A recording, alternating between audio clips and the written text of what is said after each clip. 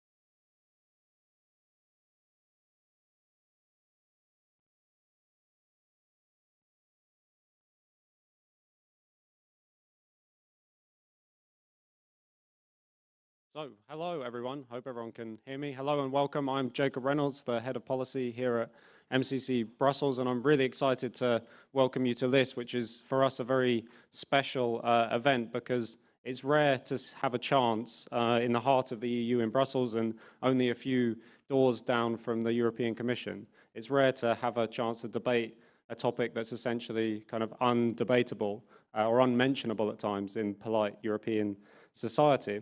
And it was only a few weeks ago that me and my colleagues were sitting down and thinking in some detail about this event, and we were asking ourselves, well, why is multiculturalism as a set of policies so resilient, even when over the years European leader after European leader has claimed that it fails? And this is not an easy question to answer, one I hope that some of our speakers can shed some light on, but part of the answer at least, which maybe gives us a little clue, is the way that the policies and ideology of multiculturalism have been slowly rebadged and rebranded as the policies of diversity. And sure, diversity is a fact of life, but how it became such a fundamental value of European policymaking, that's a question for us all to consider, as well as what flows from that and the consequences that has in every area of our lives, not just from immigration policy, but right through to education and family policy too.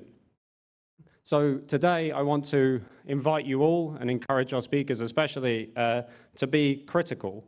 This, as with all of our events at MCC Brussels, we hope is a space for genuine interrogation of ideas. We want people to be able to speak freely, because only through a frank exchange of ideas can we try and find a way forward for Europe. So for those of you joining an MCC Brussels event for the first time, we hope that you find this might be something of a model of how public discussions can be. Open, frank, and we hope nothing like the dull discussions that characterize lots of events elsewhere in the EU bubble. And our commitment to this principle of kind of genuinely interrogating the issues that matter in a fresh way, that extends well beyond our events. We publish articles and reports on topics that European elites would rather stay unexamined, from the war on the family to nuclear power, to the undermining of education, and right through to the EU's propaganda machine. We also keep a very close eye on the levers of power here in Brussels, digging up suspicious initiatives and bringing them to light.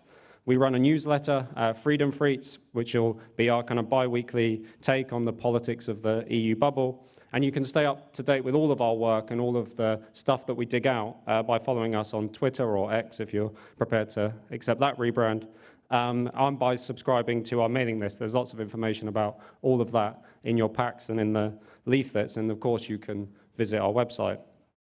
To tell you more about our work, I hope you get a chance to talk to some of our colleagues throughout the day. We'd be delighted to follow up as well.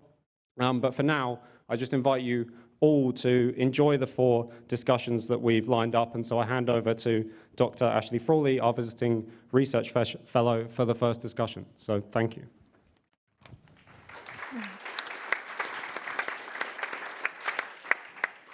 Thank you. So welcome everyone to our first session of the day, Multiculturalism in Action, a List of Failures. Over 20 years ago, a wildly popular beer commercial in Canada, where I'm from, celebrated what is different between Canadians and Americans. The speaker, Joe Canadian, proudly proclaimed that he believed in diversity, not assimilation, and that the beaver is a truly proud and noble animal, of course. But now in Canada, as in Europe, there seems to be far less pride and certainty surrounding the concept of multiculturalism. Of course, rhetorically, there's nothing that seems to bind the European Union, or at least its ideologues, together better than the idea that diversity is our strength. But has this fallen apart in practice? Commentators across the political spectrum have begun to lament that multiculturalism is a failed policy. It has failed as a response to immigration and as a means of managing diversity. But if that's the case, how do we explain its persistence? And perhaps more importantly, what does the future hold for multiculturalism and the politics of diversity? In this session, we want to look at different experiences of multiculturalism and the diversity agenda across Europe. And so we have a range of excellent speakers representing a key range of different European experiences. First, to my right, we have Lars Åberg, who is an author and reporter and has penned more than 20 books, including City of the Future, published in 2017, and The Country Where Anything Might Happen in 2018, which became a bestseller and provoked debate in Sweden on the country's outlook on migration, segregation, and integration. Immediately next to me on my right is Dr. Rakib Ehsan, an author and research analyst specializing in matters of social cohesion, race relations, and public security. His most recent book was published just this past summer, Beyond Grievance: What the Left Gets Wrong About Ethnic Minorities. His research has investigated the impact of social integration on the public attitudes of British non-white ethnic minorities. To my left, we have José Antonio Fúster, deputy of the Vox Parliamentary Group in Madrid, with a long career in media and reporting. And to my far left, Professor Werner Patzelt, research director at MCC Brussels, a political scientist who's published widely, including 15 monographs, 16 edited volumes, and focuses on combining comparative perspectives with in-depth empirical research. So welcome, speakers. I'd like to begin by inviting you to introduce, in about 5 minutes, your unique national experiences, beginning with Lars. Thank you for the invitation, and as you mentioned, my background is Swedish, so I'm going to tell you a little about this remote country up north. And I woke up this morning to the news from Sweden that 2 more people had been shot and killed in Stockholm last night. And there was also a 3rd death, an explosion in an apartment building where a woman was killed in another city near Stockholm.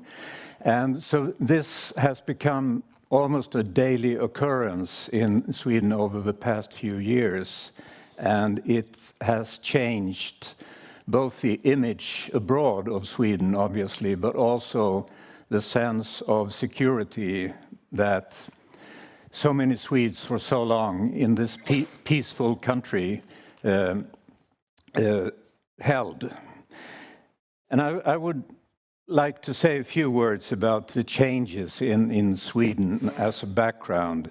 The population in Sweden over the past 20 years has increased from 9 to 11 million, and it's almost totally due to migration or immigration. So before that, it was a very homogeneous country for a long time. Now it's part of the world, really. And the 2 million who have come are not obviously a homogeneous group. A lot of them are well educated and have integrated and assimilated into Swedish society. But also there is a large number of newcomers who are uneducated, who don't have a job in Sweden, and they basically rely on welfare and other means of public support.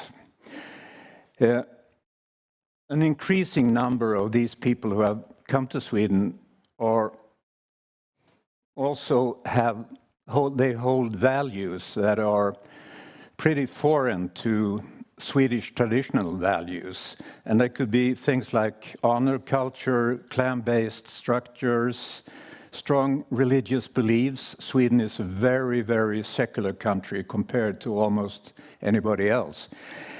And a lot of them apparently also holds a disdain for Western values, which of course creates a problem in society. And if you follow the news, like I do, so the stillness and quietness of Sweden has been substituted for a much more violent image with gang violence and shootings and bombings that are rampant. And this is kind of strange for me to say because it doesn't really fit into my own experience and my own self-image of a country where I grew up. And this criminal culture that has developed, it also feeds negative views of people from other countries, and it also feeds a need for immediate action and repression. And this makes Sweden look a bit like the rest of the world right now, which is also a surprise to a lot of us. And you see, exceptionalism has been an important part of Sweden's self-image. And we probably all know about American exceptionalism, the sense of having a mission in the world, which could be debated for a long time, but there is this sense. And Sweden had a much more peaceful mission. We held the high moral ground and gave strong support to the UN and spent lots of money on foreign aid. And deep down inside, we also had a bad conscience for having escaped the worst horrors of World War II. And I think that's one of the reasons why this small country has been so much engaged in world politics and world conflicts. And in the 1950s and 70s, we saw ourselves as the most modern country in Europe. We spanned the wheels of the export industry and were implementing a number of social reforms that a lot of other countries admired. And the future looked really bright at the time. But in 1975, multiculturalism became part of official Swedish policy, although the word was not commonly used at the time. And that year, the Swedish Parliament unanimously voted yes to a number of new regulations, which basically said that immigrants could choose how Swedish they would like to become. From now on, all cultures were equal, and Swedish culture had no superiority in Sweden. And classes in immigrant languages started so that children would stay in touch with their origin, and newcomers were encouraged to start ethnic and religious organizations, which would soon receive generous financial support from state and local governments. And I believe all of this was done in good faith. Tolerance was the key word. If solidarity was a key word in the 70s, tolerance quickly replaced solidarity and became the new catchword in Sweden, because Sweden was tolerant in an intolerant world. And multiculturalism, of course, is a sort of ideology for a society consisting of many cultures. And migration has changed the nature of Sweden. An increasing number has not entered the job market, and in the 1990s it was apparent that parallel societies and communities were constructed on the outskirts of town with high unemployment, reliance on welfare, and antisocial behavior in schools. And in the mid-90s, consequently, Swedish politicians agreed that a national integration policy was needed. Out of this need, a giant social projects industry grew that was fairly typical of our country. Billions of Swedish krona, our currency, were used to try to include immigrants in Swedish society. And I would say this was multiculturalism with a friendly wallet. Because at the same time, in the face of growing immigration, the country seemed to develop a peculiar blend of moral hubris and collective self-effacement. We knew what was right for people when they lived in Africa and in the Middle East. But when people from Africa and the Middle East came to Sweden, arrived in Sweden, we didn't want to tell them what was considered right in our country. That they had to discover for themselves. And it took ages before it was no longer racist to say that honor culture is a really bad idea.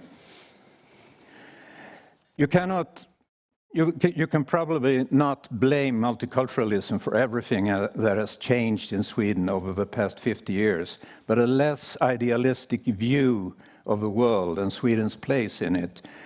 With such a less idealistic view, we could have defined terms like integration much clearer. We could have told people to learn Swedish and to get a job.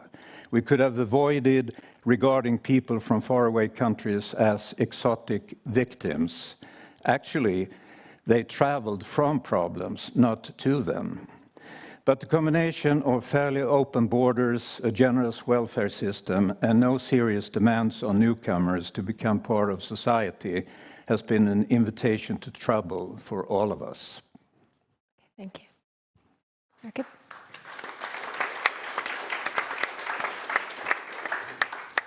Well, firstly, I'd like to thank MCC Brussels for the invitation to speak at today's event. I'm very grateful to be here. So I'm going to offer a British perspective on the question of multiculturalism and the failures associated with it. Exceptionally relevant to have this event after my Home Secretary's speech in Washington, D.C., where she very clearly articulated the view that multiculturalism had failed. Now, of course, this is not a new view within the modern Conservative Party in the UK. Former Prime Minister David Cameron made the very same point that state multiculturalism had failed at a security conference in Munich in 2011.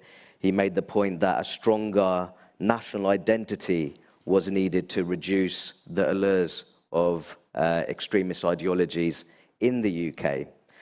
But the point that I would really make on this front is, what has the Conservative Party done 13 years in government in terms of trying to address the failures associated with multiculturalism? And there's no doubt that we've seen these failures, for example, in the East Midlands city of Leicester last year. We had large-scale public disorder, primarily between Hindu and Muslim youths in eastern parts of the city, such as Belgrave.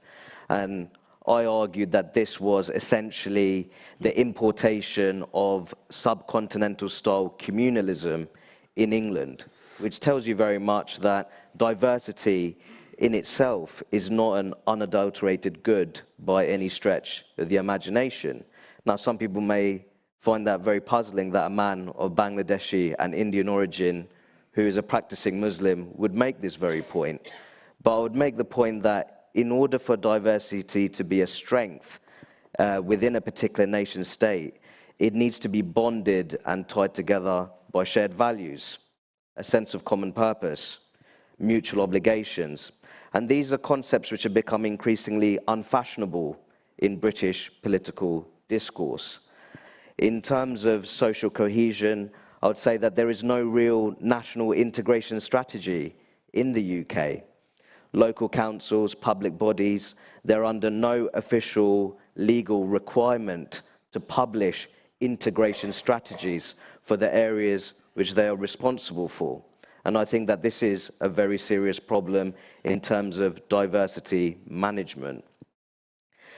Also, we've seen the importation of what I consider to be a very toxic racial identity politics from the United States being aggressively imported into the UK, along with other dynamics such as this subcontinental-style communalism.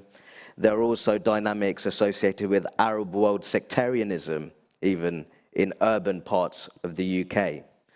So I think that, in my view, perhaps compared to other multiracial democracies such as France, Germany, the Netherlands, the United States, the UK may be relatively well positioned when it comes to social cohesion, trust in public institutions across different groups. But that is not to say that there are not improvements to be made in terms of integration. And I think my good colleague here made a fantastic point that in Sweden, the principle of solidarity is being increasingly replaced by tolerance. And I think that one of the most misguided beliefs when it comes to multicultural dogma is that a diversity of cultures can healthily coexist with little to no policy interventions. I firmly disagree with this. I think that in order for diversity to be managed, there needs to be robust law and order in more diverse and deprived parts of the UK. And there needs to be a greater emphasis on commonality. The reality is in certain parts of the UK, there are still ethnic and religious communities that live side by side with limited social and economic contact. These limited social interactions breed suspicion of the unknown and antipathy between groups. And that is not a sustainable way to run a multi-ethnic democracy such as the UK, neither is it sustainable for the welfare state. A functioning and all-encompassing welfare state is supported by leftists who unfortunately also support multiculturalism, and with that comes support for cultural relativism. And in my view, without a common moral cultural standard which can help to tie together demographic diversity, I would say that the very existence of the welfare state in the UK is at stake, and that should worry all social democrats, and I say that I identify with that political persuasion in the UK. Thank you. Good timing. José. Thank you very much. I have to thank the MCC Brussels, because this is a huge opportunity for me and for the political party I represent to learn from the best, not just to speak, but to learn. I don't want to start a debate, but as Lars said, politicians, maybe in Sweden, or people act in good faith, not in Spain at all. And our politicians of the establishment have never said that multiculturalism is a failure. Even we promote it in the textbooks or young students read. It's terrible. But I'm a brand new politician, so the most of my life I have been a journalist. So I'm going to tell you a story, a true story. Many years ago, I can shout now. Many years ago, in a small beach of a coastal town of Valencia, in the Spanish Mediterranean Sea, was invaded every summer by tons of algae. I don't know, algae, the seaweed, excuse my English, it's so rusty, seaweed, the plant in the water. It was a recurring, annoying phenomenon that condemned that beautiful beach to be filled with stinking, dry, decomposing algae, and its waters became a noodle soup that scared away bathers and devalued the price of the apartments of the beachfront. For decades, authorities fought resolutely against the algae. They used ships, they used nets, gigantic excavators, and hundreds of men who every day, and above all, every night, fought against the invasion of these aquatic plants. One day, the authorities decided to modify the coast just 2 or 3 miles away by building gigantic breakwaters, in order to preserve another sandy beach.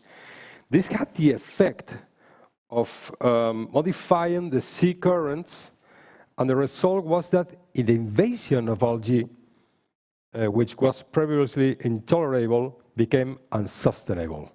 A ton of seaweed washed up on the beach every day was now 4 tons of seaweed. What did the authorities do? They removed the boats, they removed the nets, the gigantic excavators, and the men who were fighting against the algae, they disappeared. And they placed a sign on the beach that said, and it still says right now, that algae are beneficial. They are part of nature. They are shelter and food for fish. And in addition, they are evident proof of the quality of the waters that bathe the coast. In other words, algae, that enormous, stinky problem, has become an ecological blessing, inclusive, resilient, and eco-sustainable. Wonderful. At this point, you may have thought, and I appreciate it, that I have just told a decent parable about multiculturalism, but it's not true. It's not true. It's not true that I have lost the page. Maybe this could be in other countries, but at least it's not true in Spain.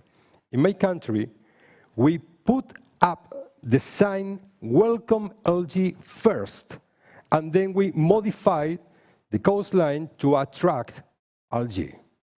Some, and I also think you, will now think I'm exaggerating. I wish.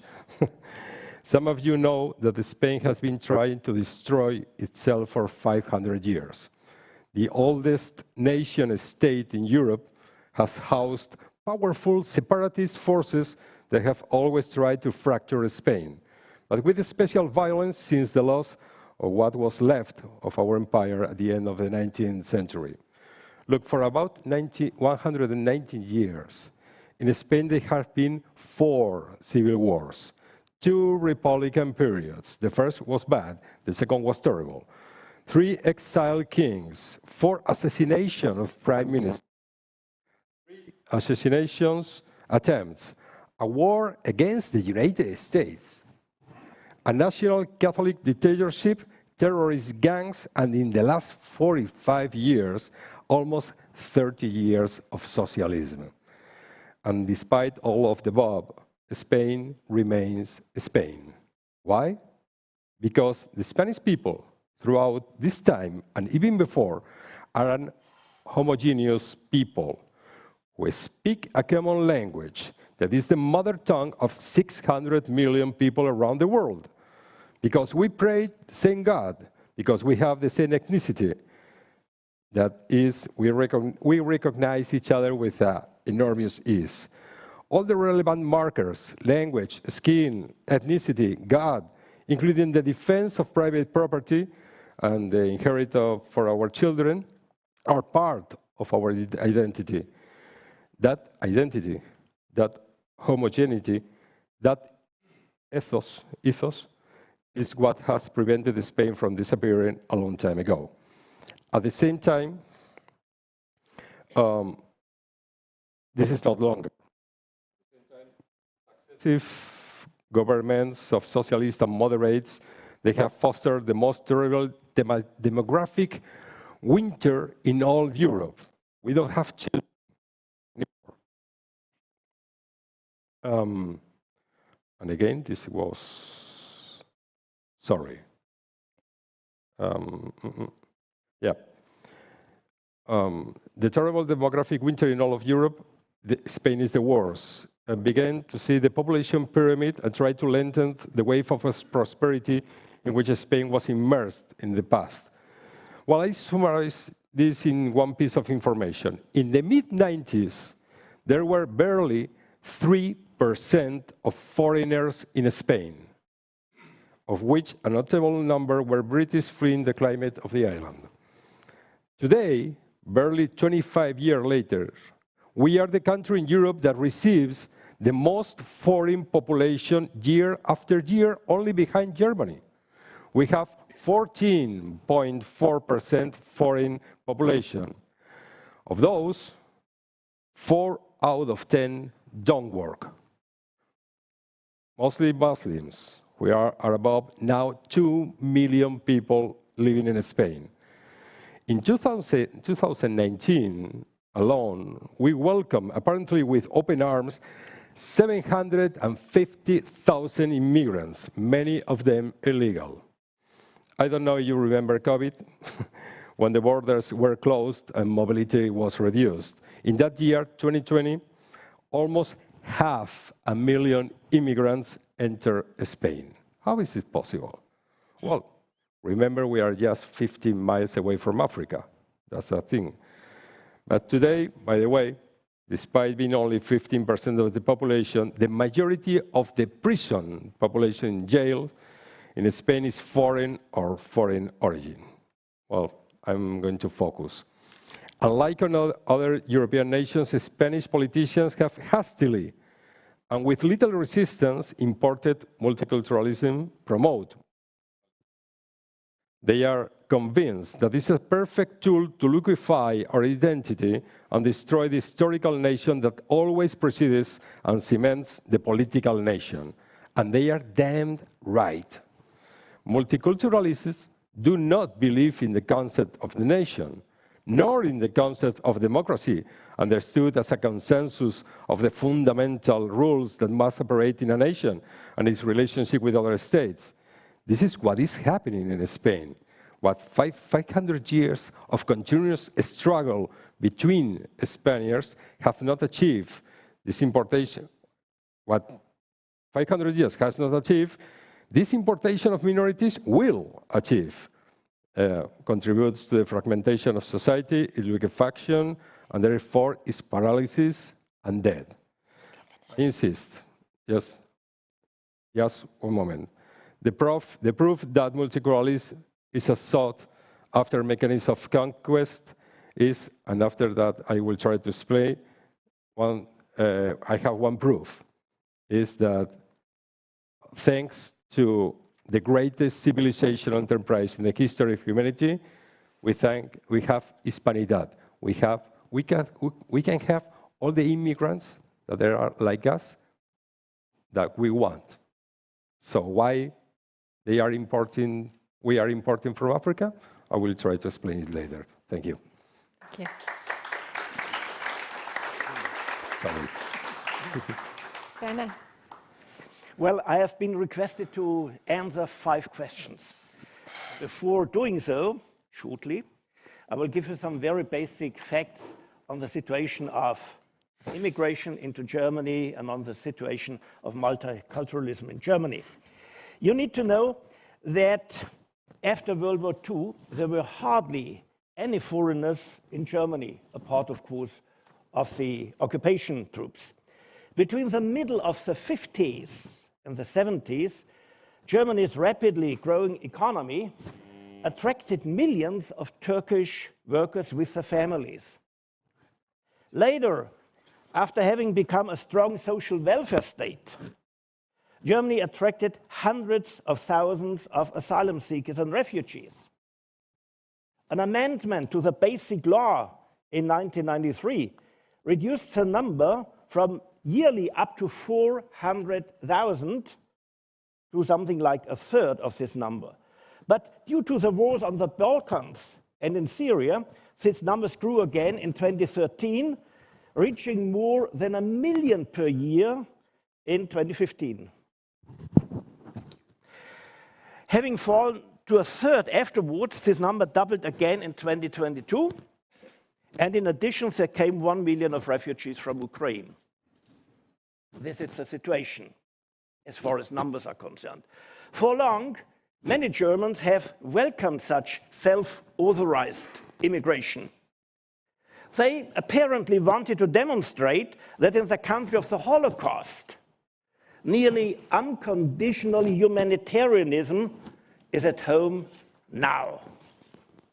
Second, many Germans hoped that many well-trained workers among the refugees would compensate for Germany's negative demographic development, which is a real problem for the German economy. And finally, as a reaction to several attacks on the homes of immigrants, the idea of creating a multi-ethnic and multicultural society was connected with a general fight against the political right. As a result, being politically correct included and still includes unconditional acceptance of refugees in Germany. Right now, roughly a third of those living in Germany have a biographical background of recent migration. In addition, you find only a minority of German pupils in many school classes today. Lacking mastery of the German language is widespread among recent immigrants. This impedes, of course, their education and their successful integration into the labor market and hence into German society. As a result, growing multiculturalism leads to ever sharper social stratification. The consequences thereof include growing criminality with a non-proportional share of young refugees. And for all these reasons, more and more Germans doubt that the country's laissez-faire approach to immigration is sustainable or will lead to a good end? So, first question. Why did German elites begin to introduce this form of policies? Well, first, the self-image of Germany as a humanitarian, rich and open society brought about that finding shelter in Germany was interpreted as an individual right of any person who makes it to Germany, which is allegedly guaranteed by the German constitution and by international law. And since the Social Democrats and the Greens, both strongly supported by left and green media, were explicitly in favor of this interpretation, conservatives simply did not dare to resist.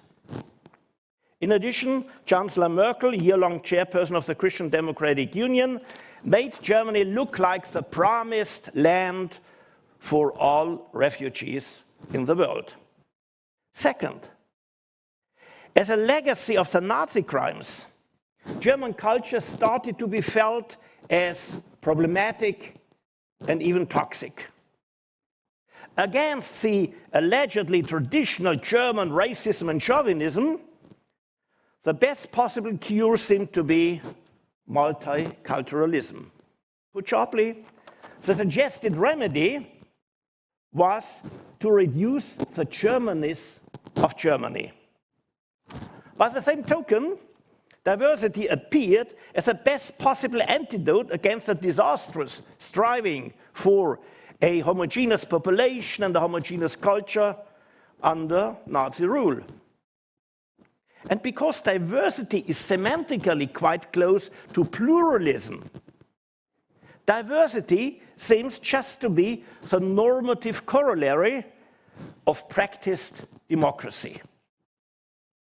And third, multiculturalism was, next to the nuclear phase-out, the other big project of Germany's green generation. And therefore, this project was pushed forward decisively since the Greens came to power on federal level for the first time in 1998. Second question, has multiculturalism as a policy agenda been successful in confronting the challenges faced by the German society? Well, both agendas have been very successful in transforming the German society profoundly.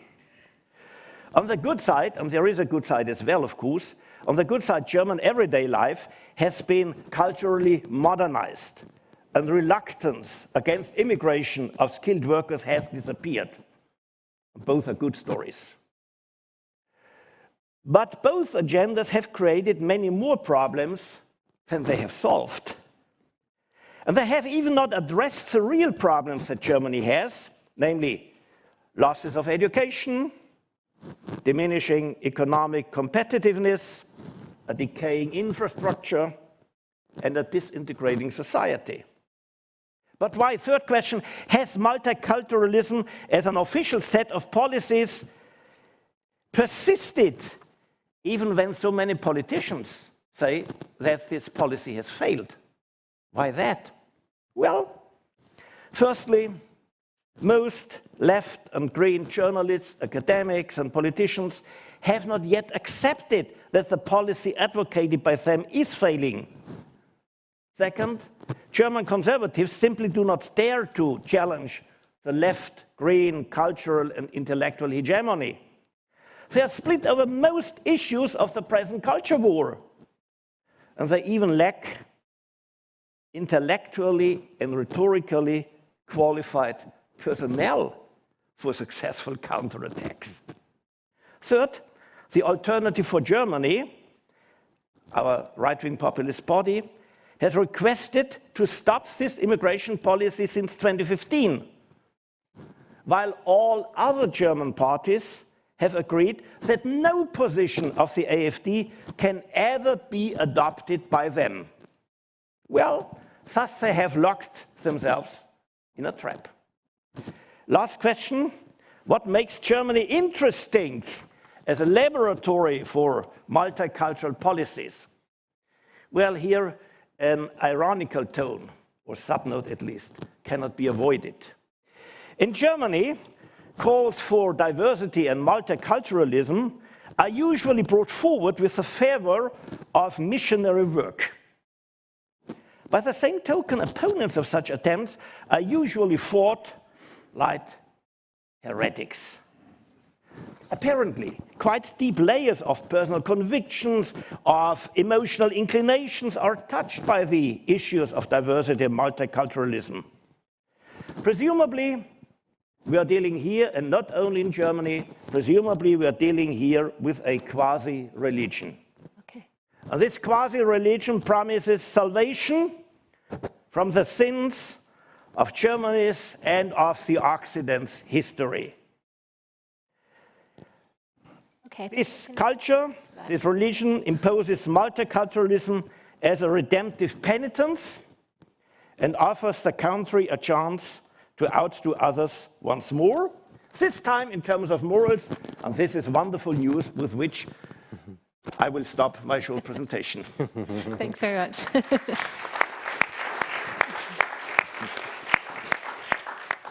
Okay, so I wanted to ask actually a question for all of you, and if you could just sort of respond in the order in which you began.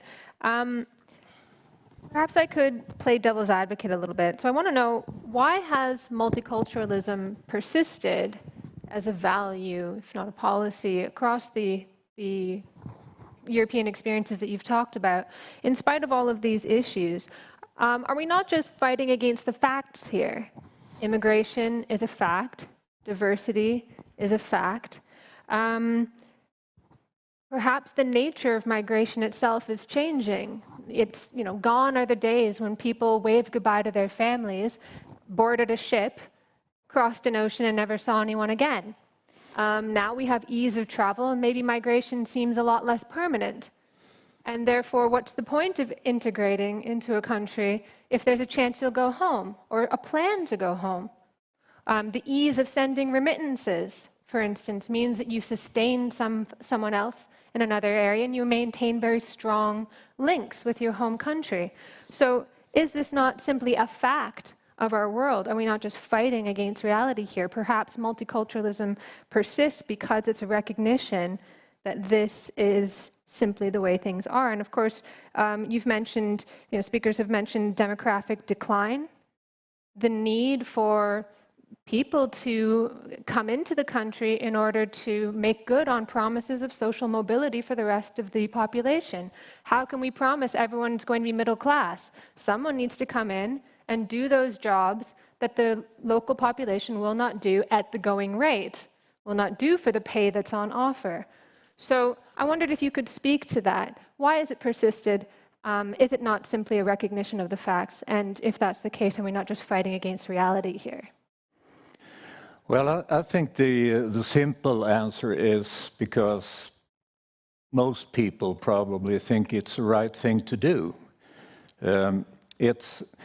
I don't think they use the term multiculturalism or even think about this as multiculturalism. It's more of an academic word, really. But the basic assumption of a lot of people who have been raised in a fairly nice environment by people who might remember the old war and the results of the war. This vision of a borderless world, a borderless society is, at least in Sweden, and I think in many other countries as well, is very strong.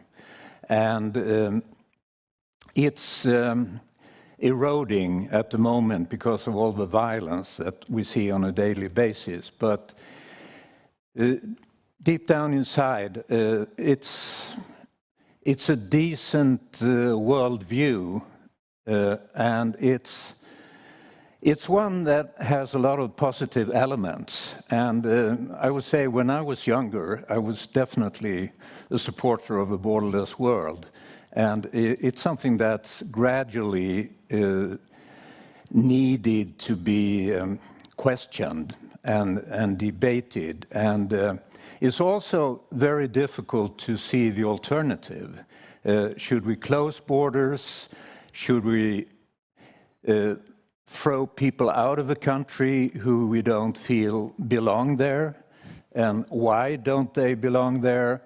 And how do we prepare for the nearest future? If you look to Africa, for instance, and the growth of the population in Africa, how do we deal with the whole idea of almost like an invasion of young men from Africa who come for a better life, which is, you know, it's a decent hope. It's something that anybody who is poor and sees no future in his own country, it's perfectly both legal and reasonable to think that you want to change your circumstances.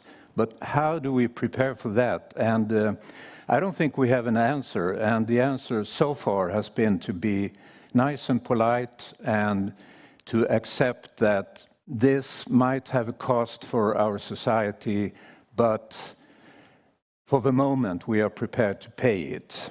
I'm not sure if it's true 2 years from now, but at the moment it's apparently true in my country. Okay, great. I think in the British context, I think one of the main problems is that within the British political establishment, there's not a strong belief in the conventional nation state. And I think that's a critical dynamic when we have these discussions on multiculturalism. I also feel that there's a lack of national self-confidence. I was talking to the professor last night about the German context. And I think in order to cultivate a robust civic nationalism, to tie together a diversity of peoples, you need to be confident in your own national history and heritage. And I think in Germany, of course, this is not about ignoring what took place in the Second World War, but since then, a new Germany has emerged and has contributed a great deal to the world. I think that's the reality of it. And I think in Britain, you have politicians who remain very obsessed about the empire, British colonialism, and the atrocities associated with that. Now, of course, that's part of British history. But in my view, there's an overemphasis on the very negative aspects of British history and heritage. And in certain circles, there's an underemphasis on the good that Britain has done in the world. For example, the Industrial Revolution. I think that more generally, when you look at the British experience, Britain overall in the post-World War II context has been incredibly open, especially when it comes to providing anti-discrimination protections on the grounds of race, ethnicity, and religion. In the 1960s, it passed race relations legislation in order to facilitate the integration of new racial and ethnic minorities. So I think that the one thing that you need is that there has to be a greater level of confidence in your own national story. And I think that in the absence of that, or rather the absence of that cultivation and fostering of a civic nationalism, this is why multicultural thinking is still quite popular in some circles, because you don't have the alternatives there, or rather there's a lack of political will to cultivate a viable alternative to it. Can I just, so I wonder if this, sorry. Okay, so you talk about how we need to have a belief in ourselves and in our nation state, but I don't know if that belief is enough, because I think what's happened is that the immigrant has come to represent an internal value, which is anti-Western ideals, that this is not something that the other brings to the UK. Oh, the West isn't great. We already have this in the UK as a core cultural ideal that the West is a really bad thing, as you've mentioned. So it's not just having a belief in a nation state will somehow reinvigorate things, because you have a clash of cultures, not with the people that come in necessarily, but within our own culture. So they're not just going to lie back and say, oh yes, let's all celebrate the British nation state. Oh, absolutely. You know, so it's not even necessarily coming from the outside. No, and I think that I think in Britain as well, there's a lack of clarity and understanding of what even means to be British. And I think until we have those political conversations and we're able to, over time, to organically establish a common moral cultural standard, then it does make integration more difficult. I'd also make the point there's mainstream elements of British culture which many socially conservative migrants will understandably not be willing to integrate themselves into. For example, the UK, along with the United States, is now an international hotspot when it comes to family breakdown. There's also very high rates of out-of-wedlock births. Now, the reality is, for me, there are certain elements of British culture. There's also been a de-Christianization. The rates of Christian identification in the UK, as you know, actually has dropped significantly in the last 20 years. So I think there needs to be a very strong national conversation about what is British culture, and also, are there certain elements of minority culture, perhaps rooted in family, community, and tradition, that could help to reinvigorate a more robust civic nationalism in the modern British context? Thank you. You asked in your question, your previous question, something like it's worth to integrate people who is going to leave or in. Yeah, I mean, has it persisted because it's a recognition of the fact of diversity, that things have just changed. People are not necessarily willing to integrate because of the nature of migration. Not saying that everybody doesn't want to integrate, but when people don't, it's because there are strong links to the past. And can we just assert that that's an issue against the facts? So if you don't want to integrate, don't come. That's the main problem. We don't have to integrate them. It's mandatory for them to integrate in our nations. We put a welfare state, we put a state of law. We put some freedoms, basic freedoms, like freedom of speech, freedom of thought, the equality, even diversity and pluralism. And we put that in a nation. If they come, they have to integrate. Our duty is the duty of the state in this thing, the authorities, is the surveillance on these immigrants, just to know if they have integrate. If they don't integrate, I know it's a very difficult question. Say expel them. Yep. There is something that we have in this window of communication, mental window we think, I don't know why, that we have to integrate them. No, that's something that I learned when I was very young and I was an exchange student in the United States. I had to integrate. It was not my culture at all. I have to integrate, but they don't have the responsibility to integrate me in its system. So that will be, it's a difficult question, it's a tough question, but we have to do that. They have it's mandatory for them. We have to surveillance. Okay, Werner? Well, why is this laissez-faire approach towards immigration and multiculturalism still maintained, although the not so good consequences are so easily visible? First of all, immigration is no bad thing in itself. Immigration in sound numbers, of course. It makes a country richer. And second, being welcoming to people in misery is no bad thing. Being a humanitarian person, a humanitarian state, is just wonderful. So I fully agree with Lars. We maintain these policies because most people feel this is the right thing to do in sound numbers. This brings me to my second answer. Elites usually share this normative approach, and they feel that migration brings this advantage and that advantage to one's economy, society, and so on. The negative consequences of immigration in too big numbers are suffered by those who are living in the neighborhoods where migrants live, so to speak, in social and cultural silos.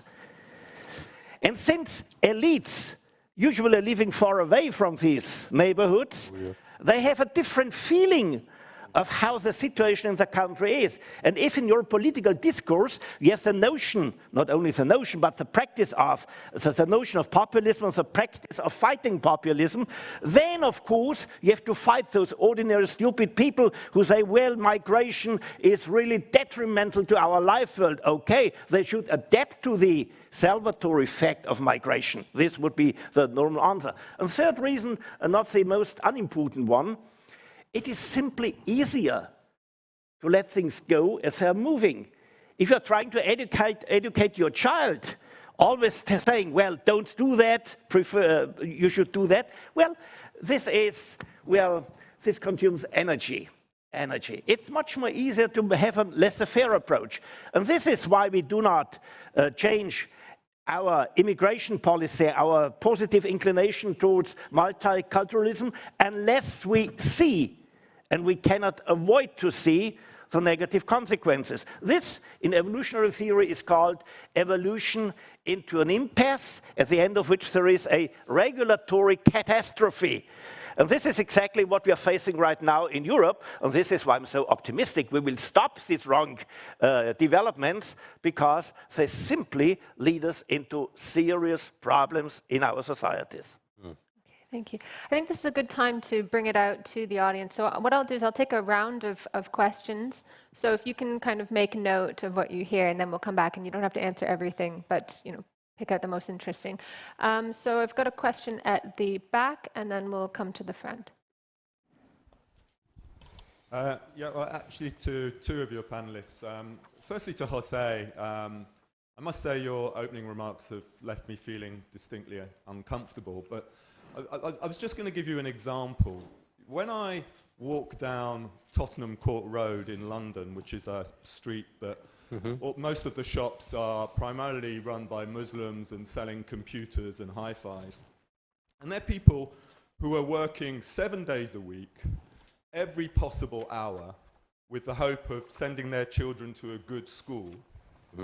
I feel I have more in common with them than when I meet a white, middle-class animal rights activist who sets fire to part of the University of Oxford, where I live. And so I just wonder whether your allegiances as to who needs to integrate are quite accurate in that regard. And then a question to Rakib, which is, you mentioned the need to have a national conversation about who we are. What does that look like? I mean, I've heard so many people talk about national conversations. I've hardly ever seen one. Maybe the Brexit referendum was the only one I can recall. What does it mean to have a national conversation? How's that organized? I think elites are very fond of using the term national conversation because it allows them to bulldoze their agenda through, because there never really is one. In the contemporary world, as I'm sure you know, Rakib, it's a minority who engage in politics, and therefore it's a minority discourse amongst two little groups, and then the majority are basically pushed around by what gets decided. Thank you.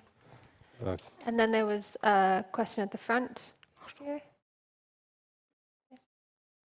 Alka, yeah. Thank you. I'd like to very much agree with the comments. Let's start again. One of the things I find really worrying, I would say, about the whole discussion around immigration is that there is a kind of public discourse of demonizing on both sides. On one side, you have immigrants kind of spoken about as if they were the sole bearers of everything bad in society, and on the other side, you have the ordinary citizens of the country being seen as the bearers of problems because they don't agree with open borders. So it seems to me that huge swathes of the population are being demonized, and the people who I think benefit from this are the elites. And you ask why multiculturalism has survived despite rhetorical disagreement with it or proclamations of its failure. And I think it's really simple. It's survived because politically it's a strategy of maintaining the status quo. Right? Multiculturalism was adopted in Britain, official policy, at the very point when the elites themselves began to back away from the universal standards that had underpinned the social democratic institutions of the welfare state. And it provided them with a very good, and it has continued to provide them with, in increasingly authoritarian manners, a way of projecting their own inability, weaknesses, lack of confidence onto an external object. And I think until we can, a precondition for any solving of the huge problems of new migratory patterns has to be a reconnection of government with their own national citizens. Yeah. And then just one more question here, and then we'll take that question at the middle back. Yeah. Hello. Thanks for an interesting discussion. I have a question to José from Vox. You said something along the lines that the Spanish people is a homogeneous people and proud people and so forth. And I'd like to give you a citation from a Swedish politician like 40 years back or something like that. He said something like this: Sweden is a very fortunate country. We are a very happy country. And the reason why we are so fortunate and happy is because we are a homogeneous people. We think alike and we act alike, and we have somehow been groomed together. And this was about what he said. And the interesting thing is that this was not a right-wing politician. This was Tage Erlander, the former leader of, the former prime minister, social democratic prime minister of Sweden.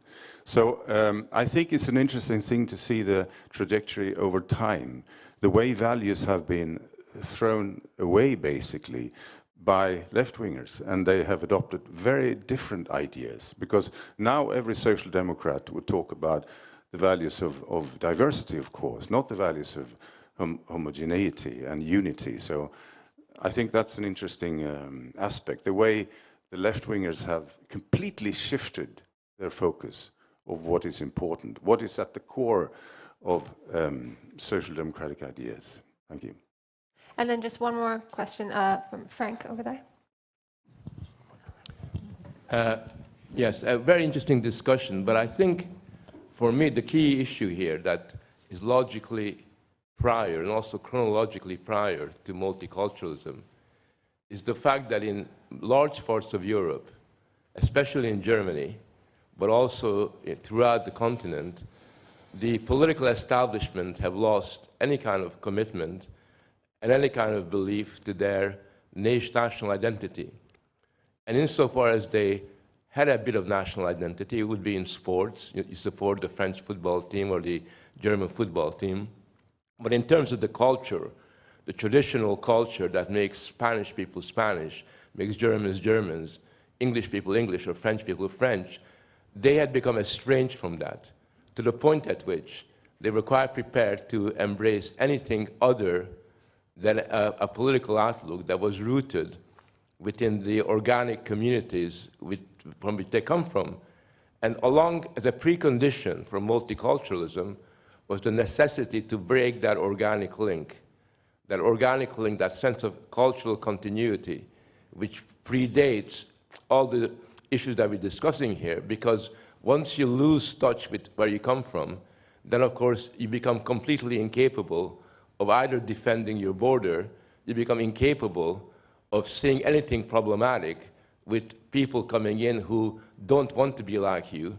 And in fact, and this is the key thing, you no longer know what it's like being you, because you no longer have anything to draw people towards, and that's the tragedy within Europe. When I did a study on young Muslim kids in England, why they became radicalized, why was it that they found Islamic jihadism more attractive than English culture, the main point they make time and time and time again is because there is nothing for us in English culture. There's nothing that we can be attracted to. And therefore, we have to look to ourselves and to our side of the discussion and the kind of grand failure that has pervaded within Europe, and actually find a way of giving meaning to a national identity, to restoring that pride in the nation in the 21st century as a precondition for dealing with all of these problems. Okay, so we'll come back to the panel. If you want to just respond, you don't have to respond to every question. But I want to add to that just an interesting kind of anecdote that I live in Wales, and I have 2 daughters who are very young, 5 and 7, and they're in school now. And they want to be Welsh. When I ask them, because I'm Canadian, my husband is Greek, and I ask them, well, how do you feel? They're completely estranged from that. They want to be Welsh. They say, we're Welsh, we're Welsh. And I'm like, well, you don't have British passports, I'm afraid. And it's interesting because they go to a Catholic school. And there are lots of children from all over the world at this school. It's very multicultural, except they all do share the same culture in that they have the same religion. And so even though there's a lot of diversity in this school, first of all, they all feel Welsh. And second, they all share that kind of cultural background of Catholicism that unites them in a common project. And I really love the school that they go to. It's quite a good school. And I wonder if that's sort of this, perhaps we project onto people, maybe this is what I was trying to get at before, that there's this cultural value of otherness, that like the West is bad, has to atone for its sins. And so the immigrant stands almost as a positive symbol, whether or not they really do reject the incoming culture, as like, well, you stand against or stand for all the evils of the West, you know. And so perhaps we project onto the immigrant all of these values that maybe they don't necessarily share, and it becomes like a stand-in for our own lack of belief in ourselves, as Frank was getting at. So, Lars, did you want to comment? Well, I think culture is a word that can be used in so many different ways, and it has different connotations for different people. Like in modernity, in a modern society, which Sweden, for instance, considers itself to be, culture isn't necessarily anything positive. It's a floating term. And it's really very different. We've even had leading social democrats tell the public that there is no such thing as a Swedish culture. The only thing that's Swedish is the celebration of midsummer and rubbish like that. That's almost the exact quote. And I think that's a notion that has dominated a lot of people on the left, that national culture, if it's within your own nation, is pretty bad because it ties in with right-wing ideas and historic failures and wars even. However, if another culture comes into your country, you tend to romanticize it and make it look exotic and exciting. And I think that is, I don't know if this is just pure speculation, but I think a lot of people think that life is pretty boring, you know, and nothing happens in our everyday life. We work, we watch the telly and so forth, and all of a sudden there's this cultural injection from people whom we don't really understand, but they seem to have fairly good music, they have all these exciting ideas that we don't understand, and then we romanticize them, and we don't want to criticize it, because who are we to sit on our horses and look down on these people who apparently are much more proud of their culture than we are? So there is a problem, I think, when, especially in countries that don't really appreciate themselves in terms of culture. Yeah, I think that in terms of, I'm not sure my mic is working. Perhaps while we're waiting for that to sort out, José, would you like to comment? I want to answer, Professor, about the street in London that you had, all those shops with people working for 7 days, 24 hours or more. We have that on Madrid too. It's not part of our identity. In Spanish, we never work 7 days. Come on, that's unfair. But well, and I agree with you. But you remember the terrorist attack we suffered on February 11th, 2004, where the mobile phones that detonate the bombs came from. That shop, those shops, you know, full of Pakistanis. With you know, they gave to the terrorists of Al Qaeda the mobile phones to make the terrorist attacks. So it's working integration. The work is just work hard, even hard. It's integration. We didn't know what they say to their children, what do they want to the children integrate into the Spanish culture, or they just want to protect their Muslim culture from their nations or stuff. It's something that we don't know. Of course, there are people in one side and people in another, but we can trust. Can we trust? That's the problem. That's the main problem. We haven't seen the trust. We cannot now. Not because of the terrorist attack. It's because what we see all around, and you will remember perfectly well the case of the professor Samuel Paty in France. Can we trust them? Just in the case, we know because of our freedom of thought and freedom of speech in a classroom, you know, they are going to tell their parents and someone is going to try to harm us? That's a very difficult question. I don't want to demonize those kind of that people, but I don't think work is really integration. And the other answer to your question, I wrote about that prime minister in Sweden. You know, the social democratic, the roots and the homogeneous of the society. Now that is fascist. Right, that is fast. That's what we defend, and we are demonized as Vox Party because that is fascist. And we say, hey, that's social democratic, Sweden, you know, and we,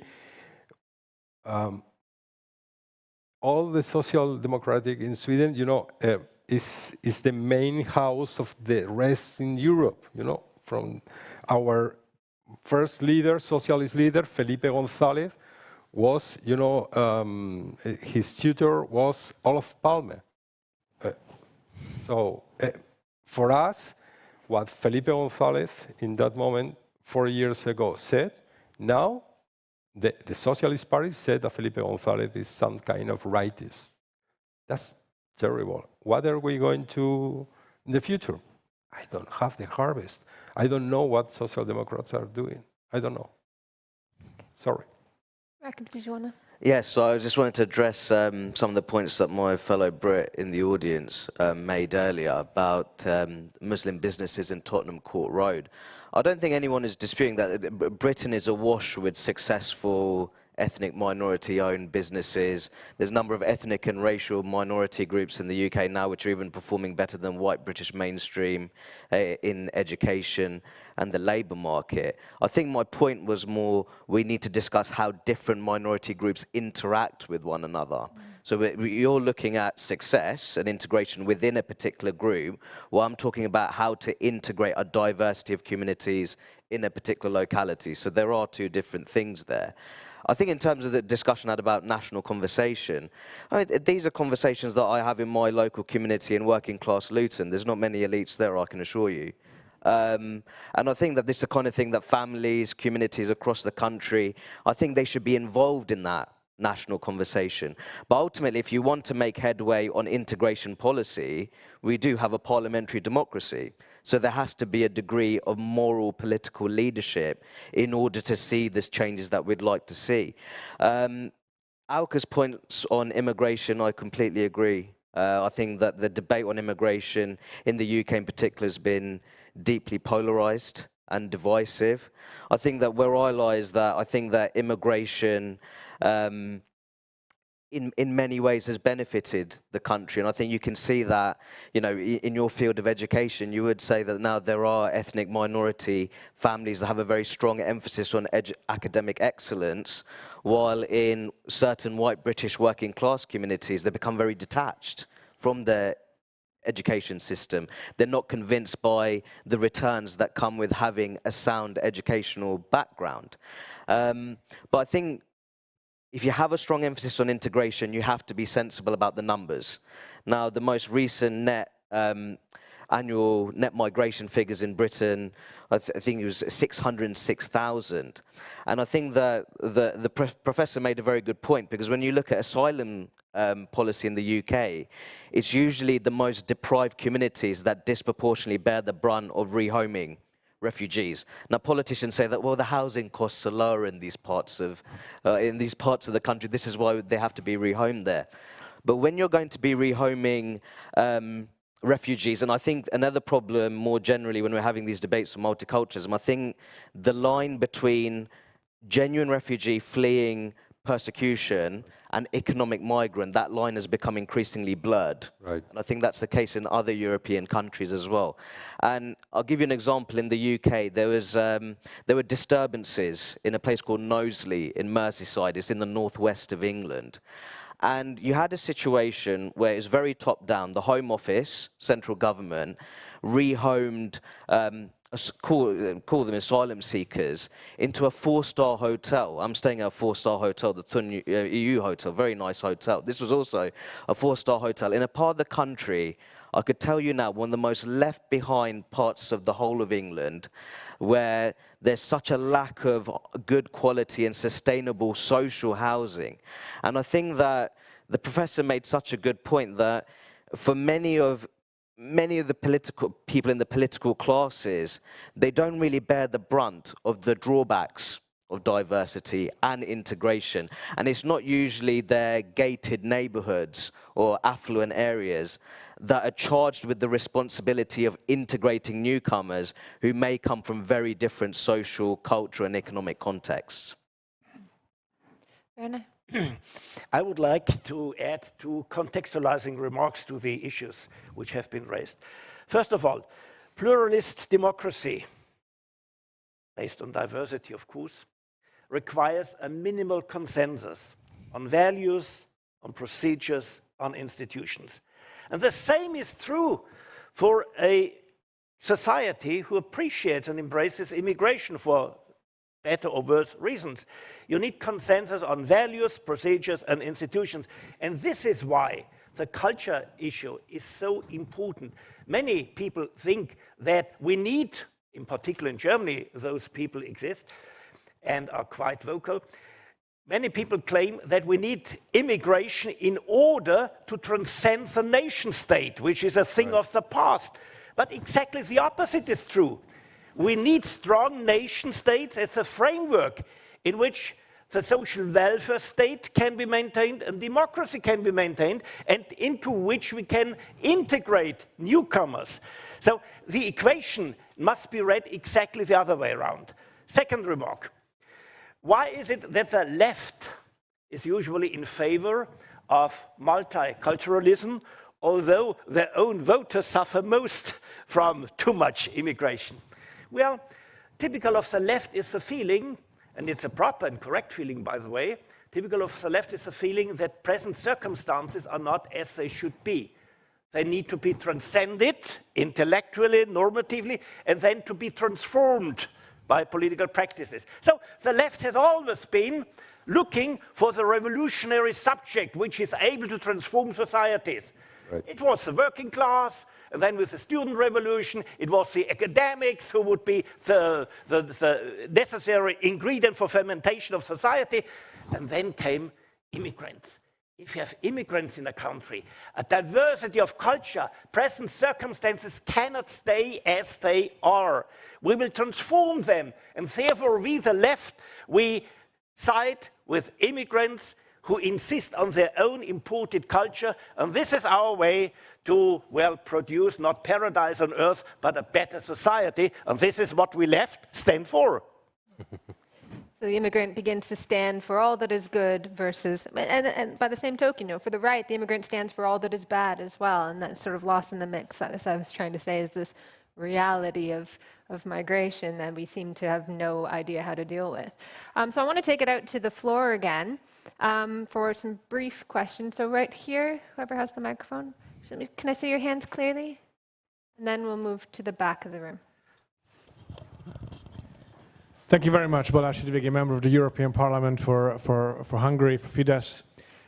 Very interesting discussion indeed. I'd like to bring up an aspect which is the inevitability of migration, whether or not it's something that you can do something about to stop or to limit, or is something that just happens and you have to all be happy about. This is the main tone of the debate in the European Parliament, where the majority here claims that migration is inevitable. It's good and it's inevitable, and we should all be happy about it.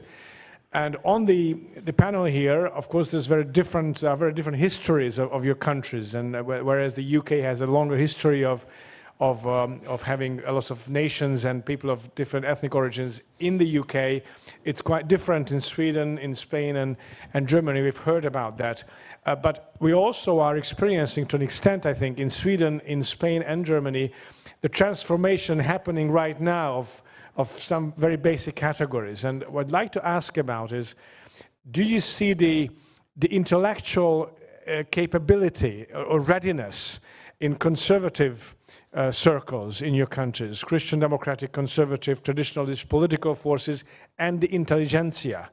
It's definitely the cultural debate, the intellectual debate, not only what happens in Parliament and not only politicians. Do you see the ability to turn around, to turn back this current flow of rewriting history, rewriting your national identities, respectively? Is there a potential to fight back against this onslaught that we experience right now? We in Central Europe, in Hungary, we're doing what we can to preserve our identity and to argue also in favor of European culture or of traditional values and how they are a value, and how it should be up to each nation state to decide whether or not they would like to transform their identity, transform their societies once and for all, because it's really something you can't turn back after a certain tipping point. Can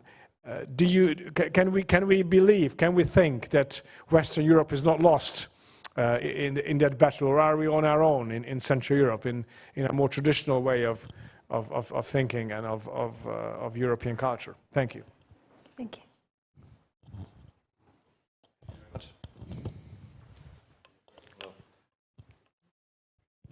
Okay.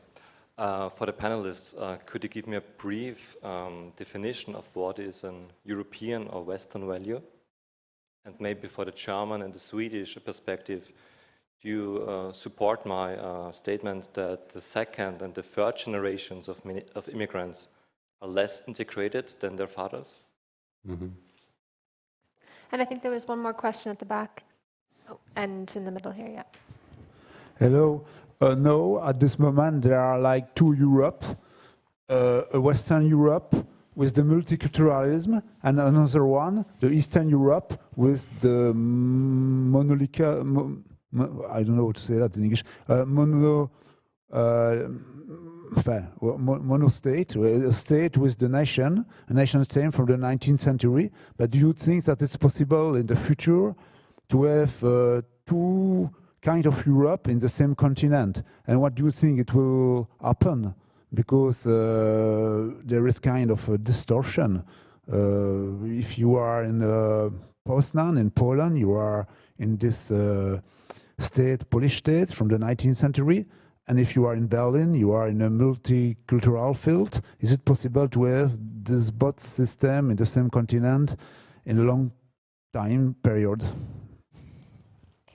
And then there was one more question here.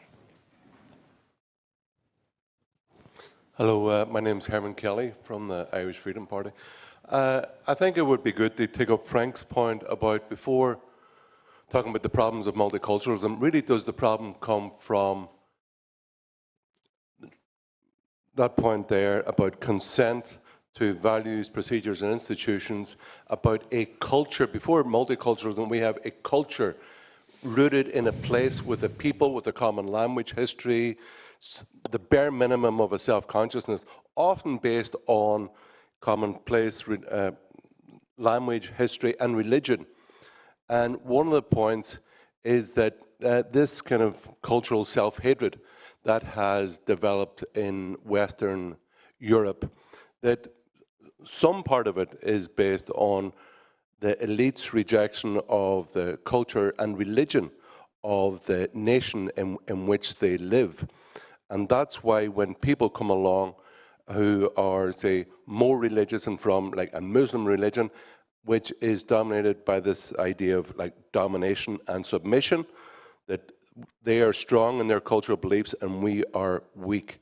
And that is a large problem. But the whole idea of culture with commonality of history and language, etc., is the basis of democracy, a culture, and also our reaction to what is. It's all very well here. We're in a very nice place here in the European quarter in Brussels. But think of yourself if you were an Italian and you were living on Lampedusa in the Mediterranean. That very looks like immigration without consent. It very much looks like colonization. And we don't call it the media political elites in Europe, they don't call it colonization or invasion because of the color of their skin. That is an inverse racism. So that's my point. Thank you. Mm-hmm. Okay, so we'll come back, and I'd like you just to, you don't have to answer everything, of course, but to sum up in as few minutes as possible a response, what you'd like to close out with in terms of these questions. But I wanted to add, it seems like we're trying to fight, there's like a common theme here, fighting for the preservation of our national identity. This sense that the other has this kind of firm foundation and belief, whereas we're weak. And I wonder what you thought of the argument that a lot of this cultural change would happen anyway, regardless of migration, that the migrant becomes a symbol of all of this change that's happening too quickly. And we want some kind of firm foundation to stand on, but maybe we don't have that. Things have changed, we have globalization, that sort of thing. Maybe we would lose a sense of cultural identity regardless. And just toss that question out to you as well. So maybe we'll finish in the opposite direction as what we started. So Werner. Okay. What is a European value? There is not a single European value. My best possible answer for me, not possibly in the world, my best possible answer is the following one. European values are first inherited from the Greek, open-mindedness, love for discussions, critical thought. Second, from the Roman tradition, statecraft, how to organize and run effectively a state, even an empire. And third, from the Christian tradition, caring for others and not losing hope even in times of hardship. These three things account for very much of what we call European culture, and they have proven very fruitful throughout history. Second thing, differences in Europe. Yeah, Eastern Europe and Western Europe have different traditions, and both of them, and Southern Europe, Northern Europe, of course, and Central Europe, which is different again, and all these traditions need to be respected, I guess. And see, even in my own country of Germany, still today there is a favorite saying that somebody from Hamburg or Bremen in the north cannot easily communicate with a Bavarian because the outlook and the moral pattern and the intellectual pattern are so different. Well, why should it be different in Europe, which is much, much bigger than Germany is? Third element, or third remark, is there any hope for the Christian Democrats, for the conservatives in Germany? Well, to learn that their policy on immigration, multiculturalism so far has been mistaken. Yes, there is. On the one hand, the intellectual climate is about to change in Germany right now because the dire consequences of a laissez-faire approach are seen.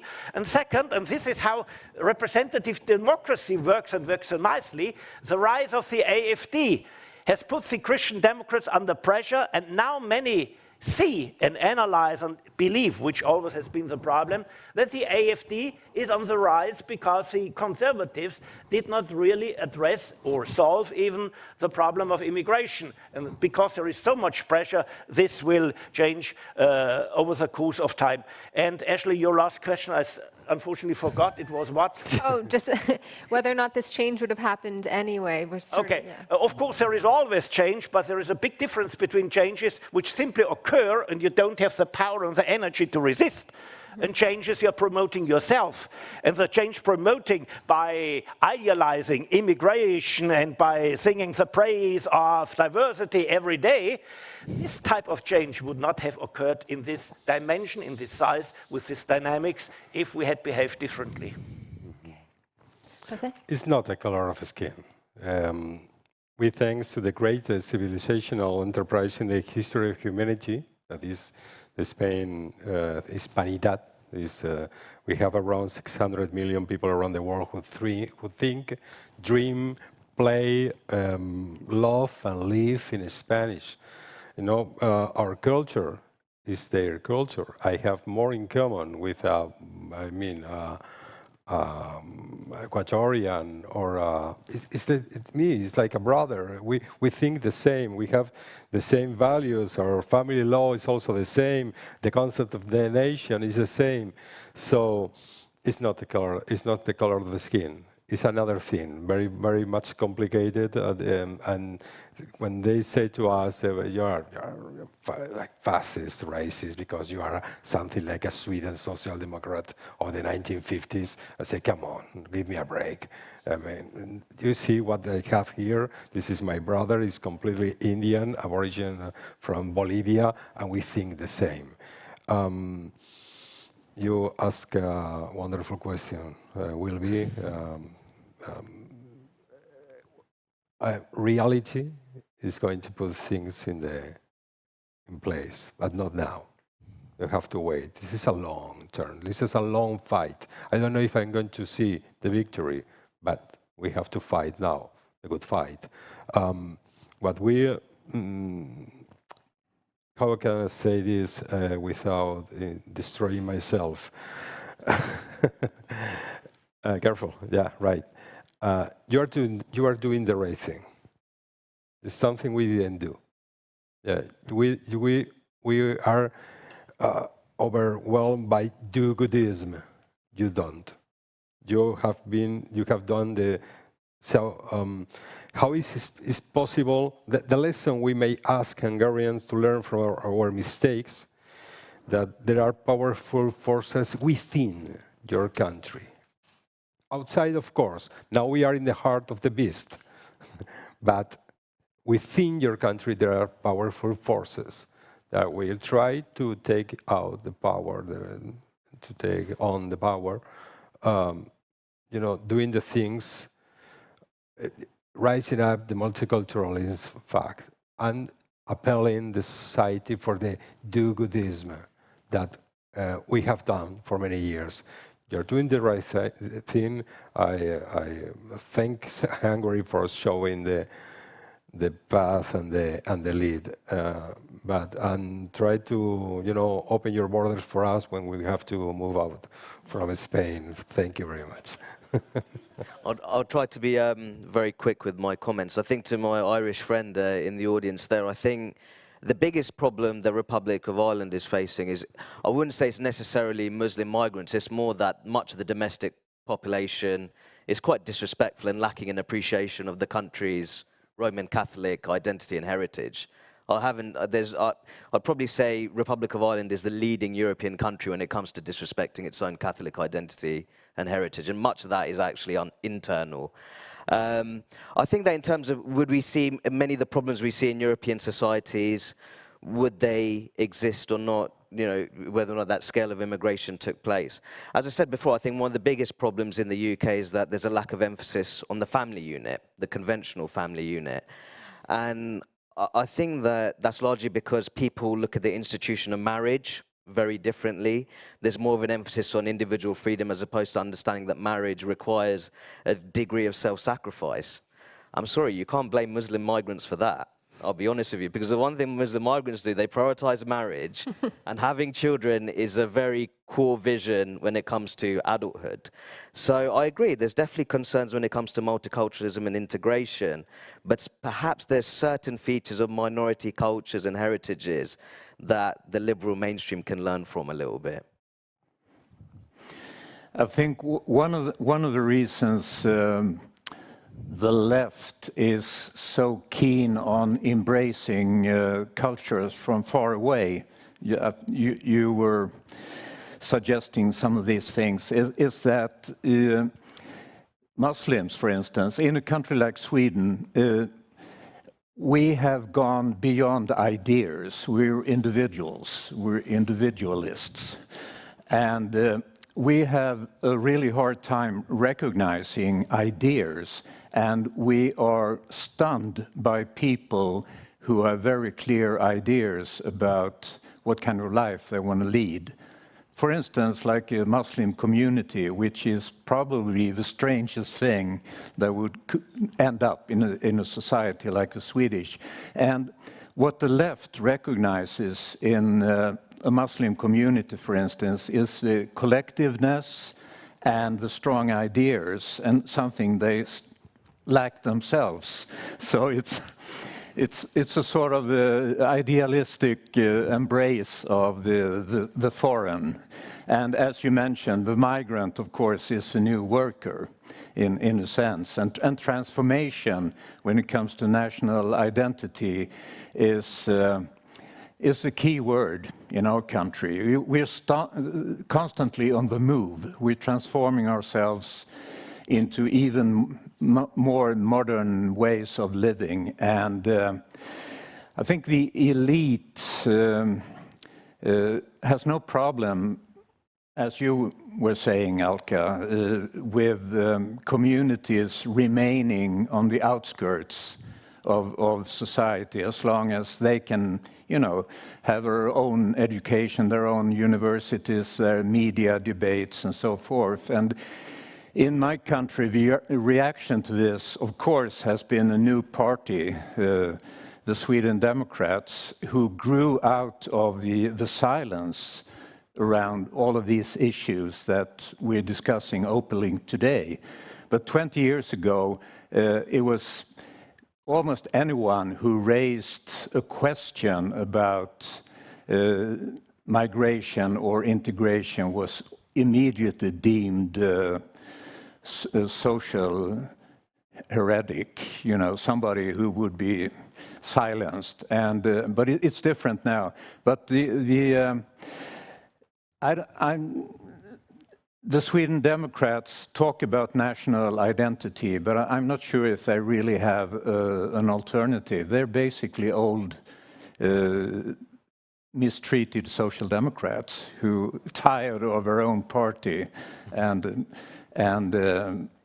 it's just a way. It's a protest party. It's a way of saying, hey, we don't want to go on this transformation road to somewhere where we don't know where it ends. And I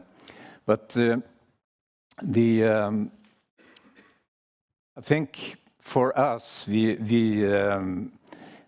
strong ideas and the collectiveness of a religious community moving into society is so strange and so peculiar that it's really hard for us to grasp. And so we always try to avoid problems.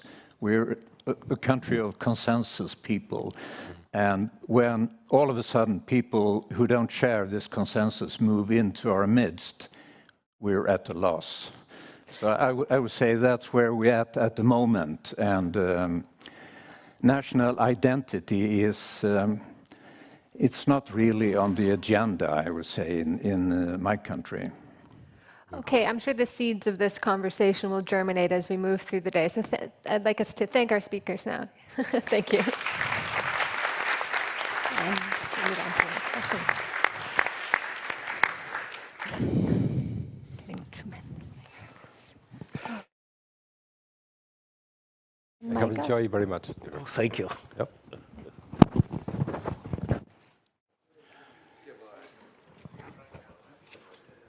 God, that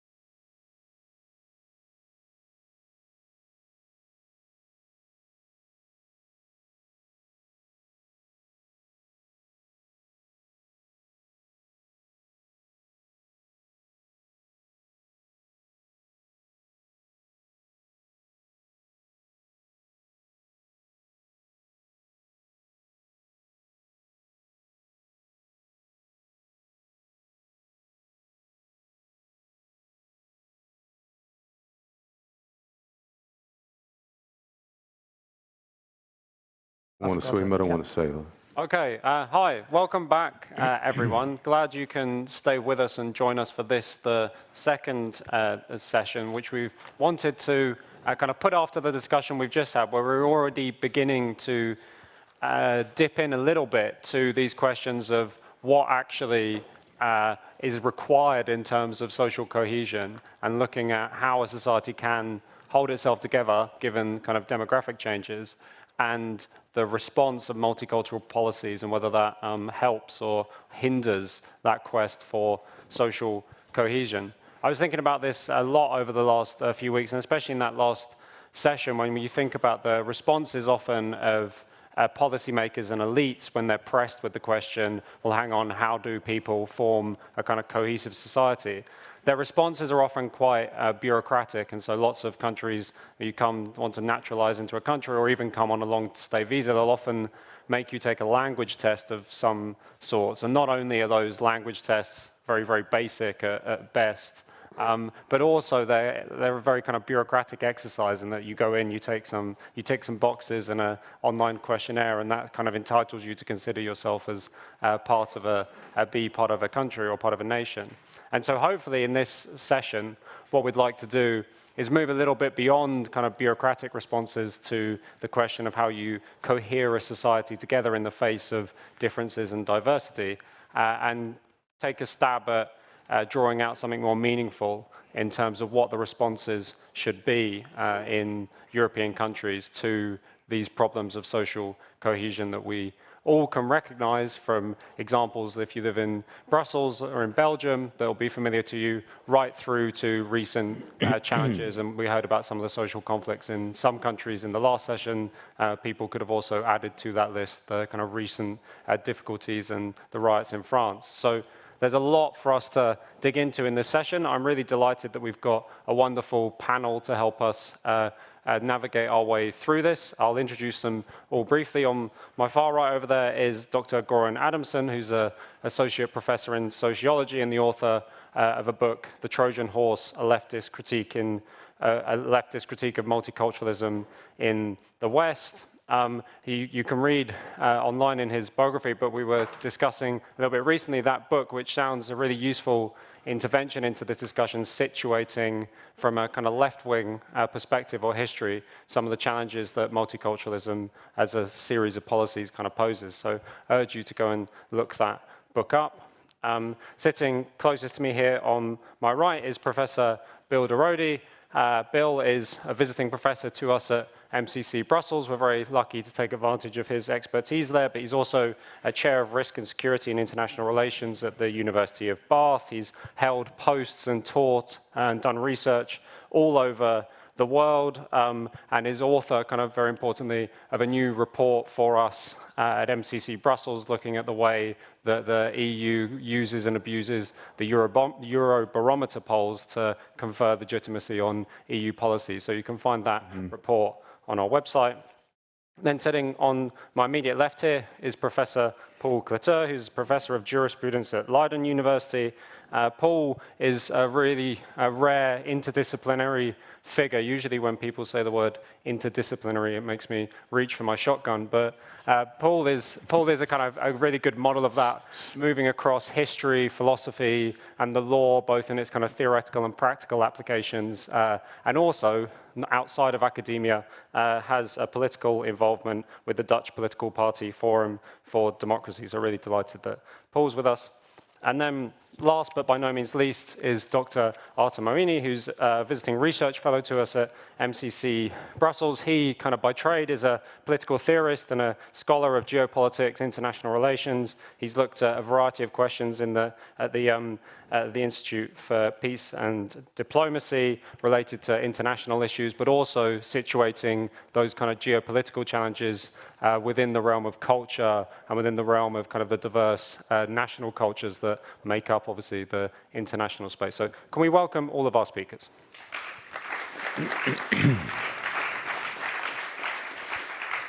So a little like the last session, I'll invite our speakers from my right to left to make some introductions, no more than 5 minutes, and then we'll dig into the conversation a little bit more, and we'll soon be out to the floor for questions and comments. But first, Göran.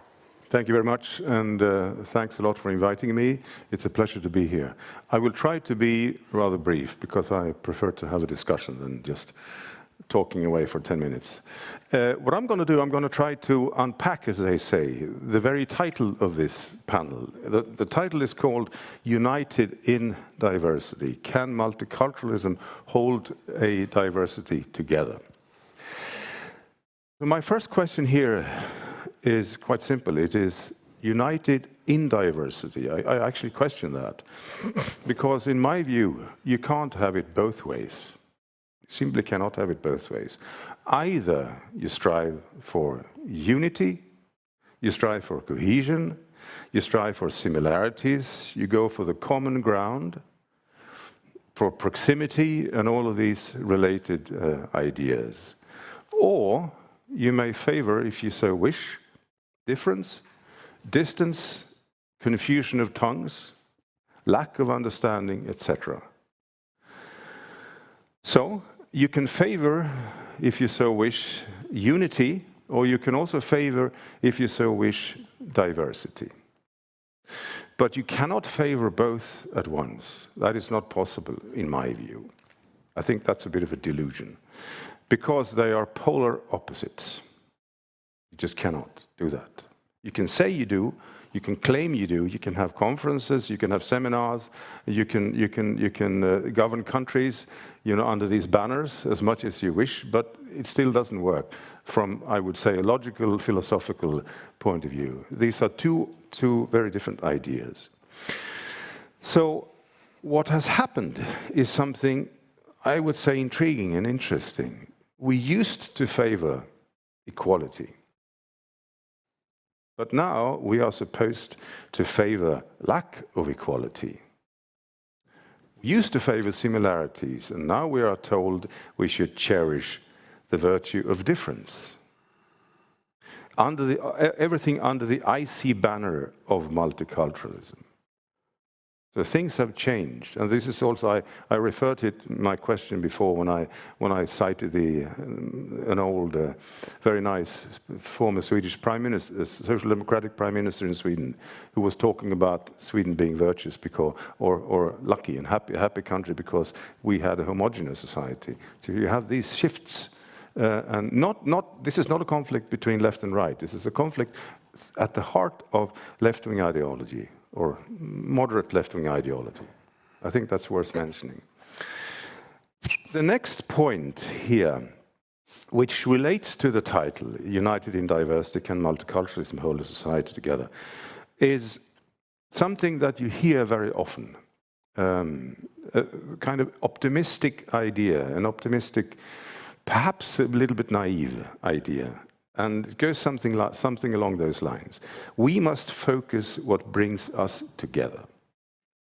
And it sounds fabulous, it sounds lovely, and it is also a very nice thing to say. I'm not saying they also refer to this in the previous panel.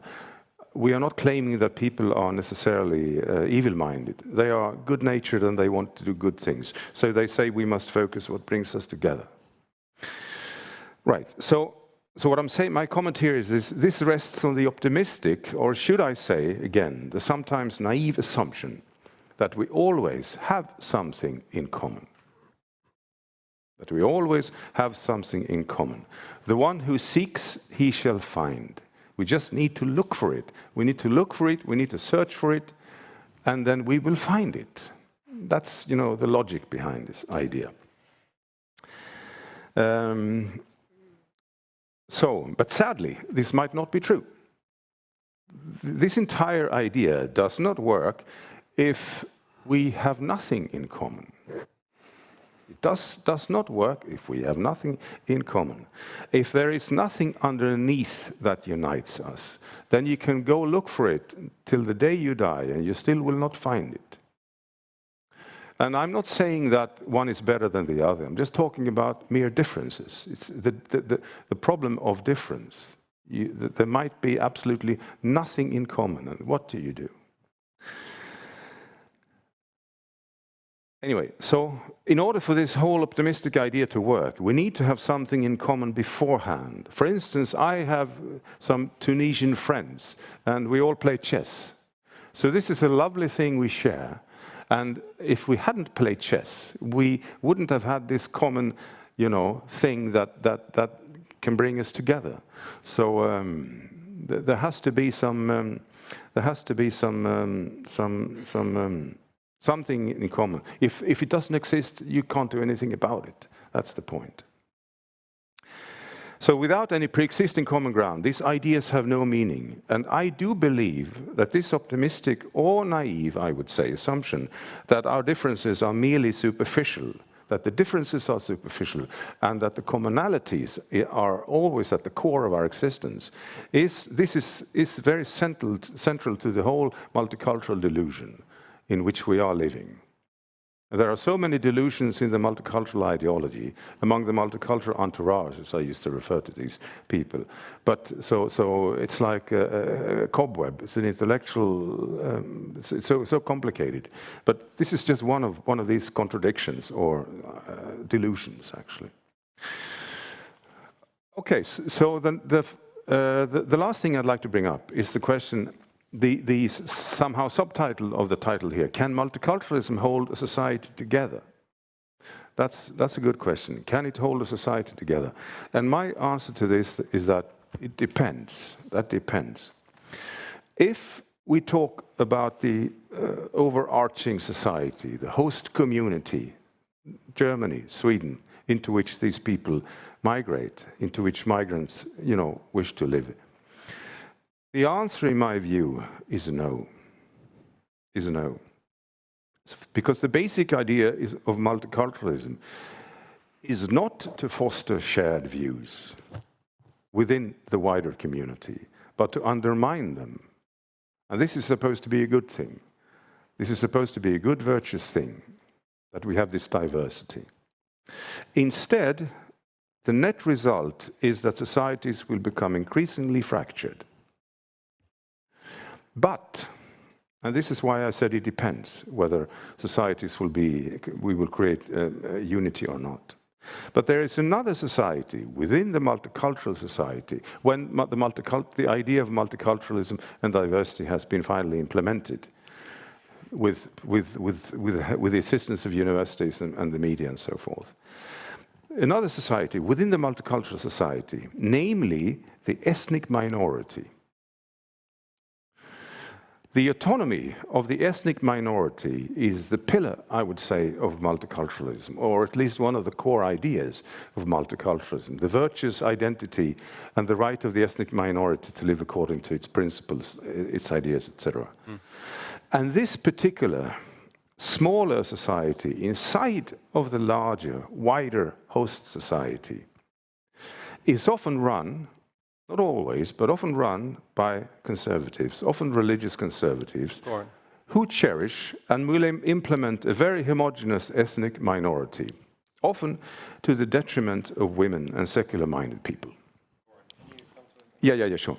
So to sum it up, multiculturalism does two things. It contributes in undermining the wider community, but at the same time it fosters unity within its own cherished society by the name of the ethnic community. And the combination of the two is not beneficial for either democracy, solidarity, or equal rights, in particular for women. Sorry for being a bit lengthy. That's it. Thanks, Göran. Thank you so much. Yeah, Bill, some opening thoughts. Okay, I'm going to give you a list of British politicians. Apologies if you're not familiar with the British political scene. I want you to think of the British Prime Minister, the Foreign Secretary, the Home Secretary, the Mayor of London, the 4 chancellors before the current one, the leader of the Scottish National Party, and the leader of Scottish Labour. Can anyone tell me what they have in common? They all have ethnic minority background. Pardon? They all have an ethnic minority. So that's the standard answer, and indeed it's true. But I want to suggest to you that that's the most tedious answer, that they're all descendants of migrants, that they're all people of colour. What they have in common is that they are all people who chose to go into politics with a view to transforming the world. They don't all agree, they sit in different parties, but that's what makes them interesting. Multiculturalism asks you to focus on what is the least interesting part about them, their color or their place of familial origin. Whereas actually the thing that defines them, the thing that makes them a human being that is transformative, that goes beyond their origins, is the piece that we forget. They chose to go into politics. And I would say to you, that's not an accidental part of multicultural thinking. It's an essential part of multicultural thinking. You think of multiculturalism, and it tells you that there are certain protected characteristics that we must respect to do with color, race, religion, gender. Those are attributed characteristics. Whereas those that people choose for themselves in order to shape their lives and their destinies are the ones that we neglect as a consequence. So that's a first important point. The other thing about multiculturalism is that we're told that it's about social groups nowadays are defined by their history and sense of identity, and that we should recognize that that forms an essential part of them, and indeed that we should assert the differences between different groups. This kind of multiculturalism really emerged in the United Kingdom, primarily in the 1980s, as a mechanism for effectively controlling the relations between different ethnic minority groups, and particularly between those minority groups and the predominantly white population. In fact, I want to skip to an example that, you know, in the 1960s and 70s, what you'll find is that there are many urban centers in the United Kingdom that, yes, they experienced racism. And yes, racism was an act of division, but it also brought people together. The experience of racism meant that different communities came together politically to try and challenge the experience that they were confronting. And that experience wasn't primarily a few thugs beating people up. People's experience of racism is primarily experienced through immigration controls, allocation to housing. In other words, racism is propagated primarily by the elites of a country, and then people imagine that it's the acts of violence that are perpetrated by some of the least powerful people in that country. So those are just a few kind of opening remarks. I think radicals like to celebrate the notion that the Enlightenment project of a kind of rational universalism has failed, and they like to view the idea that society has fragmented because they view it as undermining the grip and control of the dominant elites. The problem with celebrating that fragmentation, celebrating difference, there are several problems. But the first, I think the most important problem, is that a focus on essential differences has always been central, not to radical anti-racism, but is part of racial thinking in the first place, that people are fundamentally different. It's actually an idea taken from the racist lexicon and readapted into the contemporary world. To give you a kind of simple conceptual model, you could imagine that in the past, there was a notion of racial hierarchies, where maybe white men were at the top of a ladder that then went down through different groups. And there was a sense maybe that if you were joining the ladder at the bottom as an immigrant, a member of an immigrant community, maybe you could struggle and kind of work your way up the ladder a bit, but of course you would never change your color. All that the radicals have done is tip the ladder onto its side and say, no, there's no hierarchy, but we are still trapped within the rungs of the ladder. There are different groups, and we must celebrate these different groups side by side. It prevents any notion of the possibility that human beings can transform themselves and transform their circumstances. It is the most profoundly anti-human way of looking at humanity. It means you are trapped now and for all time within the identity that is projected upon you, until occasional moments when people break out of their identity silos and upset the dominant elites. To give you just a couple of examples of that, what do we do when Muslim women, and of course Muslims today are to be celebrated as one of those diverse groups that we must, absolutely not offend. What happens when Muslim women oppose the wearing of the veil? When they oppose, for instance, the installation of a statue in the United Kingdom in 2 weeks' time, celebrating the hijab, a god-awful looking statue, I have to say. It looks like Picasso was drunk. Called Strength of the Hijab, just at the moment when women in Iran are fighting with their lives to get rid of that, a white artist in the United Kingdom is installing a 1-ton, 5-meter-high celebration of wearing the hijab. Suddenly, Muslim women are no longer high on the hierarchy. Their voices have to be shut up because they are a problem. What happens when black men prove that, vote for Donald Trump? They're not conforming to the presumption of what these identities are. I know that you want me to shut up, so I'm just going to leave you with a very quick thing. I have loads of multiculturalism. My definition of multiculturalism is that it is state-orchestrated actions based on a presumption of people as prejudiced to promote a caricature, a narrow form of cultural difference. It purposefully and willfully divides society, the better to control it. That is what multicultural. Thanks, Paul.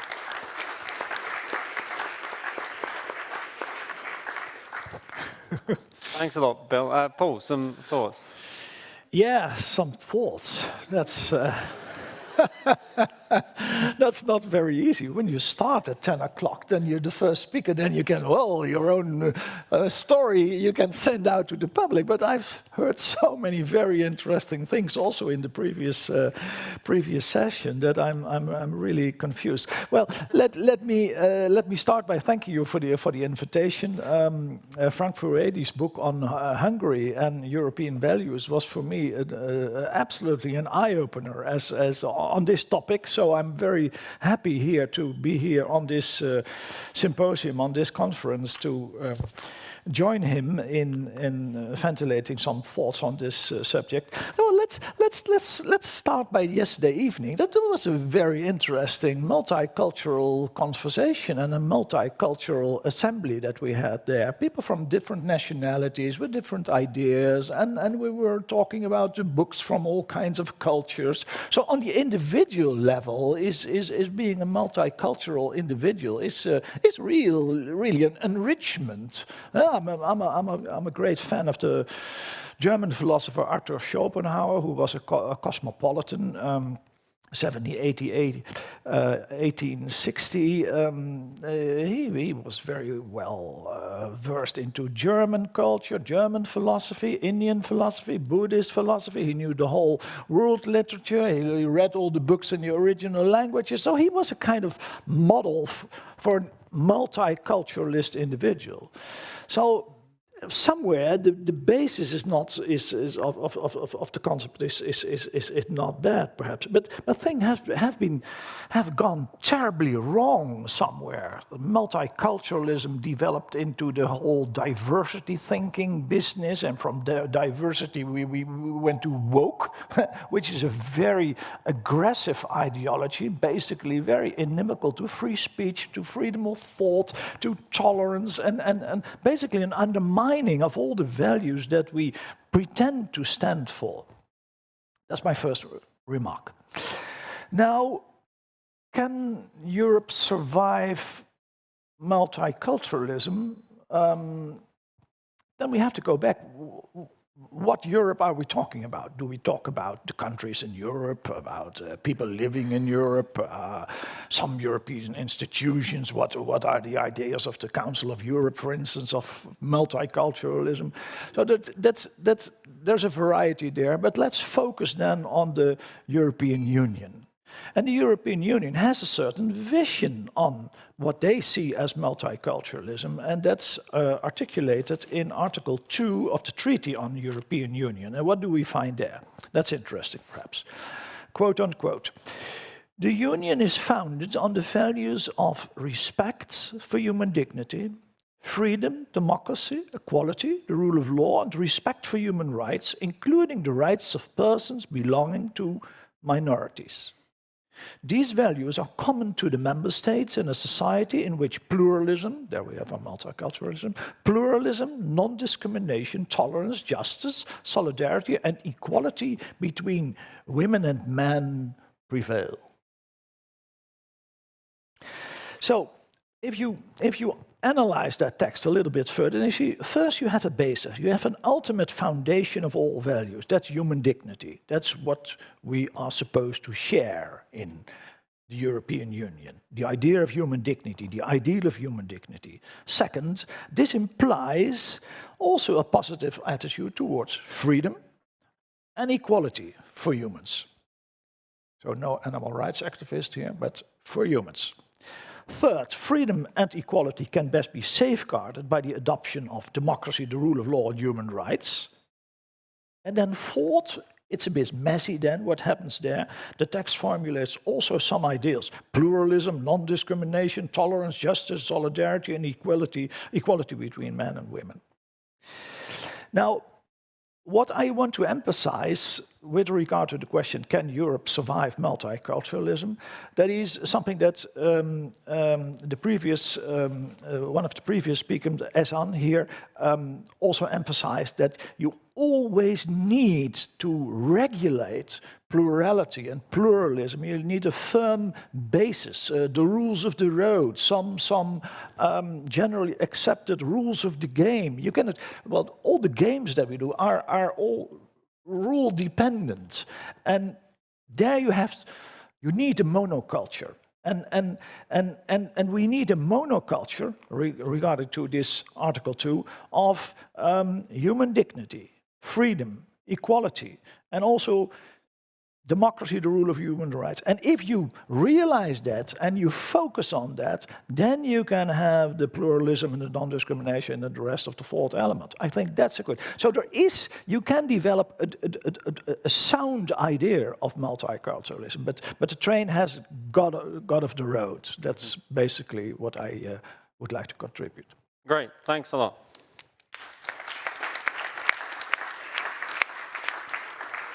Finally, from some opening remarks, Arta. Thank you. I'm going to probably echo some of the things that you've already heard in these so far two wonderful panels. And I'm going to try not to go too much over my time. But I think one of the major questions that we have to really focus on is the question that Ashley already brought up in the first panel, which is, why does multiculturalism, why does this diversity agenda continue to persist? And I think there are two ways to think about that. There are certainly historical and normative continuities that lead themselves to a diversity agenda. A lot of people will, probably among my friends and colleagues, will say that immigration, multiculturalism, diversity, these are new things. I would say that these are a manifestation of something that's actually much older. It's the latest manifestation of that. We are actually in very much continuous ground, not a disruption. And secondary element for the sort of sociological condition of our zeitgeist. So what is it that allows for the appeal of diversity, of the appeal of multiculturalism to to both the elite and the masses, for the population, the public at large? So on the normative element, I would say a few things. The question is, are we actually driven by diversity as the sort of a non plus ultra value, as the highest ideal and value of Western societies? And my answer to that is definitely not. diversity is an instrumental good, is a means to an end, and and by extension, multiculturalism, the same thing. And as I just mentioned, these are manifestations of some different normative position. And so what is that normative position? I think you can see from early modernity all the way to late modernity and even approaching post-modernity, or some would argue we are in post-modernity, I just call it late modernity, an ethic of resentment. An ethic of resentment that's accompanied by a savior complex. That ethic of resentment, that idea that basically we should be fixated on leveling things. We should be moved towards reversing perceived or self-identified and increasingly constructed and contrived forms of oppression. And so long, and that this is structural. So the entire premise of society, and these are things that you find in different ways. You find it in different thinkers, even from early modern or middle modern, high modern period. You see that, for example, there are thinkers who want to leave the chains of society. There is something structurally wrong with society because it is not equal enough, because it is not egalitarian enough, and we need to figure out how to actually counter this structural oppression that exists. So this ethic then turns on the discovery and recognition of a virtuous victim. It doesn't matter what it is. It can be a different group at different times. We started with feminism. It has nothing to do with race or immigrants that are coming in, because most societies, at least 100 years ago in the West, were homogenous anyway. But you need to find a group that you can project a version of oppressed naturehood to them, and then they have to. Then it allows for the ruling class, it allows for the people in charge to justify why they are doing the kinds of things that they're doing. So it's ultimately tied with projects of equity and with a sense of redressing oppression, exploitation, injustice, which is then projected on a group, and then it's sort of used by the state, by the establishment, as the enlightened group that's going to fix things for us. But does this mean then that this is an elite-dominated project? I think a lot of my colleagues would tell you that this is almost like a top-down dominant issue. I do not agree with that at all, I think. I think one of the major things that we're also seeing is the sociological condition of our time, which both leads the public, the masses, the ordinary people, and the elites to invest in the currency of diversity. And I think there are two major reasons for that. And we can maybe call this, I was talking with Marin earlier, an identitarian dialectic, in which both the masses are participating and the elites are sort of justifying and indoctrinating it even further. And in this, for example, the migrant himself or herself and the migrant groups are themselves a tool in this, and they're an other of either side. They're an other for the nationalists, and they're the other for the internationalists or the cosmopolitan.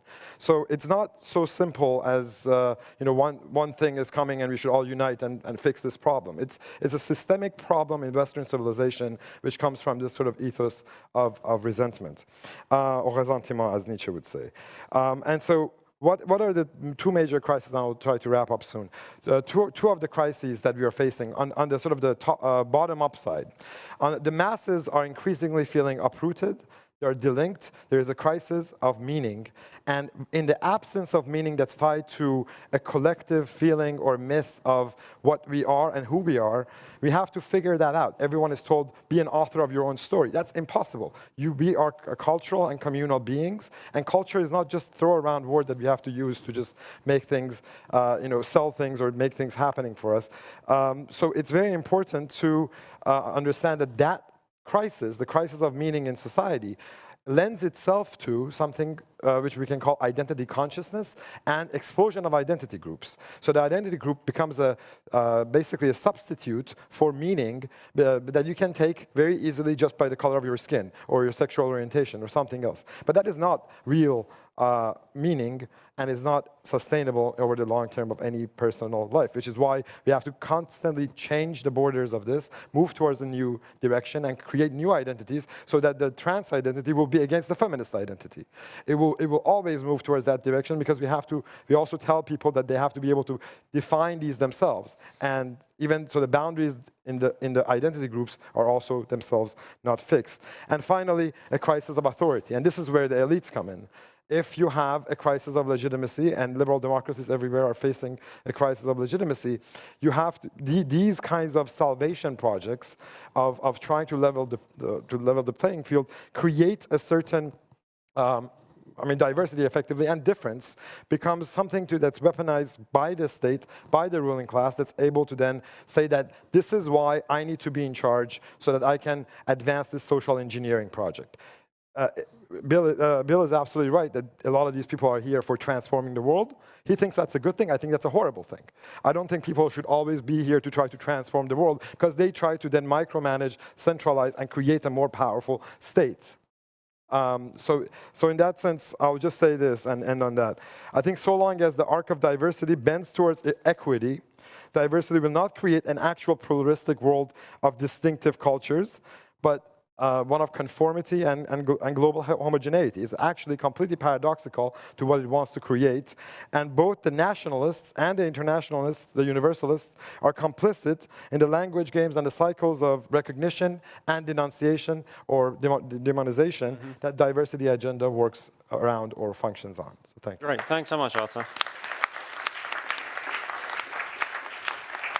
Yeah, I want to come out to the audience in a second, but I just want to tease out a couple of things from our speakers. And Göran, if I can start with you. I mean, the title of your book is a left-wing case against multiculturalism. And we have talked a little bit before about how multiculturalism goes hand in hand with some of the trends that maybe people of the traditional left might have identified about European society. Could you just expand on that a little bit? Yes, I can. So maybe I should start by saying I'm not a radical left-winger. I never was. I'm more like a left liberal, I would say. But I actually think that multiculturalism, the reason I claim it's a criticism from the left, is because I think that the main underpinnings, the core values of multiculturalism, are conservative or even reactionary. For instance, the role of women. And for instance, the idea that, as I mentioned here, that the group you're in should be homogeneous. It should not be diverse. Forget it. It should be homogeneous, should be ruled by, some spokespersons or spokesmen, I would say, and so forth. So I think there's some major delusion going on, because multiculturalism is being defended by left-wingers who do not understand what they are defending.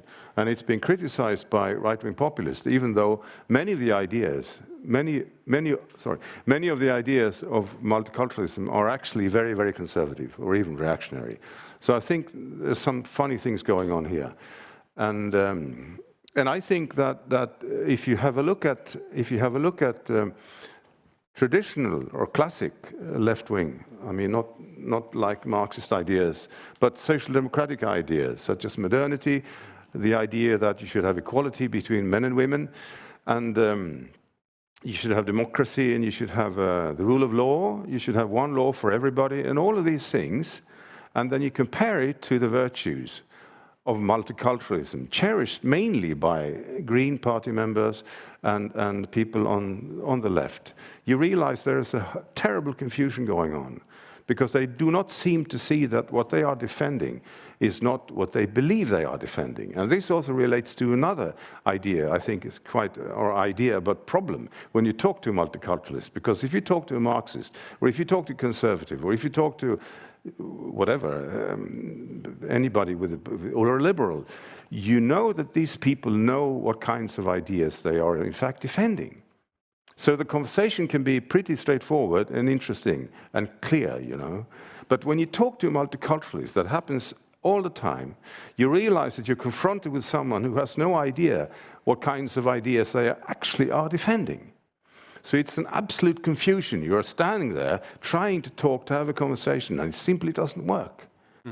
Because, sorry. No, that's great. And Bill, to come to you, you gave that list of politicians from the UK who all had a ethnic minority background, but are all involved in politics. And I'm sure this is similar in other countries too, is that the thing that seems to unite them as much as they're being politicians is that, I mean, that most of them are all kind of, they all subscribe to not just the ideology of multiculturalism, but a particular kind of slightly paternalistic, elite-driven way of managing society. And they think, and what I'm getting at is, I'd like you to expand a little bit on why multiculturalism has such a kind of affinity with elite top-down attempts to kind of manage or control society. This point that you really brought up at the end. And like, why is it that there's such an affinity between those ideas?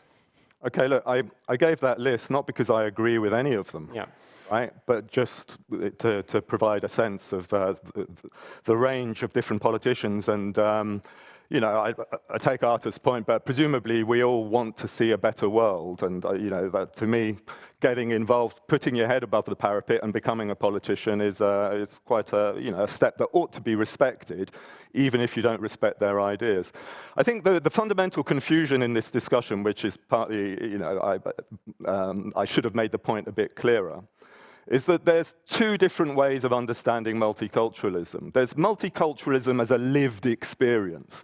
That's the one that people naively think they're supporting when they say, surely we should live in a multicultural society. They're saying, surely I should be able to live with someone from the an Afro-Caribbean and enjoy the diversity that brings to my urban street life. And that's absolutely true, of course, you know, but that's ship sailed a very long time ago, as it happened. You know, my mother's French, her sister married a black guy from the Caribbean in the 50s when it wasn't really done at all. You know, my brother married a German, which is even more horrific. I'm married to a Chinese Singaporean. My children are really messed up. You know, that's part of life, right? Nobody's opposing that. But when people in the elites talk about multiculturalism, that's not what they're talking about, right? What they're talking about is mechanisms to superficially celebrate the diversity of communities, but implicitly control how those communities go about doing things. In the United Kingdom, it primarily emerged after a period of race riots in the 70s and 80s, when, as I pointed out in my talk, communities didn't matter if they were Hindu or Muslim, they came together to challenge the British government about shitty housing, no jobs, and racial discrimination. And the one thing the government couldn't handle was a united community, of many colors, all calling themselves black, interestingly enough. And so they went about saying, well, maybe what we should do to make your life a bit easier is give your community money to build a mosque, your community money to build a Sikh temple, your community money to build an Afro-Caribbean community center. And that was the start of a process that divided society. Now, you can look at any British northern town where a lot of these communities used to live next to one another. They have become more segregated as a consequence of multiculturalism than they were in the past. And I'll just finish on this point. When the government says, oh, well, what we should do now is kind of, we don't like these segregated schools that have emerged, where this school appears to be predominantly Muslim and this one appears to be predominantly white. What we want to do is mix everybody up so that everybody can see and celebrate the difference within their community. Can you see what they're doing? They're not saying we should put them together so that they can have a shared educational experience. Education isn't their agenda. It's divide and celebrate differences. You know, you would think you'd put people from all different communities together so that they could see the commonality that they have and have a shared educational curriculum. No, it's about observing that they're all different. But difference is just a fact of life. We're all different in this room. We're all different in this room. Equality, on the other hand, the fact that we all get one vote in an election and we treat each other as moral equals when we go outside, that's not obvious. It's not obvious that we're all equal. And indeed, just 2 generations ago, we weren't all equal. There was a very strict social hierarchy. Fighting for political equality has been one of the greatest achievements of our times over the last century and a half, and it is being destroyed through the multicultural agenda. Thanks, Bill. Paul, in your opening, you talked a little bit, or you kind of contrasted maybe what you call kind of true diversity or a true sense of a difference, and you cited kind of the world of Schopenhauer and someone having different kind of elements to their personality, which is a very different idea to the one that's posed today. What other ideas do you think are kind of associated with that kind of richer sense of true difference or the true distinctions that we have between persons? Well, I tend to think, to agree with Bill, what he said, that is we were confronted nowadays with a kind of caricature of perhaps of multiculturalism. But there is a real difference, I think, between multiculturalism as an ideology and as an ideology as it is propagated by, for instance, the European Union, and a more realistic approach of looking at social processes. I think that what a lot of people have done this morning, and we continue with that is looking at a more realistic way at possible differences in society than multiculturalist people tend to do. Multiculturalist people will say, well, there is no problem with cultural differences. All cultures are equal, all cultures are alike, and people share a lot of things together, and there is no need to be so gloomy about people living together. And so you don't have to be opposed to immigration, that's enrichment, and that's the kind of multiculturalism that became prevalent, and that also the European Union tries to enforce on the nation states. Mm-hmm. It's an enforcement strategy of this way of looking at the world, and they try to enforce that on nation states. But you also can have a kind of multiculturalism within the European Union or within the Council of Europe that could respect national differences. And then it's a very positive thing. For instance, when the European Court of Human Rights in Strasbourg said, well, you have crucifixes on the wall in Italy, and you don't have that in France. Let's respect that. That's also a kind of multiculturalism, but that practiced in their own ideology. And then,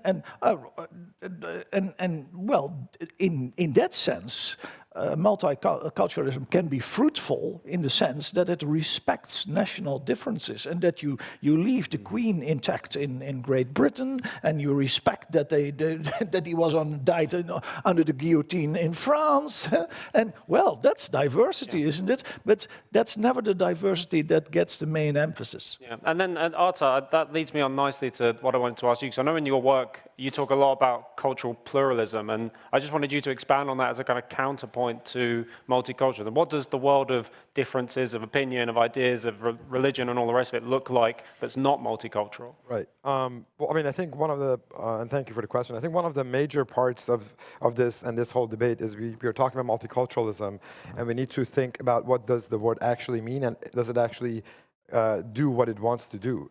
The word is multi and cultural. I think it is not cultural, it is anti-cultural or deculturing. It is also not interested genuinely in a world of multiple differences.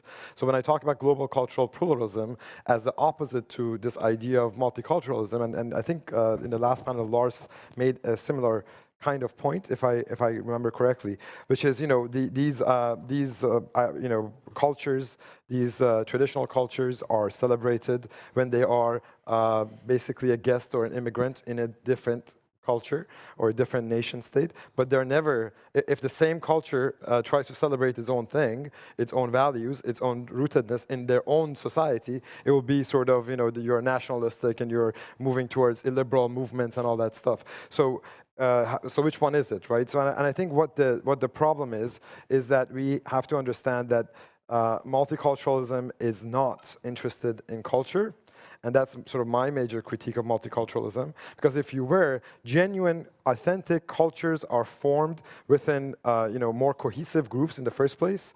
They are effectively a culture, for it to be a genuine culture and not be emptied out of its own meaning, or a shell of itself, has to be a monoculture. But the world of diversity is a world where you have multiple monocultures, actually having multiple worldviews, different experiences, different particularities. And this push towards universalism is effectively nothing but a kind of hegemony of, or it's, the multiculturalism in some ways stands for a kind of, hegemony of the Western and Anglo-American, in this case, culture, which has, what stands for Anglo-American culture today. So obviously there is so much, we know that there is so much more to and part of the reason some of us are here is because we think that there is so much more to the West and to Anglo-American tradition as a tradition.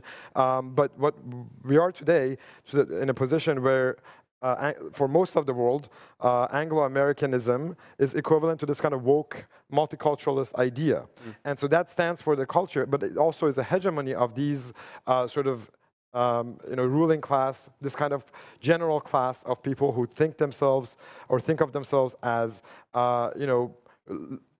enlightened enough to tell every different group in actual, authentic, rooted cultures how to live. Whether it's the Chinese, whether it's the Russians, whether it's the Persians, whether it's the Arabs, it doesn't matter. The point is, this is our values, and I would end on this. Culture, for it to be actually rooted, is never a propositional thing. A propositional culture, like we stand for these things, so we are a culture, is almost always, first of all, it's very abstract, but it almost always lends itself to a kind of ideology. So a culture needs to be rooted in practices and customs and norms that are historical, which probably Frank has something to say about that historical nature of it. But yeah. Okay, great, thanks. I want to come out for some questions and comments. Feel free to kind of take a position on this as well as just ask a question. So we'll take Frank, and then we'll come to the front, and then there's that gentleman over there. There's a mic on your left, Frank. I think all of you are a little bit soft on multiculturalism, because actually there is no inherent virtue in multiculturalism at all. It's actually a concept that is self-consciously designed to call into question uniculturalism. It's self-consciously designed to particularly pathologize national cultures, and the reason why multiculturalism emerged is not accidental. It's because a large section of the intelligentsia and of the political elites really hate the nation state, and they really want to distance themselves as much. And even if they don't hate it, they're ashamed of it. And if they're not ashamed of it, they feel that it's somehow not right, it's not them. And I think to that extent, Göran, you're wrong to say that people are confused when they like multiculturalism. They may not understand what draws them towards multiculturalism, because it's often a very semi-conscious or even an unconscious process. But what is very interesting is that when you scratch the surface and you talk to them, they to a person, whether they're left-wing or conservative or liberal multiculturalist, they all make excuses as to why the nation state is morally inferior to a multicultural standpoint. The concept that I would use that has got any mileage or virtues is multi-ethnic, because multi-ethnic is at least an honest reflection of reality. That is a fact. It's not an ideology, it just recognizes the fact that we live in a world where not all of us are the same. But to move from multi-ethnicity towards multiculturalism is both, as Arta was saying, to devalue the meaning of culture, because it's anti-cultural by definition, but more importantly, it's to ultimately turn national consciousness into a toxic phenomena, something that you're kind of contaminating. So I would advise that we need to be a bit more ruthless and clear, and actually not make the slightest concession to multiculturalism, because it's got no redeeming features whatsoever. There's no such thing as a good multiculturalism, and expose the fact that this is a medium of technocratic control that can only have a negative, destructive outcome. So I'd just like your reaction to some of this stuff. The mic there. And then Richard, can you take that microphone to behind Frank, 2 rows also? Yeah, please. I think I have to agree with that, the point you make, Frank, about it being a very conscious attempt to toxify or delegitimize anything national. And the experience of Britain and education really bears it out very briefly. People think it was the Marxists that took over and brought this in. Actually, it was the Conservative government in 1985 in the form of the Swan Report. The genesis of that report itself is very interesting, but I won't go into that there because it shows how political ideas can be transformed in new circumstances to have very different meanings. But the Swan Report basically said it was now the duty of schools to create a sense of belonging amongst all the pupils from different ethnic groups. Now, first of all, two important things there. One, that's quite a different role for schools than an educational one. Secondly, creating a sense of belonging is different to inculcating into a national culture and the intellectual and aesthetic goods of that national culture. And then this was kind of stressed even more because the way schools were meant to do this was precisely by abandoning what I've just said, the inculcation into a national culture, and embracing multicultural curriculum, by which they meant abandoning all the methodological and intellectual standards which would cohere. So you end up with maths using Rangoli, Hindu patterns to teach mathematics, etc. All right, thanks. There's someone with the microphone already. Can anyone else who wants to speak? Yeah, can you bring that microphone around here? Yeah, the person with the microphone should speak. Yes, thank you. My name is Gunnar Beck. I'm an EU lawyer and academic and currently an MEP. Let me try to be even more pessimistic, although I largely agree with Frank here. It seems to me not clear at all what good multiculturalism could do and what the solution may be. Let's look at these successful economies. It's my impression that there isn't really a single successful multicultural economy in the world. Now, there may be apparent exceptions. Take the United States, but I think the United States assumed a position of dominance when it was still largely mono-ethnic and monocultural. Switzerland is an apparent counterexample, but it's not all that multicultural, it's not all that multi-ethnic, it's multilingual, although it's probably got one fairly dominant linguistic group. And to make all that bearable, it's highly decentralized.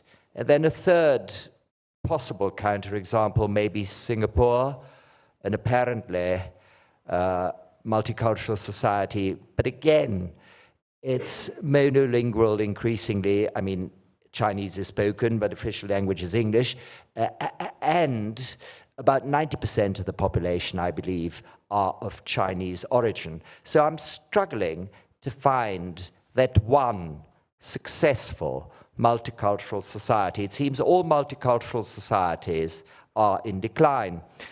Now it seems, secondly... Because we'll have to get a few more people in. Fine. Thank you. You've got the microphone, yeah. Can we bring the other microphone around to the front as well, and then we'll go down to the back? Yes, thank you for the lovely panel. Very interesting, more interesting than most of the congresses here. They are a little bit single-malted. The question is the following. What I miss here is the Maslow pyramid and the SDGs. The Maslow pyramid as the individual needs on the literacy and what I need as an individual, and the SDGs as a society, what we need in that perspective where you come to the multicultural aspect. So you can never make a round getting a square, because as an individual, I'm in different moments of my life, I'm getting to different cultural belongings, to say it like that. And as a society, I take the majority of my total society, like the old statistics. So my question is, on the panel, how do you connect that? Because we are right now in Europe try to solve that problem. Yeah, Thank sure. you. Okay, Rakib, a quick thought, and then we'll get some quick responses and come back out. No, thank you, Jacob. I just want to make a quick point. I wanted to defend Dr. Göran, actually. I think that many people don't truly understand what they're defending when they say, I'm a proponent of multiculturalism. I'll just give you a very quick example. You know that after Suella Braverman's speech, many people saying, oh, but her parents migrated from Kenya and Mauritius, they're of Indian origin, we have a Hindu prime minister, she has a Jewish husband. That's all well and good, but what we're talking about there is the racial and ethnic background of politicians that have made it quite far in British politics. What we're talking about are integration outcomes in places such as Leicester, in Bradford, in Manchester, in Birmingham. How do we cultivate stronger forms of social cohesion? So I think that many people, when they're talking, they say that I support multiculturalism, what they really support is just diversity in higher level of British politics, which are two very different things. But what I would like to really hear from the panel is, we're very critical of multiculturalism as a philosophy, as a political idea. But how would they say the sort of secular, colorblind, universal model in the French Republic, how that's working out in terms of maintaining social cohesion there? Okay, some quick responses. Paul, can we start with you? Just a thought. Oh, I'm confused. Try someone else. Okay, sure. Bill. I'm going to reflect on the French one, but my reply to the critique of Suella Braverman for, being multi-ethnic herself on social media, my reply to everybody's been, is that all you see? It's just phenomenal, isn't it, that multiculturalism makes it the dominant interpretation of actually a really interesting speech that everybody should watch. I just want to actually throw back a question at the audience, because I'm curious what people think about this, and actually potentially at Frank as well, because of his talk of, monoculture. I mean, there's a question mark over how homogenous cultures have ever been. I mean, José made the point that suggested this morning that Spain is a homogenous society. I found that slightly hard to believe. I know that France at the time of the French Revolution had, depending on who you read, between 35 and 62 different languages spoken. Less than half the population spoke French. Only 14% of them spoke French at a reasonable level. Actually, France went through a process of being turned into a nation by destroying languages, really only 50 years before the French did it in Canada, together with the English. But also Kenan Malik, in his book, Multiculturalism and Its Discontents, makes the point that, isn't it odd that we're talking so much about multiculturalism at a moment in time when we share culture more than ever before? If you go to New York 100 years ago, there were 67 different Polish language newspapers. And that's just one group, And they were all, I'm sure you know, all these communities living cheek by jowl, Swedes and others. And it was much more diverse. Anyone going to New York today, even from Afghanistan, apart from wearing a Chicago Bulls t-shirt on the plane on the way there, will fit into the culture much more readily than they would have done 100 years ago. So in many ways, ironically, culture itself is more homogeneous. And last point, this is an achievement of people, not of the state. The problem with multiculturalism is the notion that the state offers any solutions. Mm-hmm. The state created the conditions for racism in the first place and is now offering to divide you all up into your little tribes. Thanks. Out of my confusion. Okay, good. Yes. What helps perhaps, that is that we also try to focus on certain cultural practices that are widespread in other parts of the world, and from which you say, this is something that we absolutely don't want. Famous example is, of course, female circumcision or female mutilation. If you see the figures in Africa, in northern Africa, Egypt, 91% of the girls between 17 and 50 years old circumcised, genitally mutilated. That's a problem. And according to my values, unacceptable. So their tolerance stops. Another example, you find it also in Article 2 of the Treaty on the European Union. Democracy. What if a jihadist says, well, democracy is simply not a value for me. I mean, we need a theocracy. We need the governments by God. You have a wrong system here, and I come here to Europe, to one of the European countries, to change that, to open your eyes, because theocracy is absolutely superior. Well, then get a list of a certain type of values in that sort, and that helps you to also to see the boundaries of multiculturalism and multiculturalist tolerance as a concept. Great. Quick response, Arta? Where to start? I mean, one thing, I want to say two things. One is, in sort of like to follow up with what Paul just brought up. I think there's a tension there, right? I mean, in one sense, you say that if there are certain practices that we find unacceptable, so because we find unacceptable, and by the way, this is all a question of interpretation, then we can get ourselves into interjecting into affairs of other cultures, but we're also talking about affairs of other nations and their sovereignty and all those kinds of things, which it kind of gets you the woke imperium. This is why I say a lot of these things that actually there are a pathology, but they come from liberal values as well. Because when you get to go there, and you're absolutely right, the other side can also say, oh, the way that these Westerners are running their life is completely crazy, and we have to go and change them, because they also believe in the value of salvation in a different way. So the question is, on this, you are thinking about a way, not tolerance, you don't have to like or respect the way that somebody else does things, but unless we get to an appreciation of particularity, or at least an understanding of particularity that lets us have a modus vivendi globally, we are not going to live, we're going to basically be going from one military campaign to the next, which has been the experience of the American military. Okay. Yeah. So that's, I mean, maybe that's enough here, okay. Yeah, that's enough. Göran. I would like to just to make a short deviation here, because I think we're all interested in where multiculturalism in Europe, where it comes from and how it is spreading. And in my own country, I was very intrigued by the fact that when I was working, this was like about 20 years ago, I was working in the university, and everybody started talking about diversity, mångfald, we say in Swedish. And I was wondering, why do they do that, and what does it mean? And I didn't get an answer. And to cut a long story very short, I realized that behind everything there was this diversity projects and diversity manuals that we all had to fabricate. And behind them was a big book written by the Social Democratic, produced by the Social Democratic Party, 260 pages, and it was called Diversity in Higher Education. And that's where the whole ideology of multiculturalism came from. And I found out that two guys had been assigned to write this report, and they couldn't say no. And I talked to one of them. He was a nice guy, and he wasn't that enthusiastic about it, but still he had written it. And this big report, 260 pages, was absolutely crammed with phrases like diversity is enriching, diversity is good, diversity is wonderful, mångfald är fantastiskt in Swedish. Sorry.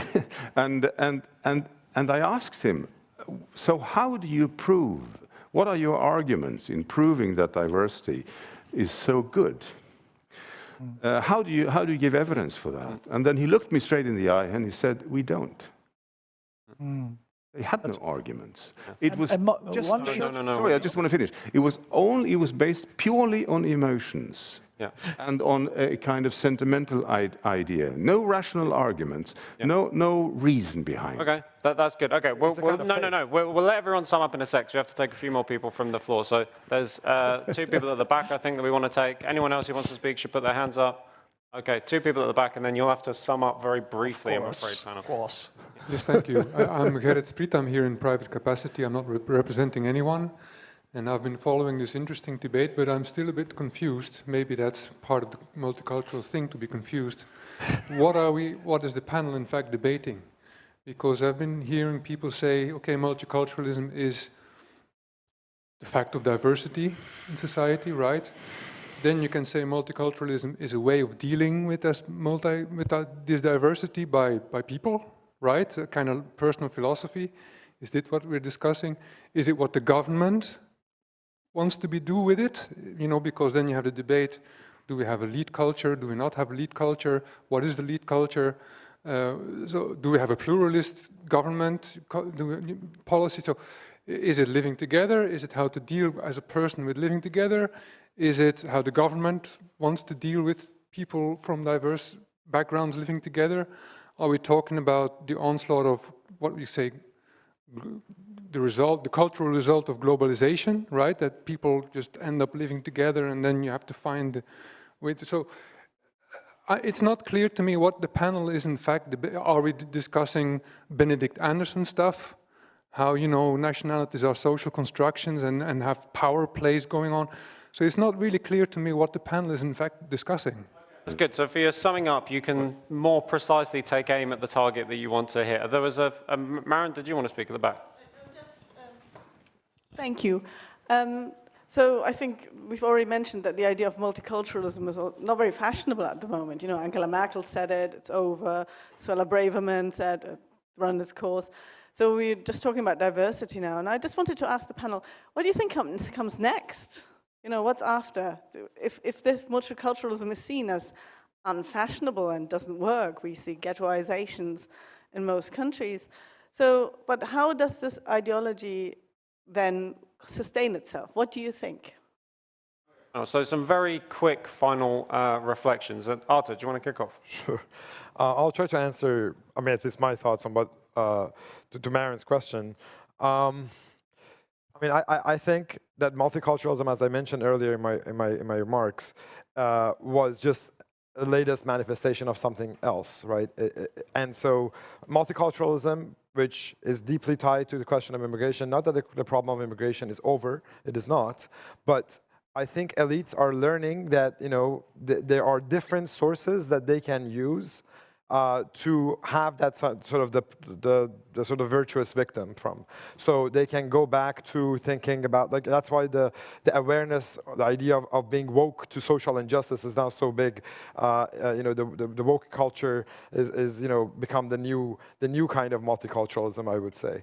And the reason for that, again, is because it allows for you to use the resources, the peoples, the communities that already exist as the victim group, the vulnerable and the marginalized, and then you can make policies to make things more equal and equitable for them. So I do not think until we have a complete revaluation of our value in terms of whether or not this mindset, this mentality of ressentiment is a good mentality to have, where we want to actually make this utopian society that's based on complete leveling of all boundaries, of all histories, of all peoples into this, you know, one thing, one mass, and then superficially create these, you know, maybe ghettos or balkanizing society to these different groups, and then asking them to you know, basically politicizing personhood, right? Mm-hmm. Giving these people a sense of identity, and which also these people and people in society, given the meaninglessness of our life today, kind of crave. So you have this sort of dynamic, this interaction, and it will make sure that until we deal with the general problems of our time, which is the meaninglessness, the powerlessness, the loss of agency, and all these collective agency and collective action. We are not going to be able to, you know, solve this, which is just a symptom of a general malaise.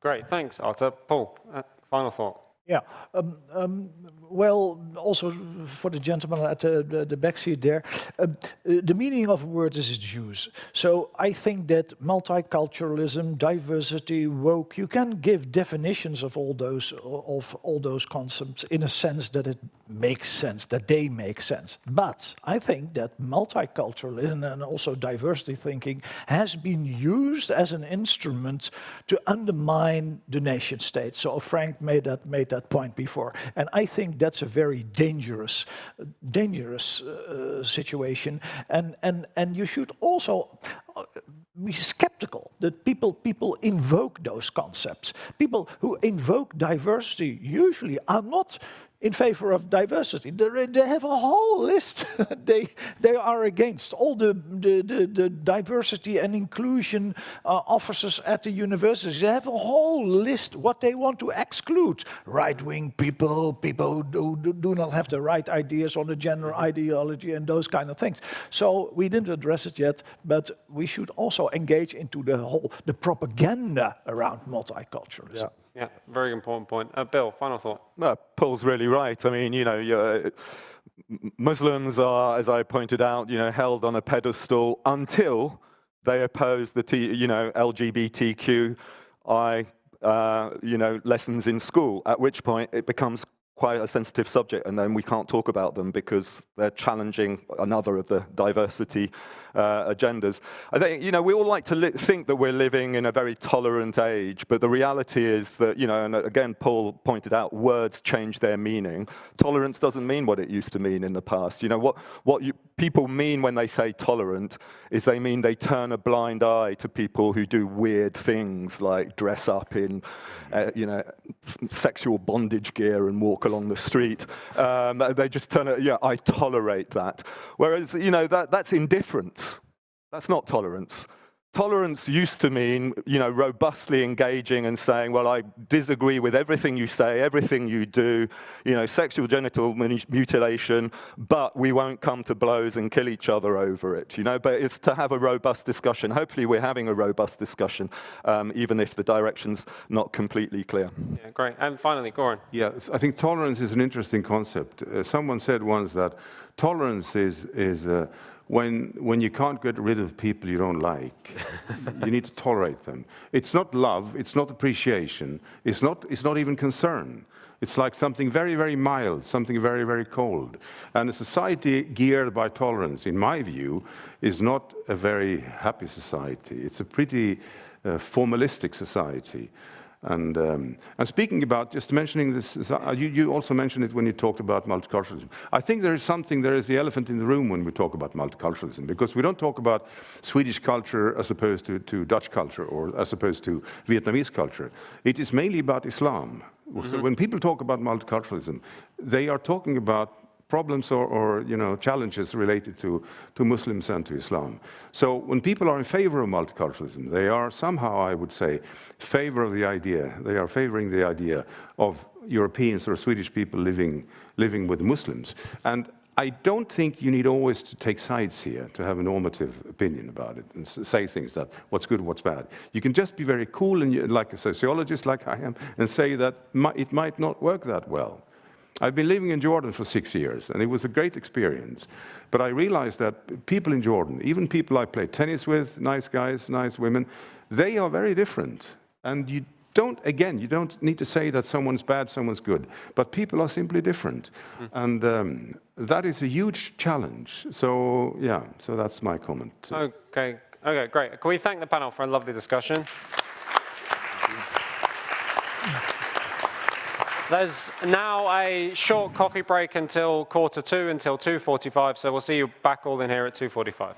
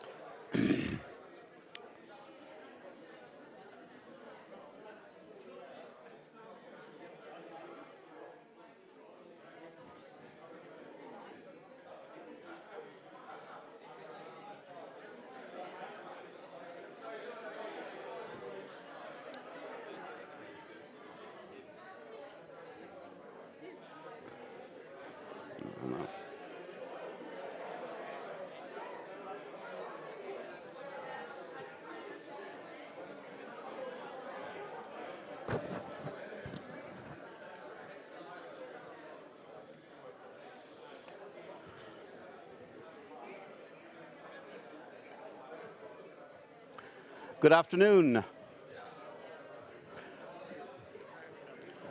Good afternoon. If we can take our seats, please.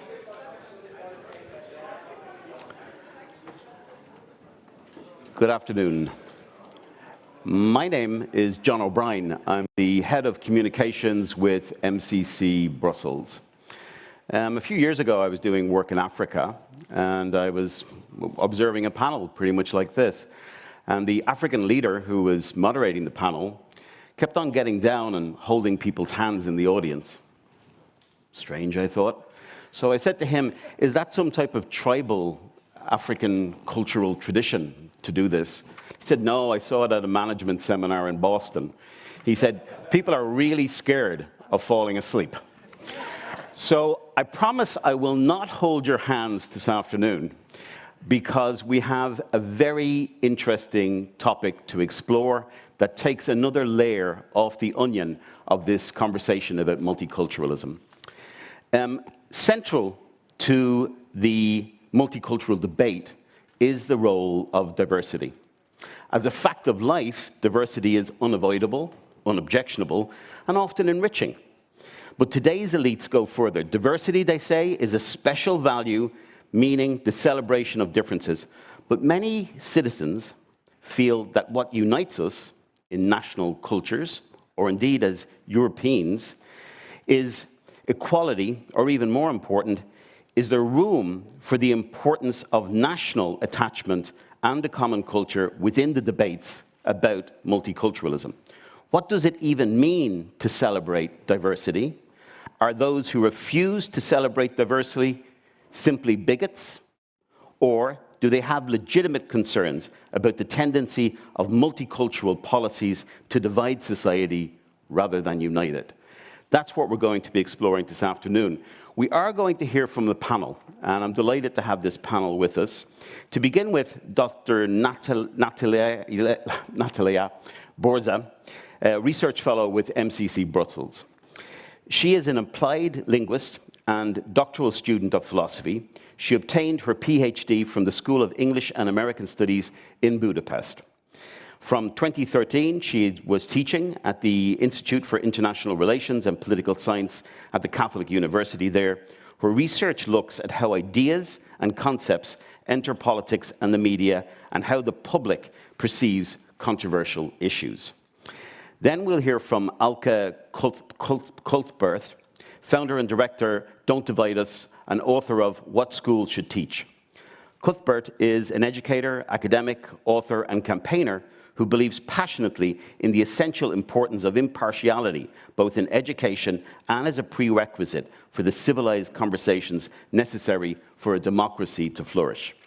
She became director of Don't Divide Us following 2 years as its founder lead on education, a campaign which she felt impelled to join as a counter to the type of fractious and one-sided discussions about race relations that were happening in the UK. Last but not least, we're going to hear from Dr. Boris Havel, Associate Professor of Middle East Studies at the University of Zagreb, Croatia. Dr. Havel earned a BA in International Relationships and a BA in History at the Oral Roberts University in Uppsala, Sweden, an MA in Comparative Religion at Hebrew University in Jerusalem. He worked as Associate Professor at the Department of Comparative Politics at the Faculty of Political Science in the University of Zagreb in Croatia. That's our panelists for today. I think most importantly, we have a value at MCC Brussels, and it is that the audience is very important, and we really want to engage the audience in conversation. So I'm going to say to you now that when we finish with the panel, I will be coming out. So if you have a question, if you have something to say, please, now is the time to say it. Not when you're going home in the metro and you're saying to yourself, I should have said something. This is going to be your opportunity to do that. So let's start with Natalia. As a linguist, how would you explain the very concept of diversity? What does diversity mean? Right, so first of all, thank you for having me. As you said, I'm a discourse analyst, which means that I analyze written text and spoken discussions. And currently, I've been carrying out a pilot study on EU documents, how the EU policies deal with diversity. I wanted to understand what diversity means there, what is explicitly stated and what is implied. And with my research, first I started out with to have a look at the concept of diversity. And actually, this is a Socratic method that first you want to clarify the concept so that we avoid misunderstandings, as just one person in the last session asked the panel speakers to clarify the concept of multiculturalism. I think it's very, very difficult, and it's the same situation with diversity. So if you have a look at diversity, diverse, if you go back to the etymon, so the origin of the word, then what you will find is something completely different from what we typically mean these days. Because this vertere in Latin meant that that is, you turn vertere away from, and not from anything, but you turn away from what is typically held as a norm in the community. So diversity had a negative connotation originally, because it meant that you want to turn away from what is accepted. So it was kind of synonymous with being treacherous, being wretched, or wicked, and even odd. So this kind of disagreeable and unkind characteristic give the ground to hostile meanings that we even have in military English when you think of the term diversion, which is diverting from what the accepted means of gaining your military aims is. So originally, you've got this negative meaning of diversity, which shows a process, the vertere, that turning away is a process, and it pictures the process that diversity turns away. And then later on, around the 14th century, I mean, in English language, diversity was started to use in a static way, so the focus wasn't on diversion, but on the result, that you had an original accepted common norm, somebody was diverting from it, but then you ended up in a different result. And from that time on, we've got the static meaning of diversity, simply meaning being different. The two things are different. Now then, this is the original notion of diversity. But if you think of diversity, then you might as well have the idea of having many, many, many things commonly held together in one place. And this notion comes from the collocation of biological diversity, where in biological diversity, you've got an ecosystem, and if it's diverse, if it's manifested, then diverse means that you've got a huge variety of genetic resources. Cut it simply, you've got many species living in the diverse area. So diversity has also this natural meaning of positive connotation here, because if a place is diverse, it means that life is rich there.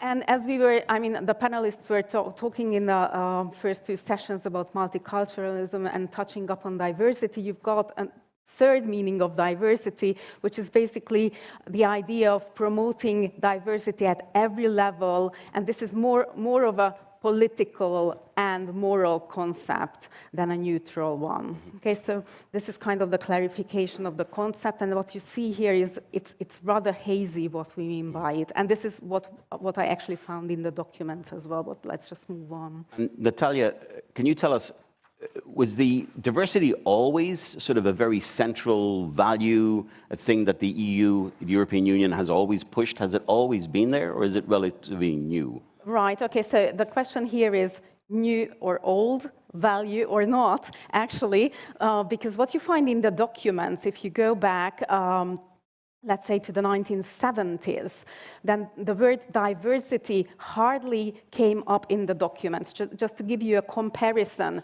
recently, if you take 1 year, let's say last year, the word diversity appeared nearly 2,000 times in the documents. And in the last 2 decades, each and every year, diversity was talked about at least 1,000 times. Yeah, so that's the recent statistics. But back in the 1970s, you can hardly find any diversity issue.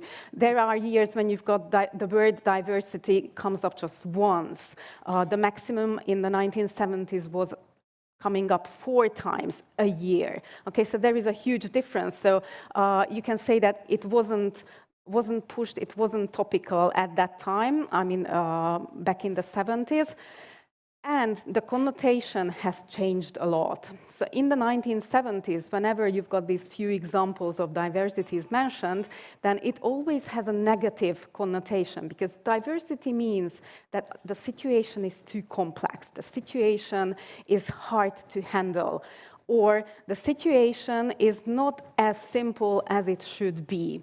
So in the EU documents in the 1970s, what you find is diversity should be avoided, because it gives us complication, it gives us a situation which can be abused, and actually there were law cases when the argument went that if there hadn't been diversity, the abuses, the mistreatments hadn't happened. Okay, so back in the 1970s, it was a negative term, and then maybe it's worth to examine how it turned into a positive value, and that happened around the 80s and 90s, because what happened in the 80s is that was a special field where diversity was positively valued. I already mentioned you in the clarification of the concept that we've got this collocation of biological diversity. And back in the 90s is the time when the maintenance of, and natural conservation was very much important issue, and the United Nations adopted the Convention on Biological Diversity.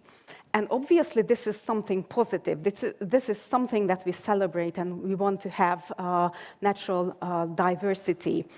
Okay, we just hold it there and we'll come back maybe. Yeah, okay. I want to move to Alka.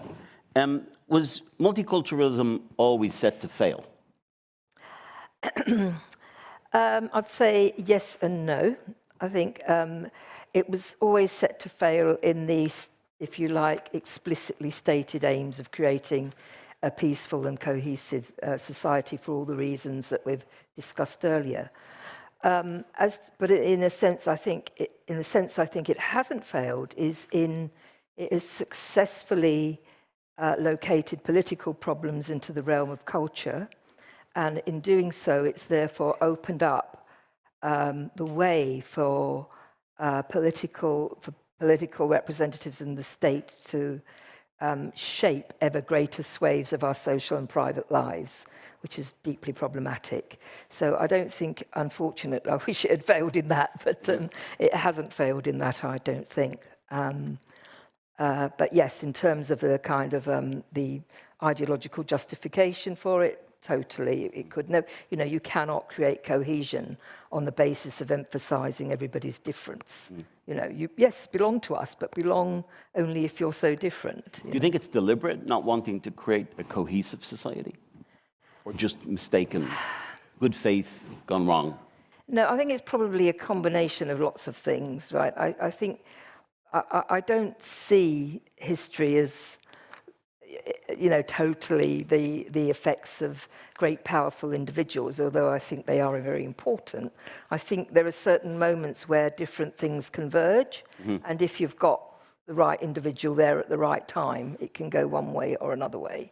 So I think it's been certainly used strategically. It's been used, in my view, somebody asked earlier from the floor, what are we talking about when we talk about multiculturalism and its latest iteration, more vicious and form of diversity? I think what we're talking about is a rolling back philosophically a rolling back of the Enlightenment value, and the main value is freedom. I think equality and tolerance are ethics, they're not values. And I think politically it's a rolling back of the achievement of the nation state as a unit of political democratic accountability. Are there necessary preconditions for a multi-ethnic society to flourish and succeed? Yes, that is the cultural confidence. Right, Bill talked about having attempts to technically inculcate cohesion through citizenship tests and linguistic tests.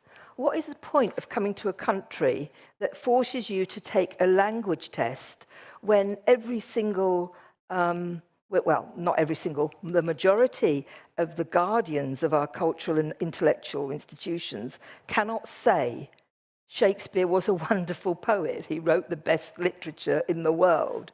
You know, you've got people who are embarrassed to say that, from universities to primary schools. You know, so, you know, if you think that loss of confidence is going to be compensated for by a stupid little technical test that you do on a laptop, no, it's not going to work. No. Yeah.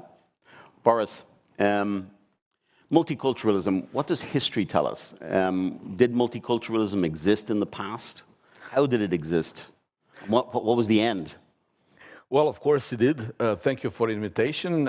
I come from Croatia. Actually, in Croatia, we do not have so much multiculturalism, not woke ideology, not political correctness. So you guys from the West, if you ever get into trouble because of what you said today, and you need to find an asylum somewhere, please consider Croatia, okay? Now, why? We've lived in a multicultural state for 72 freaking years. It was called Yugoslavia, and it failed miserably. And we had a war of 5 years to get ourselves rid of that multiculturalism and the greater Serbian aggression. Now, today in Croatia, out of about 150 parliamentarians, 8 belong to minorities, but they feel great in Croatia. We are like 87% Catholics, and the rest, Serbs, Muslims, Czechs, Slovak, Hungarians, but most of them born there and sharing the same culture. So Yugoslavia was a terrible example of multicultural experiment, miserably failing economically, but worst of all, in form of human lives. Only in Croatia, it was 20,000 dead people because of its unwillingness to dissolve peacefully. But what you were probably aiming at when you asked me this question is that I pointed out earlier in our conversation that there is actually a great example in history when the first time in recorded history a persecution of a religious minority started. It started because that little religious minority refused to adapt to multiculturalism. Now, multiculturalism sounds good. You know, if you're young, you are, just about to engage school and your friends, and, you want to be inclusive and tolerant and, whatnot. And of course, the idea itself has been presented as pacifist and as pacifying.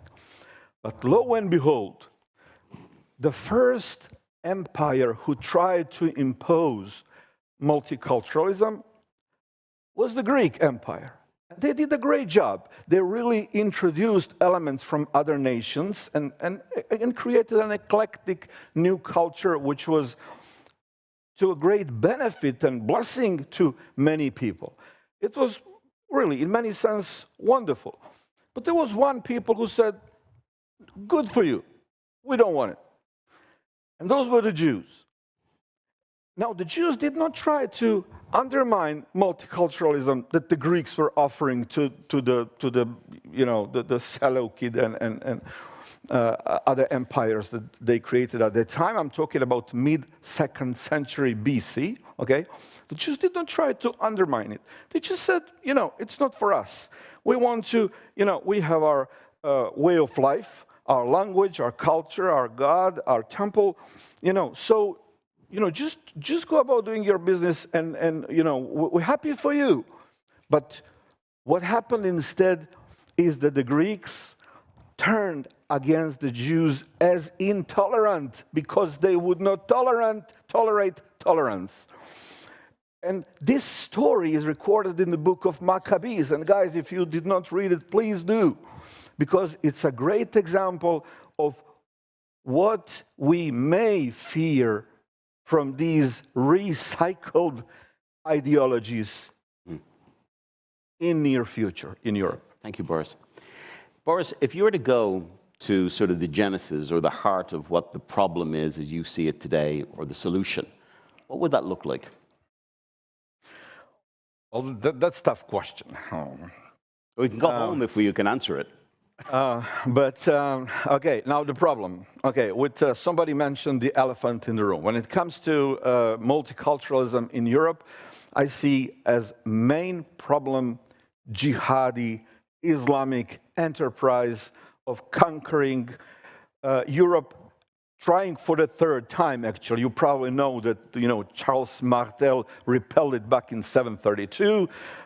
Croats and Hungarians repelled it, the Turks in the 16th century. And now they're coming in another way. So jihadi Islam is, in my understanding, the worst thing that is happening. But now let's let me take a step back. Now, as we share common, most of us, Judeo-Christian culture, civilization, and part of it is to be self-critical. Okay, so self-criticism is a good thing. It can go too far, but Jews introduced, they canonized, they're the only people who canonized their critics. If you read the Bible, prophets all speak against Israel, right? Now, let's be self-critical. Young people coming from the most conflicting area in the planet today, which is Middle East and Africa. Okay, young people coming with strong identities, strong religion, strong culture, strong, language, everything is their family, clan. Now they come to Europe, okay, and many of them could be in search for a better life, also spiritually, intellectually, and ideologically. And whom do they meet, at least when they come to the West? Here. They meet people who do not have any special position. They don't have national identity, no religious identity, no ideological identity. They freaking don't know if they are male or female. Now, if I would be a migrant from Syria, I would search for my identity somewhere, and Muslim Brotherhood is right there giving it to them, right? So, okay. So this is the problem part. Okay. Thank you. Alka, I'm not going to ask you for the solution, but what type of ways could we approach multiculturalism without building bigger walls or forced integration? What type of mechanisms could we use to try to address some of the tensions around these issues? Well, I think I'm a big believer in, I think there's two things you can do, two strategies. I think the one that is used most often in public discourse is the critical one, which is quite right. You have to criticize it for all the reasons that we have been doing. But I think the more difficult one, but equally, if not more necessary, is a constructive one.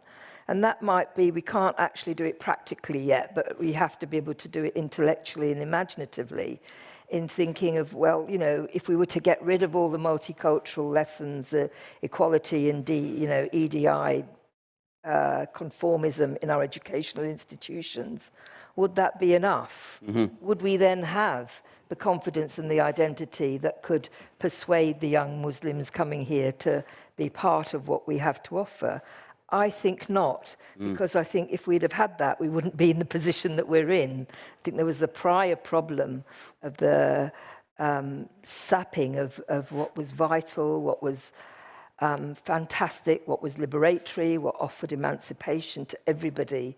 The sapping and the deliberate turning away from that and offering us measly technocratic means and pathetic, intellectual content in education, which is my big thing. Is it too late then to roll back that tide?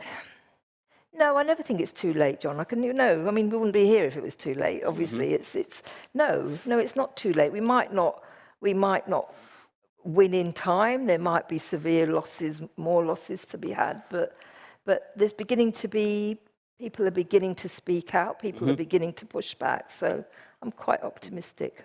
And Braverman's comments the other day, mass immigration presents an existential crisis to the Western civilization. Do you go along with that? Okay, right. Now, this also speaks to what you said and what I think José said in response to Bill earlier. Yes, the young Muslim jihadi is like not great for security in Britain, right? It's not great for cohesion. But in Manchester at the Ariana Grande bombing, right, we had this young jihadi with a rucksack.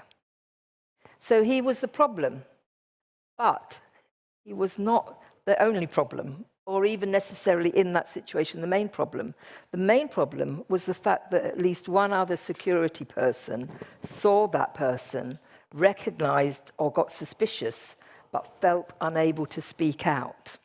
And they felt unable to speak out for fear of being labeled Islamophobic. So the problem there, and so what I think we need to be very careful, because it is very easy for our opponents and the majority to label us as xenophobic, far right, blah, blah, blah, blah, blah. So I think and I think it's also just more truthful. I think it's actually a more accurate picture to see the problem. The problem is not just the Muslim jihadis, that they are. I'm not suggesting a softy approach or anything, but we need to recognize the problem is also with ourselves, you know, as that case shows, I think. Natalia, what type of things could we put in action to begin to address some of the challenges that multiculturalism is posing for us? Well, first of all, I think we need to be clear about the ideas, what we believe in and what we don't believe in. And here, it's important to clarify, for example, when I started talking about biological diversity, then there the connotation, so the feeling of the word was lifted into discourse because everybody is in favor of biological diversity. But actually the meaning of that term was not lifted with the connotation because when you want to maintain an ecological system, then what the experts do is they try to keep out everything which doesn't belong there. And then you will have the diversity of that very ecosystem, right? And then nature as a whole, I mean, the global system is going to be diverse with the particular ecosystems. Now then, what we are facing as a trouble, I think, and here comes our politeness and our sense of being tolerant and that we want to show our goodwill, which is obviously a natural characteristic of ours, is that we don't want to focus on the particular, but we take the global into the particular, which means that, and this is what I found in the EU documents rather problematic, is that there is a shifting of the concept, so that there is a reference to diversity in the sense that something needs to be protected and promoted, but it's not specified what is the thing that the EU wants to protect. If you take, for example, the Welsh language, because diversity typically in the documents is about language diversity, cultural diversity, very few times ethnic diversity. So it's more like the culture and the language which is on the issue. But take, for example, Welsh language. If you want to protect Welsh language, then what you do is you protect Welsh language in Wales, spoken by Welsh people. And it's not the other way around, that you protect every language, and then in Wales you want to have a diversity of all the languages, because then it's not going to give protection to the very language which is a native one there, which is indigenous there. Okay, so what I'm saying is that we need to be very careful when we deal with the connotation and the feeling of the concept, and when we actually have the real meaning, because the two are sometimes not hand in hand. Mm-hmm. We will come back to our panel, but it's your turn now. I'd like to come out to the audience. I'd like you to put up your hand. Diversity I want to hear about. I want to hear about also if you have any constructive ways that we could address, that people in the room can address some of these issues. Yes, if you can bring a microphone over here. Thank you. That was really interesting panel. Natalia, I thought your taking apart of diversity, the origins of it, the concept itself, has really clarified something for me. And actually, when you look at the question of the session, how did diversity become an EU value? The point of the matter, I think, from what you were saying, was that diversity isn't a value. It's a description. Mm-hmm. But the distinction between that as a description and a project, an ideological project on diversity, is a very different story. Because there, it is an attempt to turn diversity into a value by discrediting everything that existed prior to that, i.e. the nation state, the values that were attached to that, community, the kinds of things that were important. I think this is the point. It's kind of finally the pennies dropped for me from the discussion today. It really goes back to the point that I think Frank made in one of the contributions, that the whole project is very much geared towards discrediting the concept of the nation state, and that's really what's driving this. And when we talk about diversity as a value, that's what we're talking about, as a counterpose to the value of national identity, national consciousness, or whatever. And I think it's really important for us to understand and insist that we are not talking about a value, but a political project. Thank you. Another hand, please, at the back. Myself or someone else? You, okay, you can first. Thanks. Yeah, so I think it was pointed out again and again that to create or achieve something in common, it's best to have something in common. I think that's not very controversial. And diversity by nature seems antithetical to cohesion. Now, I've attended the previous panel and this one, and there's an overwhelming, I think, consensus that diversity undermines a great deal, and I haven't heard a great deal that would suggest that it could either contribute anything to cohesion or that some kind of cohesion could flow from a very high degree of diversity. So, two observations on this. First, do we really have any reason to believe that, do we have any reason to expect any more solidarity, cohesion, common sense of belonging, or sense of togetherness or solidarity from a diverse society than we have to expect it from a joint stock company, a multinational company, in other words, or from a multiracial football club? I don't think we have any such reason. And the second reason? Second point, well, it seems to me, based also on the observations I've made in my first question, that multi-diverse, multi-cultural or multi-ethnic societies have a number of competitive disadvantages. So I'm not saying that they are all in the at the bottom, but if they're not, that's because of other strengths and advantages. So, other things being equal, they're less competitive. To stay competitive, they only really have one option, namely to export their ideology of diversity. And that's, in a sense, what the EU is doing. Thank you. This lady over here in the white shirt, cream shirt. My name is Anne. I work for an EU agency, but I'm here for personal interest as a social anthropologist. And this is a perspective I wanted to introduce, going in the same sense as what you said, diversity is destroying nation states. Human mankind, since centuries, identifies itself through family, villages, counties, and nation states. Mm-hmm. So you belong to an ethnic group, so multi-ethnicity has always existed, contrary to multiculturalism, which is a new word in a way. Mm-hmm. So you cohabitate in a country or in a county with other ethnic groups, and you dress the same way, you have the same language, you might get into fights, but you belong to a tribe, to an ethnic group, and this is your identity. And what happens nowadays, this forced introduction of mixture of ethnics, of different countries, languages, religions, in the name of a multiculturalism, which is just a mix that makes the head spin. you lose your identity and you lose your belonging to a nation state. It makes you fragile. I think it is an unnatural process to destructure the society because we have not lived like this. It's a new thing, and I think it won't last. It can't last. Okay, thank you. At the back. Yeah, I'll be with you in a minute. The back.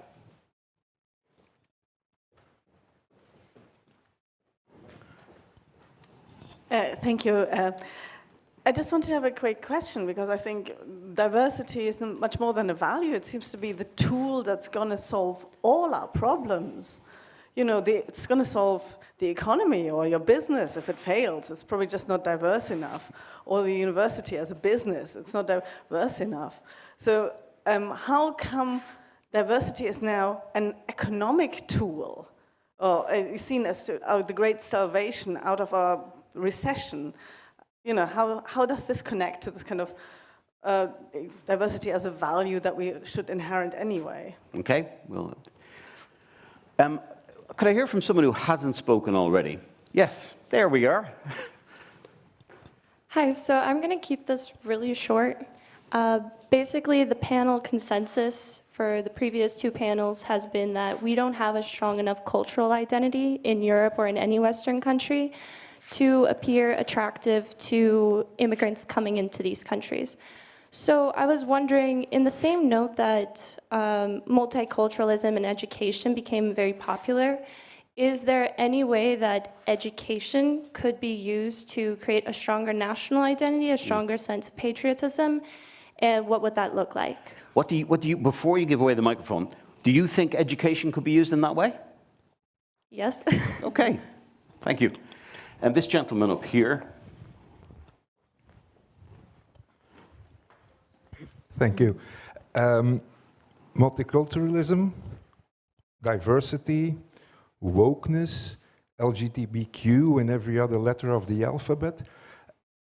I have the impression, and I don't know whether it is an invisible hand or just coincidence, but what certain forces in society are doing is to fragmenting our self-esteem, and by doing such, our society in such a way that I don't feel, I don't have anything in common anymore with my neighbor. And in such a way, I'm becoming a sitting duck for a certain ideology that forces that diversity upon me. So what do you think you can do about that? I have no clue. That's why I'm here. Okay. Well, let's get some answers. Yes. Yes, there.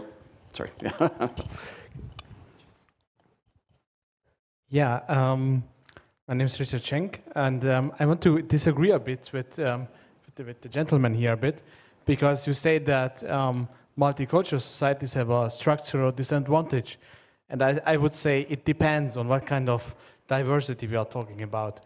You mentioned Switzerland. I think Switzerland is a good example for good diversity because you have a certain amount of competition between the different ethnic and language groups. And also, Mr.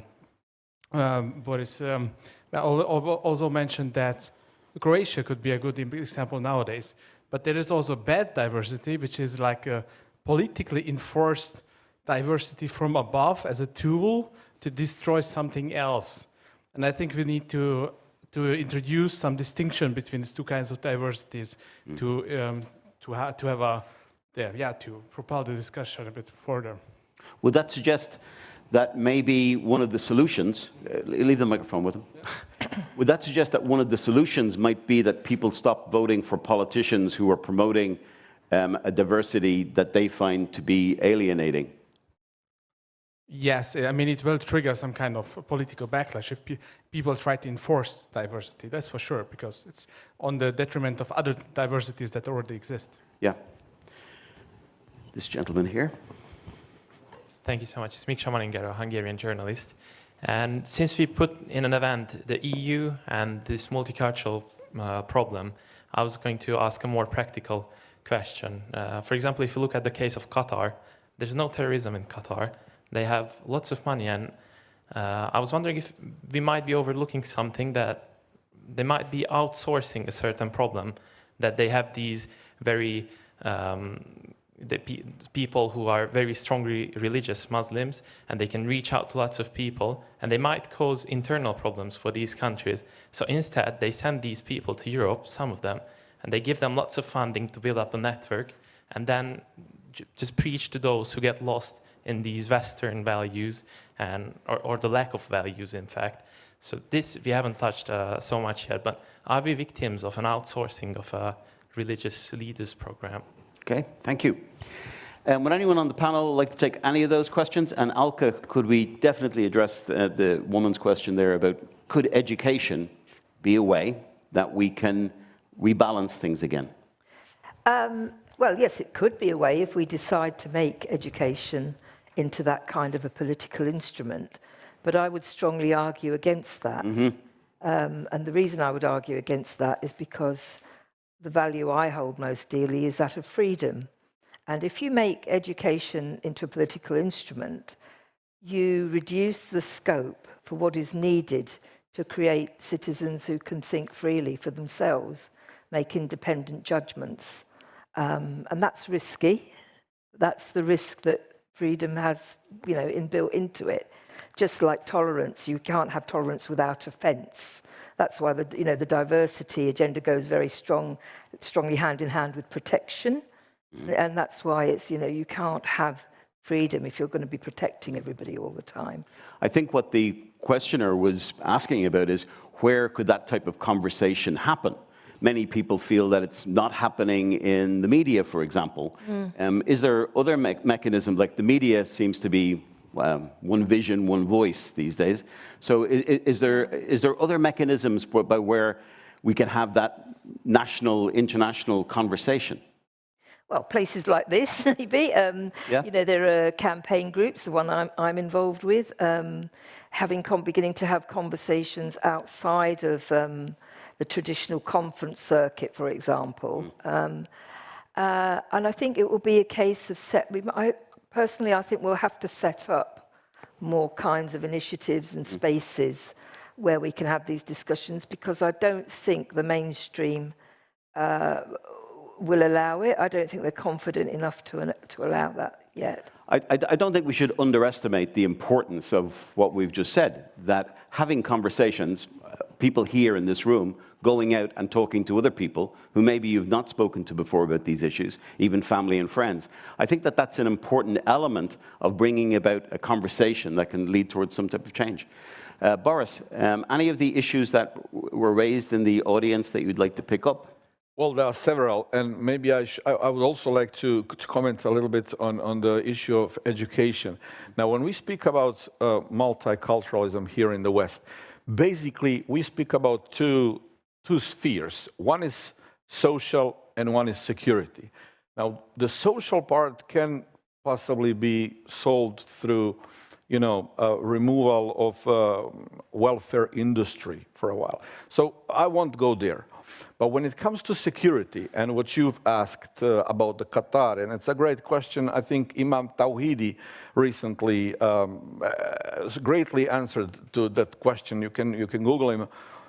Now, what is the West doing wrong in the aspect of education and meeting the security challenge of multiculturalism? And I think you hinted it when you mentioned the terror attack, to which nobody reacted, even though they could have.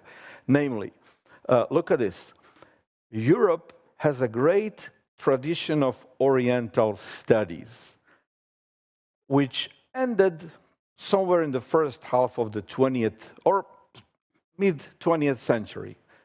Or somebody would say after Edward Said wrote his pamphlet, Orientalism. Now, today in the West, you basically do not have a higher institution of education. I'm talking about academic institution that is teaching Islam from its primary sources. Taking it all, not taking sides, not taking values, evaluations, disagreements. No, I'm talking about methodology. I'm talking about scholarship. Today, in the Western Europe and also America, you will hardly find a study of Orientalist studies in which the theory of jihadism has been studied. What is the theory? Okay. Most people take it for granted that it is just a random occurrences, but there is a theory, and that theory is very well framed in primary sources. May I only mention one, Ibn Ishaq, Sirat Rasul Allah. Find it in the Amazon, translated as Life of Muhammad, published by Oxford University back in 1957, when they still could publish whatever they wanted.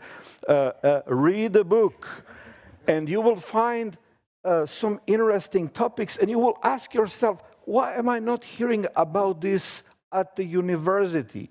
Why am I hearing at the university something that is tickling my ears? Sounds great, lovely. But then security challenges happen as they have been happening in Europe. Okay. Natalia? Right, I would like to focus on the issue of values and cohesion. So as you questioned whether diversity is a value or not, now then what I found in the EU document, and this is very interesting, the most typical verb, so action, that goes together with diversity is to promote.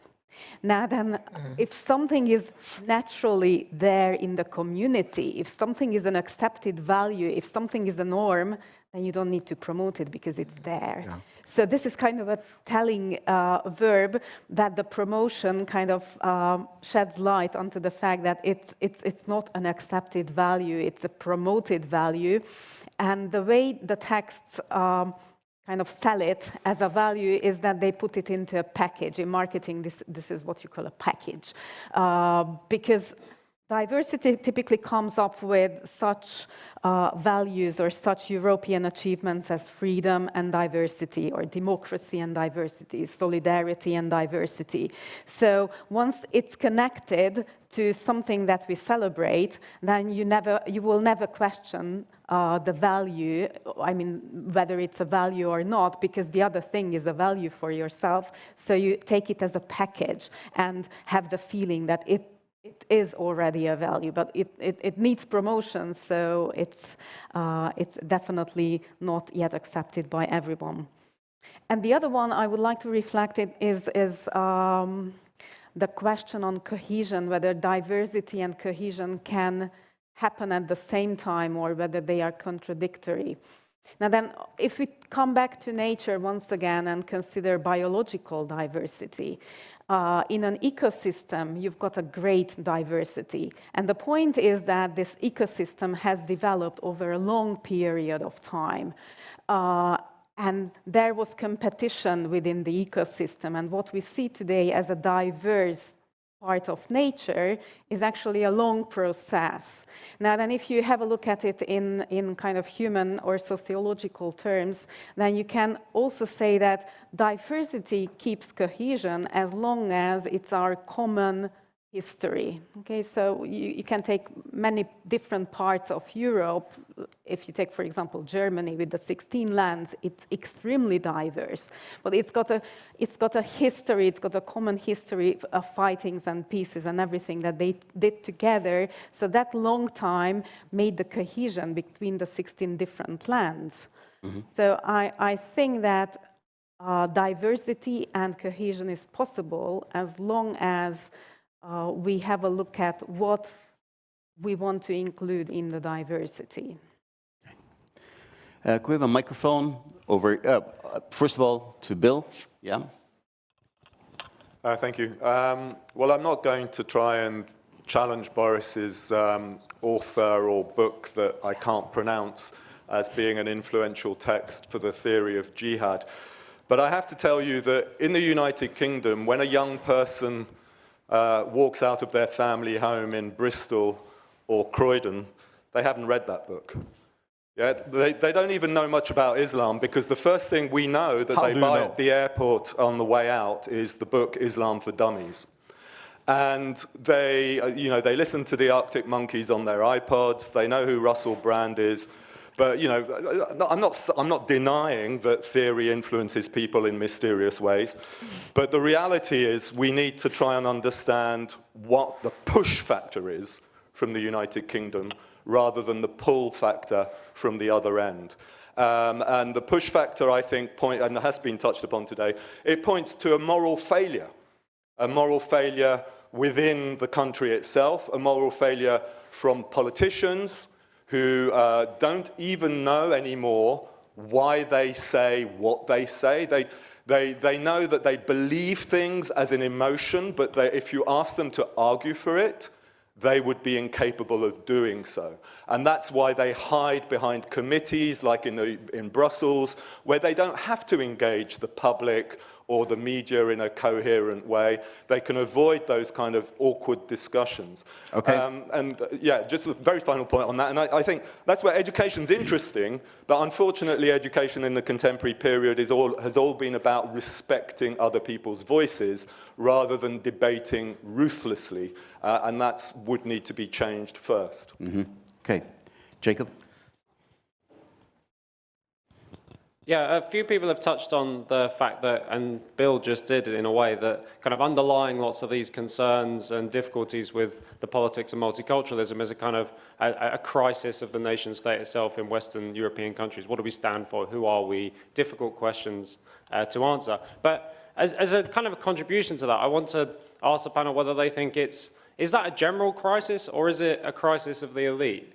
Like ordinary people, if you work especially in lower paid jobs, they have no trouble mucking about and getting on with people from all kinds of backgrounds and can make friends in kitchens or in serving at Pret or wherever, right? That they have no trouble there. It's not ordinary people who redrew education policies to emphasize differences. It's not ordinary people who created housing policies that promote ghettoization. It's not ordinary peoples who gamed the court system so that people can come to places where maybe they shouldn't be. It's not ordinary people who instituted visa policies that are really easy to game. It's not ordinary people who did those things, right? So the institutions are detached from ordinary people. And there's a general question we should face about how do we reclaim the institutions that supposedly kind of represent people, but don't. How do we do that? I don't think it's an elite crisis. Sorry, I don't think it's a general crisis. I think it's an elite crisis. Okay, thank you. The gentleman at the back. Yes, thank you.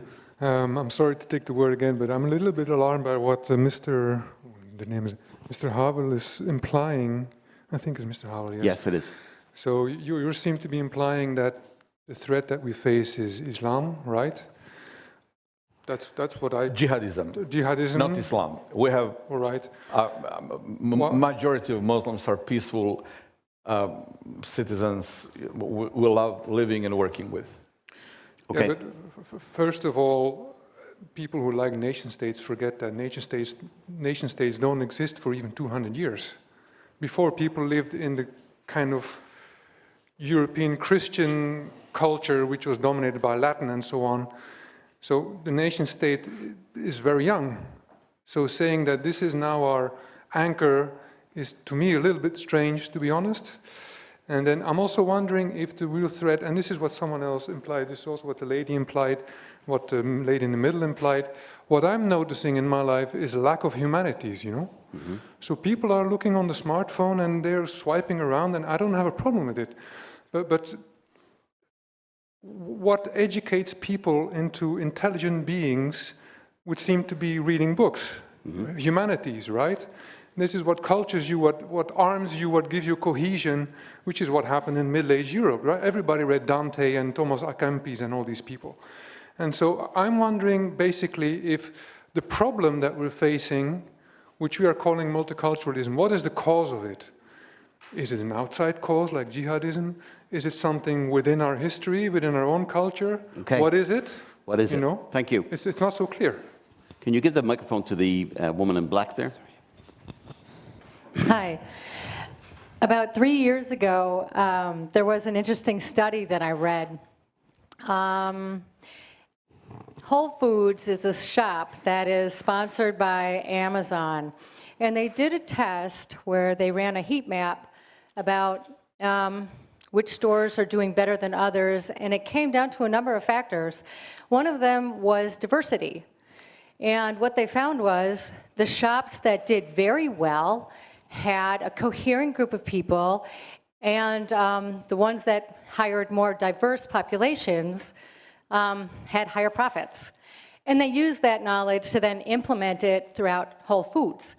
So I guess what we see by that concrete example that doesn't have much to do with education or other things that we've been discussing on a kind of more abstract plane is that this information is out there and it is being used to atomize social units, and it's forming a different kind of cohesion, a kind that's based on mistrust, because you have no way of kind of collectively unionizing to advocate for your own interests or that of your cultures. Thank you. You're next. You're next. It doesn't work. I've been part of several Erasmus programs, and the question that I wanted to propose to you is more of an advice seeking, because I'm 24 and diversity has been an environment which surrounded me for almost 4 or 5 years in university level. Diversity of student groups, student initiatives, people from all countries gathering together. And the question that I would have is, why is our culture worth preserving in an age where being exposed to new principles, new ideologies is an exciting thing? Of course, it can have its changes, but why is it worth preserving our cultures? Okay. I'm not saying that I have a clear idea on this.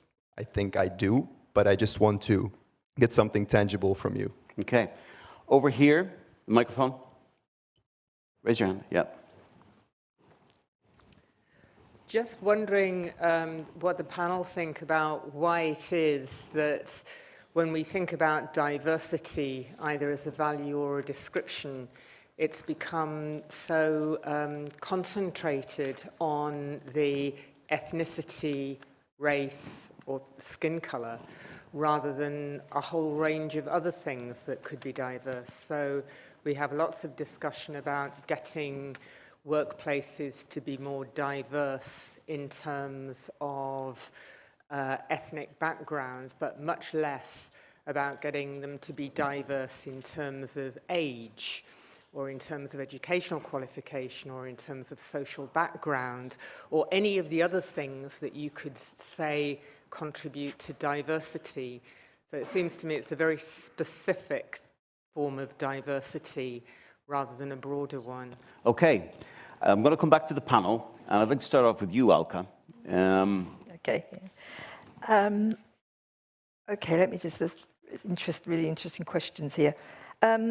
Elite crisis or general crisis? Yes, it's an elite, but it soon will become a very general one. But that for the reason is that I think there's something really fundamental going on here, and it touches on what Anne's question is: why ethnicity or skin color, even more more degradedly, and that's because that's not just the least interesting aspect; it's the thing we have no control over.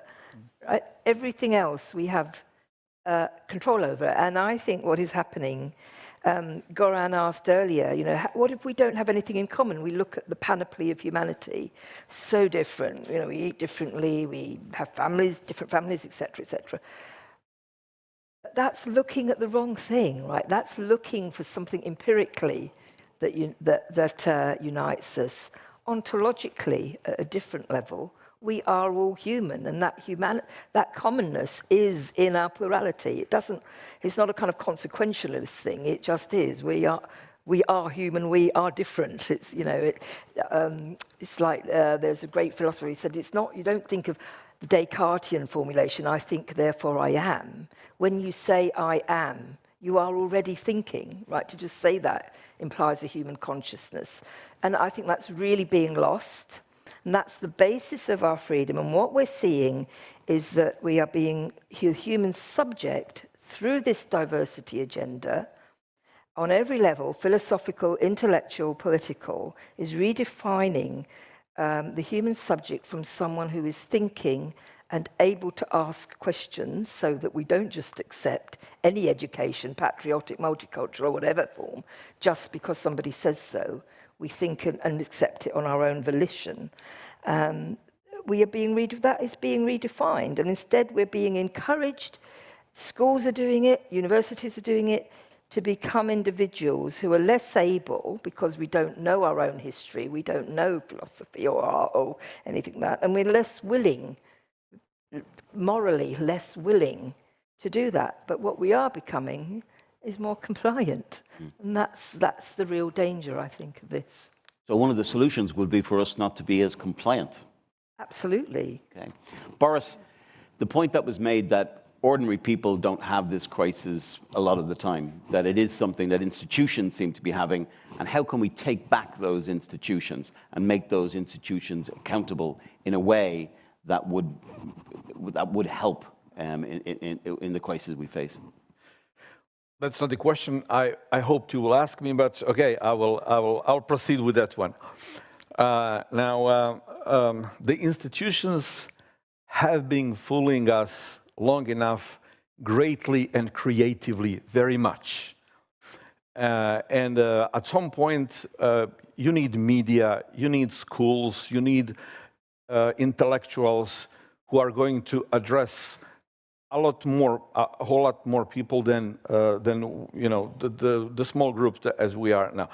But how are the elites creative? As we were talking today, a picture came to my mind. Imagine multiculturalism Israeli is endangering West Europe, primarily Western Europe now. And imagine it as a bridge, between two hills, and there is a abyss down there. So people walk on that bridge of multiculturalism, and every once in a while, people fall down. Some get killed, some get hurt badly. Now the politicians come and say, "We will solve the problem." And everybody says, "Well, what are you going to do?" And they said, "We are going to build a hospital down there. So as soon as somebody falls down, we're going to take care of you." And everybody goes, "Wow, what a great idea. Let's go for it. We vote." And and that's exactly what's happening. The core issue, fixing the freaking bridge, is not really as addressed at all. But how do we cope with all the fallen? We do that pretty effectively. Thank you. Let's change that. Thank you. Natalia. Right, I would like to get back to the education question and education issue, whether education could help develop or strengthen national identity. And I think education in the Western world typically, or in the Western part of Europe, is focusing more on skills these days than on building up a knowledge or passing on knowledge of the previous generations. And I think that two different types of views on education result in two types of strength of national identity. Because if the next generation learns the skills only, then they will not have the sense of belonging, because they were not provided enough information about their past. They don't know about their own history, because what they are provided with is a bit of history from here, a bit of history from there, and concepts are explained through various examples, but not their own history. So what I think is important here with building national identity is focusing on what is our own tradition, what is our own knowledge, and passing it on to the next generation. Does that seem bad to you, Alka? Is that not something that would be possible in schools? Yes, it will. Of course it would. And the skills agenda is just part of the de-intellectualization of education. But this is what I would say. When you say, so for example, this is happening in Britain, there's a very contested area, the history curriculum in particular, is that when you say you're going to teach British, if you say, for example, right, enough of this multicultural rubbish. Let's have proper British history, right? Now, that's fine as far as it goes, and there are many on the conservative right who would support that and would like that. But you see, that's already been done and tried, right? And it doesn't speak to what we have today. So what I would suggest is you have a British history, but it has to be really rethought, taking account of scholarship that's happened in the modern era, because there is good scholarship that's happened in the modern era across all, not just in the West either, as it happens. So you look at, for example, something like the eradication of sati in India, and it's not presented as a great gift of the British Empire, because that would be partially true, but not very true. And you don't present it as, a kind of something just that happened within India, because that would also be very partial.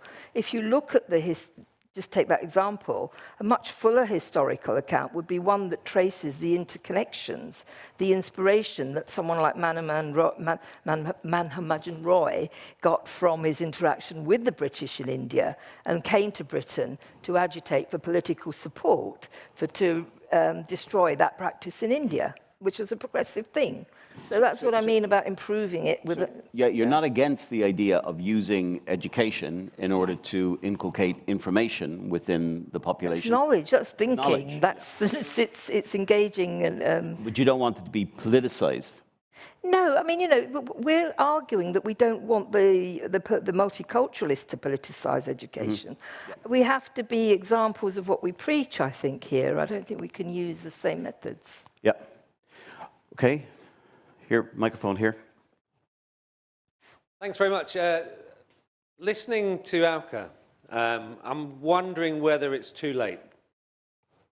Because I think back to my parents and myself growing up in the 70s and the 80s, and they had an idea of what it meant to be British.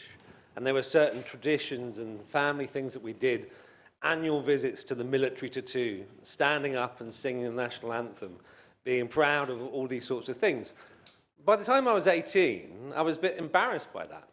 And that all seemed rather, outdated. And in fact, my parents' attitudes to people moving into the area of a different culture, I found quite backward and racist. Today, they would just about remember what it meant to be British then. They wouldn't have an idea of what it means to be British now. Okay. And so my point is, and my question is, and if you take London as a prime example, it's actually really not part of the UK anymore. Mm-hmm. Thank you. Yeah? It's an independent city-state. So when things have gone so far, how do you have a sense of what it means to be British? Got the question. So, this lady here first. Very briefly, okay? I'll be very brief, yeah. Good. So I really appreciate Natalia kind of clarifying what my point was, which was a bit naive of me to assume that national identity could be separated from politics, because I was going about it from the perspective of properly teaching and approaching history with honesty from both sides, looking at the good and the bad that our own national history has done, whether that be the UK or the US. And I just wanted to clarify that what do you do about the fear in the classroom? What do you do about the fear to criticize things? Because there was that story earlier, someone said that someone saw suspicious behavior, but they couldn't do anything about it because they were scared of being labeled. And you see a lot of students struggling with that. I mean, if a police officer could struggle with it, students will as well, especially if there's a sense of you can't question the narrative, you can't question the history. So I think that sums up my question. Yeah, that's great. And here. Thank you, Ben Sagat from MCC. I would like to introduce a bit of Hungarian perspective in this question, because I learned a lot from this discussion. In Hungary, we do not have these problems of multiculturalism, but we see that there is this saying in the European Union and in the European Treaty that united in diversity.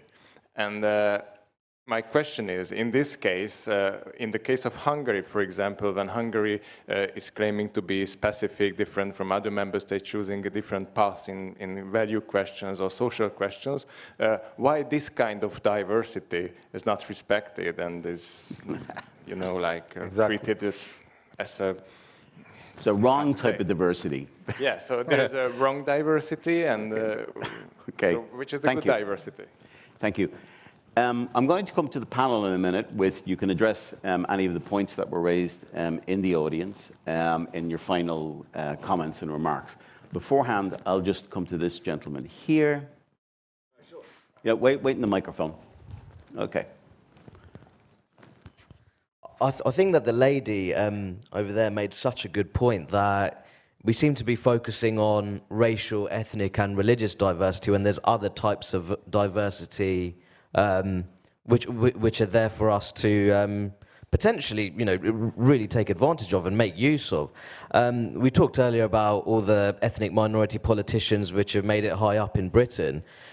And another key common denominator between all of them is that many of them are privately educated, for example. So you can see that, in a sense, it's actually quite homogenous in a way in terms of social class.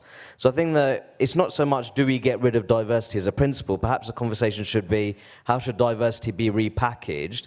Because when it comes to maybe a diversity of skills, expertise, specialisms, those are the kind of things that would help us have a more productive future. So it's not so much getting rid of diversity, but rather restoring it and focusing on things which in their diversity could actually help us move forwards to a brighter future. Natalia.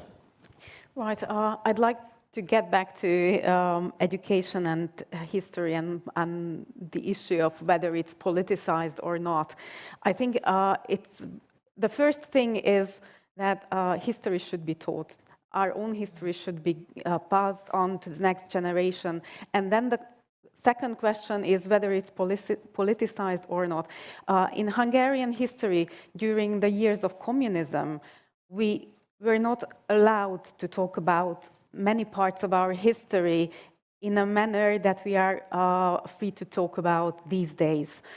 And still, we've got my generation and the older generation who lived during communism, still we have a sense of continuity of the Hungarian history because we talked about it, okay, not in the manner that we accepted it these days. Several periods were especially problematic, but at least we still have the sense of continuity, so it was never broken.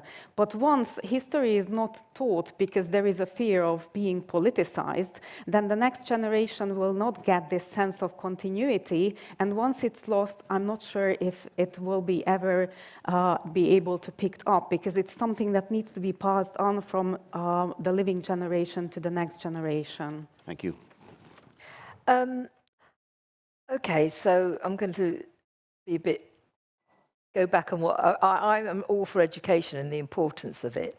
I think you're right, it isn't taught. In Britain, it's not even a compulsory subject, and when it is taught, it's modularized and it is utterly incoherent. I think that should be changed. The government's had a commission that's been sitting on its backside for about 2 years trying to come up with something, and it hasn't done. And that's because they're just too scared to make a judgment on it.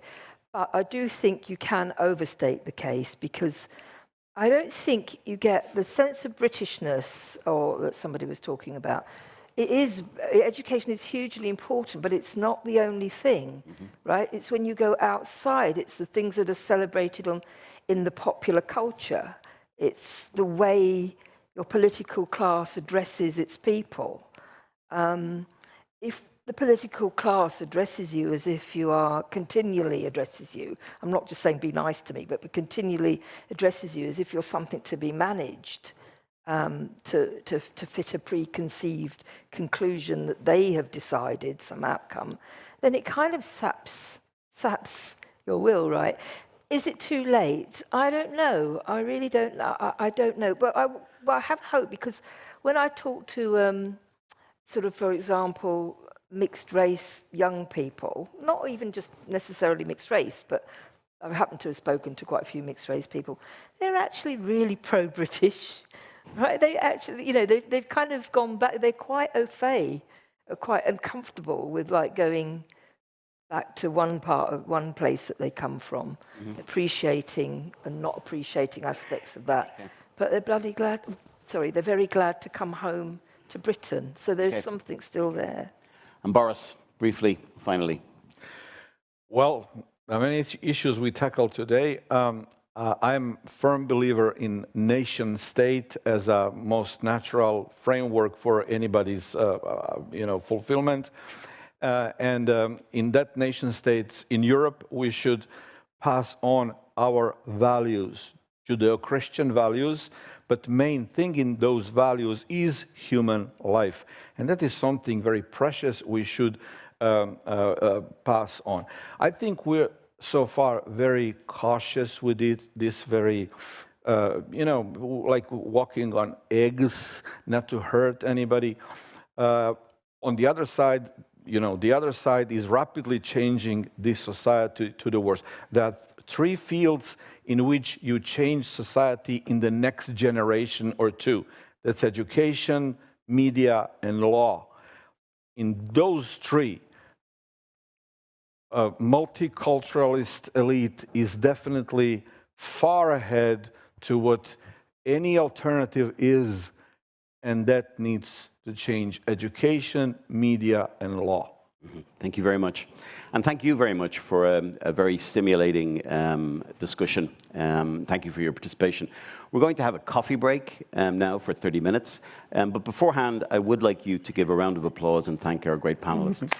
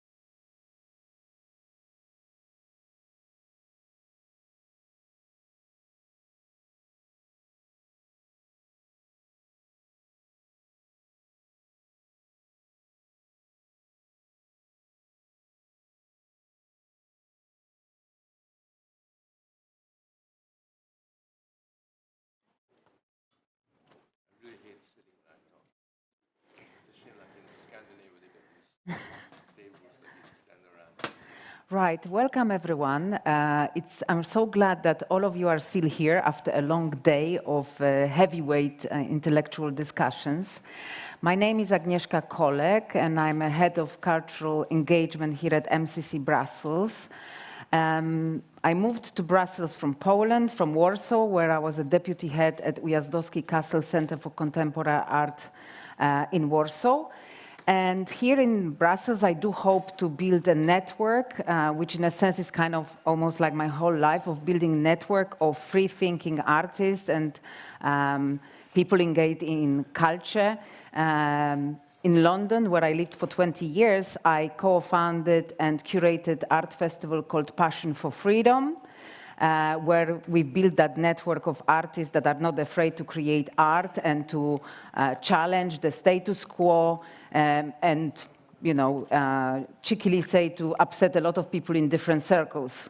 And I also survived the terror attack in Copenhagen during discussion on art and blasphemy law. So in a sense, we could say that I also experienced the cultural enrichment of Europe firsthand.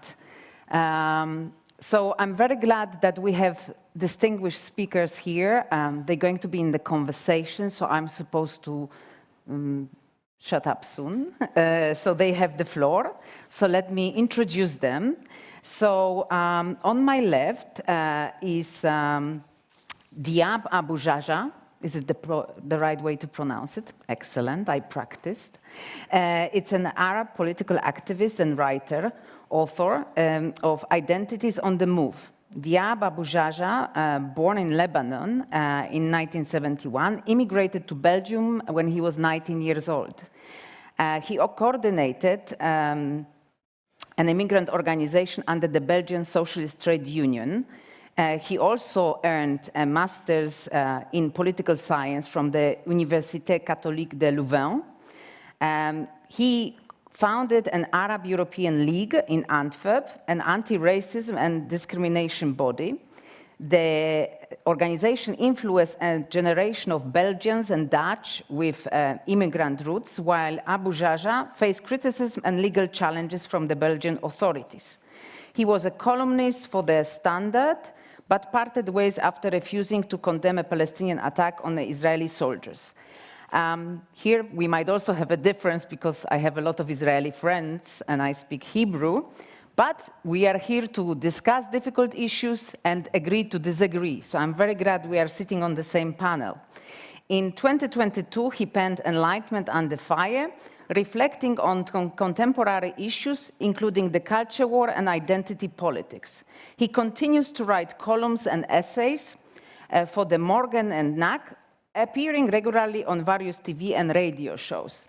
And his day job is to teach actually at secondary school, and we noted that it's great to have this reality check every day and not just from time to time and talk about political theories and ideals. Now, my boss, the executive director of MCC Brussels, Professor Frank Furedi, it's a great honor to sit with you here. Professor Frank Furedi is an internationally renowned sociologist, author, and media commentator. He is Emeritus Professor of Sociology, University of Kent in Canterbury, and author of more than 25 books, which have been translated into 16 languages. His studies have been devoted to an exploration of cultural developments in Western societies.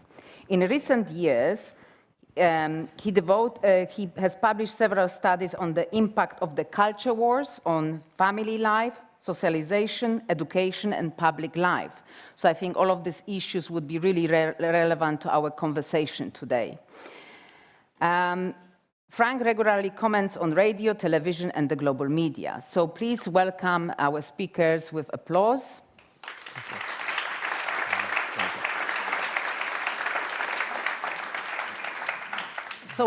So first, I thought I'd give you a chance to have your time to speak on the issues tackled during the conference. Obviously, Dyab, you just joined us, but this is something you've been dealing with, not just in theory, but in practice. So I would like to give you a few minutes for your own remarks on the subject. So Dyab, if you could take first the floor, please. Thank you very much. Thank you for your presence.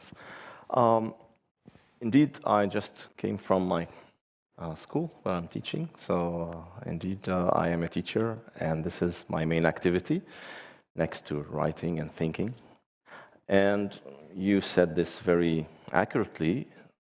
It is to be a teacher, especially in a high school, with young teenagers who are at the cusp of their, let's say, transit into adult life. It is every day a school for the teacher himself. So I also feel that I'm learning, not just I'm teaching my pupils. Let me just maybe cut to the chase and go into the debate of multiculturalism. Indeed, I have been busy, or I have been active around this subject for more than 25 years now, and partly because I'm myself an immigrant. I'm a first-generation immigrant. I wasn't born here. I came from Lebanon. I was born in Lebanon. I was raised there, and I left Lebanon on my own, let's say, design, when I was 19 years old. So my parents are still living in Lebanon. They do not live here. So I'm a first-generation immigrant. Just like a lot of my generation, we left Lebanon after the end of the Civil War, not during the Civil War. During the Civil War, we were active in the Civil War. I joined the militia in Lebanon when I was 13 years old. And we fought the Civil War hoping of a transition, a new Lebanon, and that didn't happen. We were disappointed, we were naive, we were young. We thought our comrades died for nothing, and a lot of us left the country. Most of the Lebanese went to Switzerland, some of them to Germany, few to Belgium, a lot to the United States and to Canada. So this is the migration routes of my generation. You have different generation and different routes. So multiculturalism was never actually an issue for me in Belgium. It was when I was a young man, whenever I heard multiculturalism, I would think of Lebanon, because we are, as a country, I would say, some people would say blessed, some people would say cursed, depends how you look at it, by multiculturalism. We are a multicultural country among the indigenous Lebanese. So multiculturalism in Lebanon is not an issue related to immigration. So my first nuance to bring into this debate is, this is not just related to immigration. Belgium, for example, has the issue of multiculturalism, even though you might, regardless of its immigration, even though you might say, well, it remains within one civilizational framework, Western, Northern European one.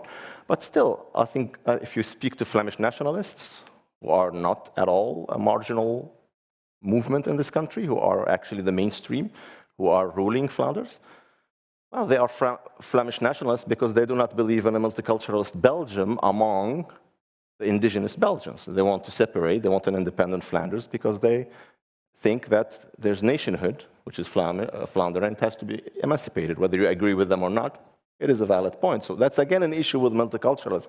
So, but as an immigrant, when I first arrived in Belgium, I did not experience any, let's say, feelings or thoughts that could drive me into a multicultural, into a position, a political position on multiculturalism. Because when we say ism, obviously, I'm sure you have debated that before. I apologize, I couldn't attend because I had to attend to my classes. And as you know, in our job, we cannot just ask a colleague to take our place. So, but I'm sure you debated the fact that multiculturalism is the ideology, and diversity as such is not an ideology. It shouldn't be made an ideology. Some people are trying to make it into an ideology. So I think my first encounter with, the notion of multiculturalism was for me just a fact that societies with a lot of migration are diversifying somehow, but I never attached a positive or negative value into it. Mm-hmm. I started noticing that some people do that when I was politicized in Belgium. I wasn't politicized in Belgium, I was politicized in Lebanon, very political. But when I came to Belgium, I had no political affinity with the country. I was politicized by the Socialist Trade Union, where I started working. And there I was instructed into the notion of a multicultural society. And I must say that, to me, it has always felt somewhat artificial, or, to keep it simple, ideological. It is ideological. I believe it is ideological. I don't want to make a long story about this. I think what moved me politically in Belgium was a struggle against racism and not a struggle for a multicultural society. I don't see these two things as one and the same.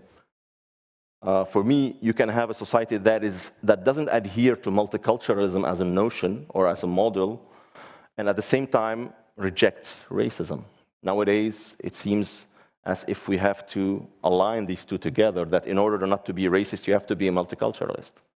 I never really saw this thing like that. I must admit that there was a period in my activist life when I was younger, around my 30s, where I was somewhat, let's say, ambiguous about how can an anti-racist struggle materialize. And you referred to the Arab European League. The Arab European League was a very identitarian organization. It was identity politics already, but not identity politics according to the, let's say, postmodern notion of the concept. It was identity politics based on the traditional identities, nationalism and religion. So the same identity politics that nationalist parties today in Europe also adhere to, because that's also a form of identity politics, but that's the traditional one. So I was an Arab nationalist, and I was, you know, a cultural Muslim. And for me, Islam was like, for many Europeans, Christianity, regardless of whether they believe in it metaphysically, yes or no, it is a foundational element of their culture and their civilization. So this is how I look at Islam still, by the way. I still look at Islam as a foundational element of my identity and my culture. So the AAL was ambiguous as an organization on, some might consider the AAL as multiculturalist, and I think there is a case to be made there. I will finish by saying, and maybe in the debate with the public we can zoom in, because it's up to you guys what you want to talk about. I don't want to hijack this session. So I just want to finish by saying, up to 10 years ago, 2009, I think, is the year where I broke with nationalism, personally. I stopped calling myself a nationalist in 2009. When I was living in Lebanon, I moved to Lebanon in 2008, and I came back here in 2013. So in 2009, I stopped calling myself a nationalist after the birth of my first daughter. And there's something about fatherhood or motherhood that kind of, that can be an antidote to ideology.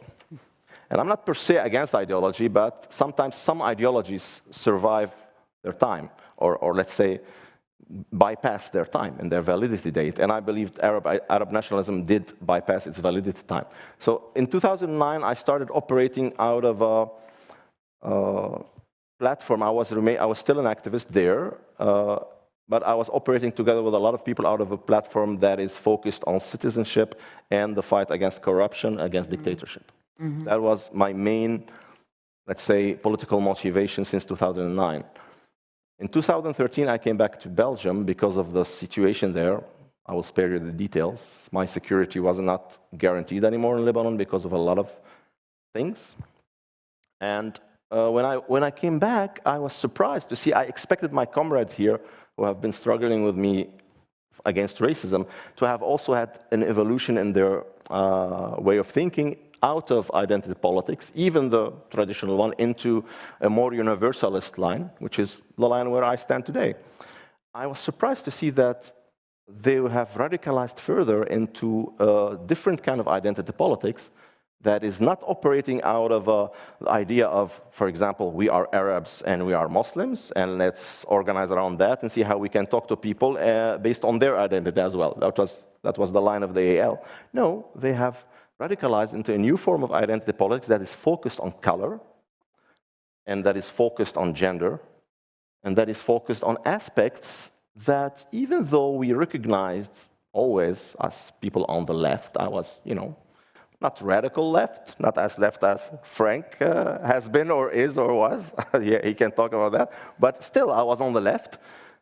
We always recognize gender and color as aspects that can play a role, but they were incidental. They were never the central element of organization or mobilization. I was surprised to see that this has become the focal point of organization and activism. And since then, I grew further and further from this movement to find myself nowadays, since 3 years, maybe even 4 years, I'm considered by some of my comrades, former comrades, as somebody who almost went to the other side. But I do not experience this as such. We can maybe talk about it a bit more. I believe there have been a shift in the cleavages and the fault lines in society. And of course I evolved, of course I developed, I changed, who doesn't? But I don't believe that my shift has been so dramatical politically as people who criticize me here in Belgium today want to make people believe. I believe that society shifted so dramatically, and activists and certain ideological notions shifted so dramatically. Thank you. This is really informative, and I think it's a good setting the field for the further discussion now. Frank, if you would like to. Yeah, well, just carrying on from the point that was just made, one of the things that we didn't discuss this morning that is an essential dimension of what's happening is the relationship between multiculturalism, diversity, and the politicization of cultural identity. Because it seems to me that the reason why your comrades moved the way they did, and not just your comrades, but everybody who is involved in mainstream elite kind of politics, is because identity is not a static concept. Once you define yourself by an ethnic identity or a gender identity, or the fact that you're disabled, I mean, a variety of different ways, then identity becomes your life. It is something that you breathe, and it's not separate from your private life. It's not separate from your friendship circle. It's something that is all-encompassing. And what happens is that, unfortunately, once you try to find meaning in these kinds of newly created identities, it becomes a quest forever. Because an identity that requires the validation of people around you can never be fully satisfied. And the very minute that you think that, yes, this is my identity, you'll find that you feel there's something missing, and you want more validation, you want more recognition, and identity expands into areas that were previously untouched by it. And that is why you will find that in the European public and political kind of context, identities both expand across the board and new identities are created all the time. And you can see this, for example, in the way that gay identity begins to fracture. And all of a sudden, lesbians and male homosexuals find they have very little in common. And a day later, you have the sort of the separation between cultural lesbians and social lesbians. And similarly between feminism, you'll find that there's a large variety until you get to the point at which you are now, where the kind of gender affiliations continue to flourish and multiply. And this happens in all the other areas as well. There's a kind of continuous proliferation of identities, which becomes almost like the mainstay of public life. And that leads me to a point that we didn't really discuss, which is that at the end of the day, when we're discussing multiculturalism or diversity, we're not discussing that in the abstract. So that multiculturalism in Europe is not like multiculturalism in Lebanon, which has grown organically over centuries, where you have different cultures, different ethnicities that have been around for a very, very long time. Multiculturalism and diversity are what I would call administratively created values. And this is the key point.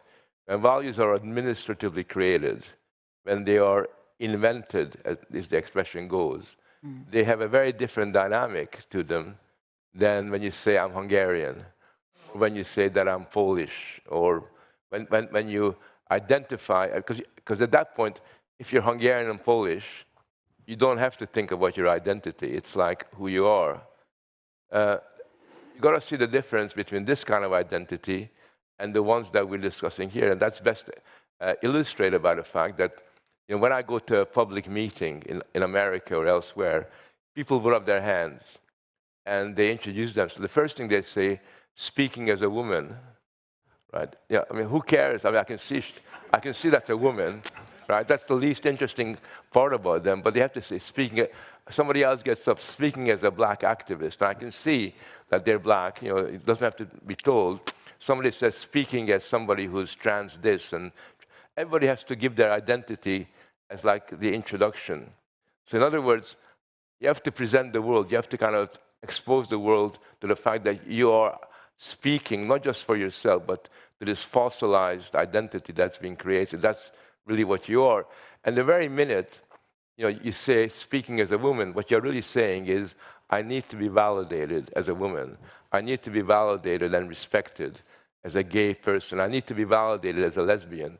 The trouble is, once you need to be validated, once you rely on other people to recognize you and validate you, you lose, first of all, control over your own destiny, because you depend upon how people react to you. But more importantly, you politicize what you are more and more. Because now what happens is that your very existence is annihilated, is destroyed the moment I don't respect you. So if I don't use the pronoun that you want me to use, because I think you're a man or a woman rather than Z or D or whatever you are, then I'm not just simply disagreeing with you, I'm calling your existence into question. It's really important to realize that. And the reason why I make this point is because once we move into the domain of administratively created identities, once we have a language that is administratively constructed, then we run into a situation where people's public existence and life is quite external to them. So if you take diversity, I think that's a very good example. Somebody has suggested there is nothing valuable about diversity. Diversity is no more valuable than homogeneity. Both of them are a description of a fact of life.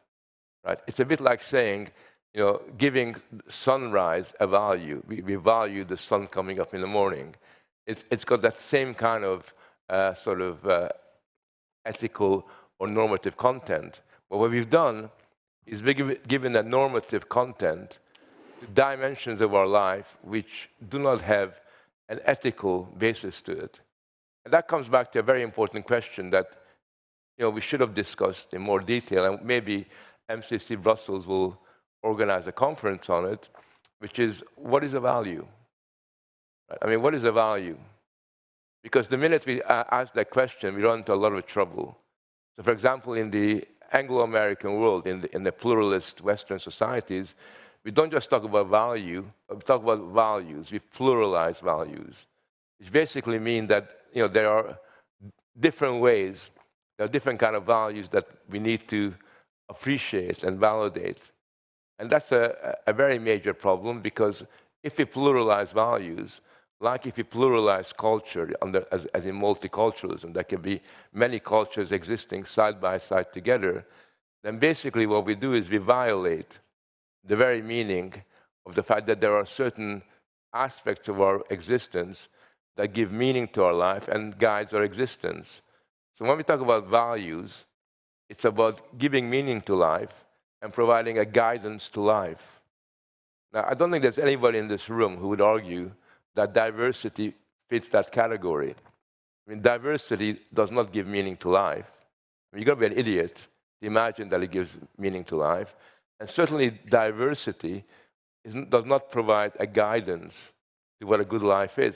It doesn't kind of play that kind of a role. So the problem that we face here is that we're captured by essentially zombie values.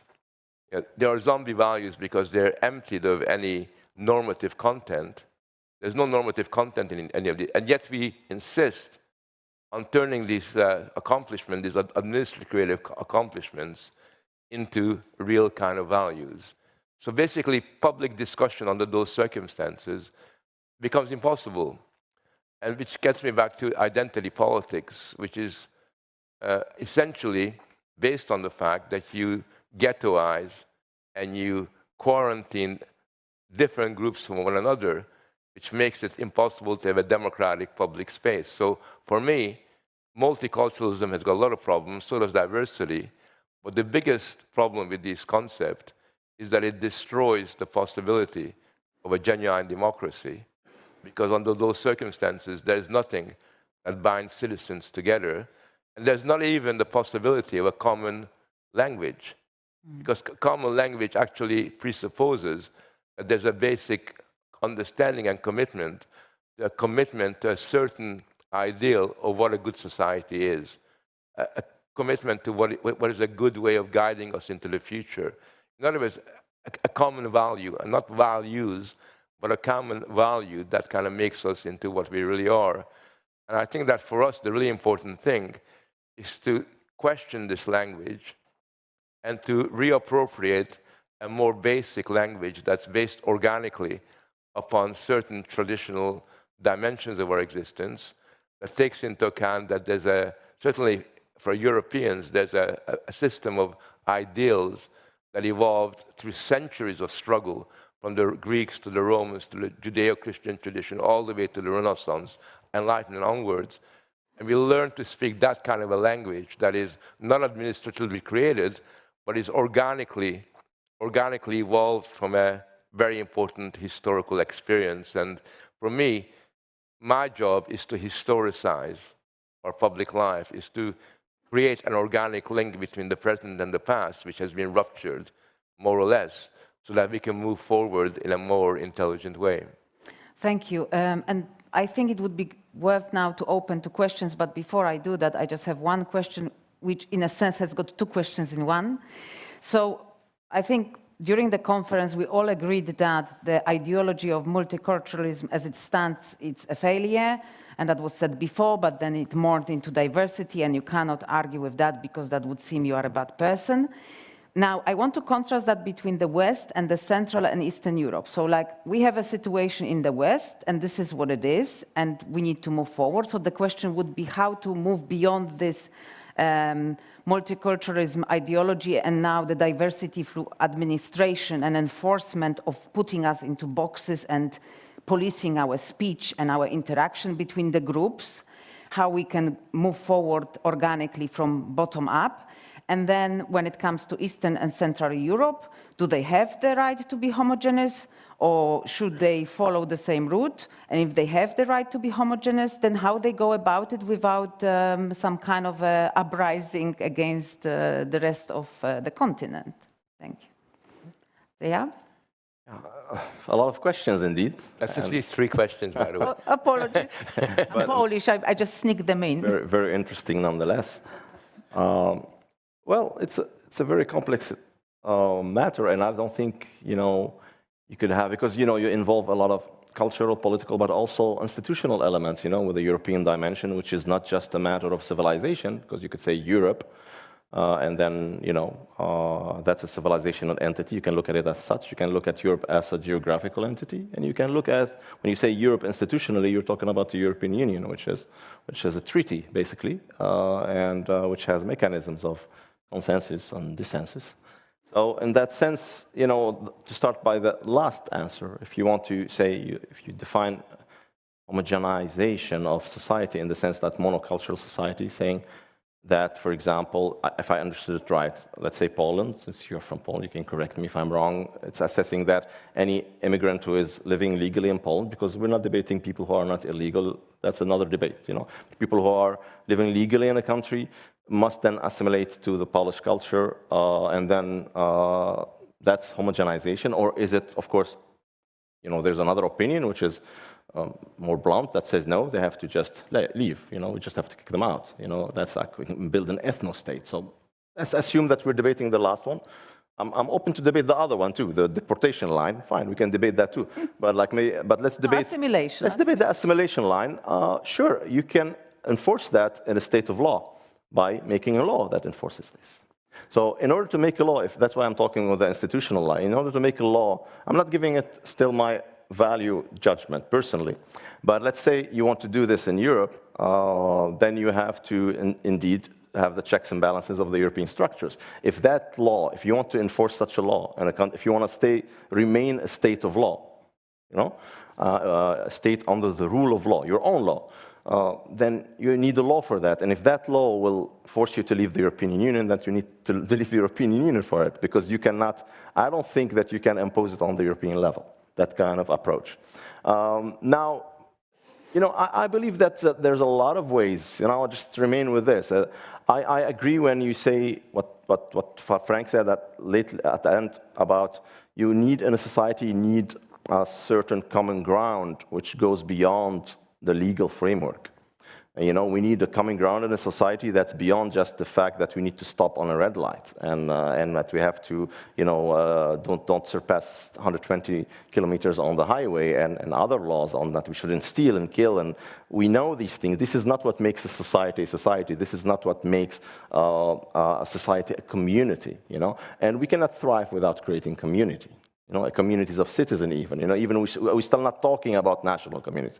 You know, even a community of citizens, you need a common ground, which indeed requires a linguistic element, the tool to understand each other, but also more than that. I don't believe a language is enough. I think you have to go beyond that.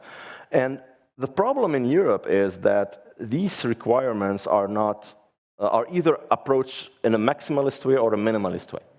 And the maximalist way is not feasible because it's extreme, let's be honest. If you say, we want to kick all foreigners out, you know, yeah, that's, okay, you can say that, but, you know, you belong to a certain club of people that not a lot of people want to communicate with. So, but if you say, I think cultural assimilation is a necessary element for a harmonious society, that's a legitimate opinion.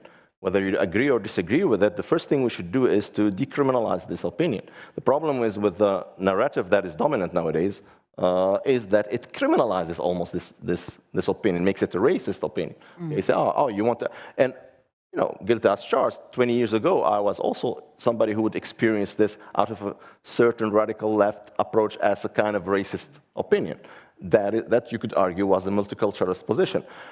Since more than 10 years, I'm defending the idea that, of course, you need to have something more than just a pure legalistic frame. And I believe if we don't take the maximalist thing, which makes it very, let's say, I want to use the word aggressive, or let's say inhumane, or unlawful. If we just take the minimalist line of that, meaning that laws on linguistic integration should be voted, preventing somebody from acquiring a nationality in a European country if they do not attend a certain level of mastering the national language. That's very possible under the European Union. If that's not voted, I'm sorry, it's because local politicians are cowards. Because you're on the European law, you can do that. You can say, to acquire the Belgian nationality, you need to speak French or Dutch or one of the national languages perfectly, or attend the level of, you know, European has this level, the C and the A and the B. You know, you have to attend the C level in Dutch, for example. Why not? Why don't you do that? Second element, some countries do it, by the way. So in Belgium, for example, we don't have that, which is a problem. And a second element, the United States of America and Canada, both of them are not considered to be bigoted extreme right countries. Especially the United States requires that you study its history, that you study its constitution, that you swear, that you take a pledge or oath. How do they call it, the Americans? Allegiance. Yeah, towards the flag. And well, if you want to build a national community, maybe that's not a bad idea to do. If you want to make a signal, when I was 20 years old and I arrived to this country at 19 years old, and when I became Belgian 6 or 7 years afterwards, nobody asked me to take any pledge. Nobody asked me anything.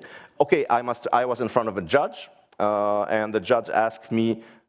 He spoke to me in Dutch, so he could hear that I'm speaking Dutch. He asked me if I have a job. I had a job, and he said, okay, I see that you're integrated enough. In my case, maybe that's considered a hard judge. In some cases, people do not speak the language, and they do not know in what country they live, and if you want to belong to the club, you have to know, first of all, imagine you want to join a football club, you have at least to know the name of the club.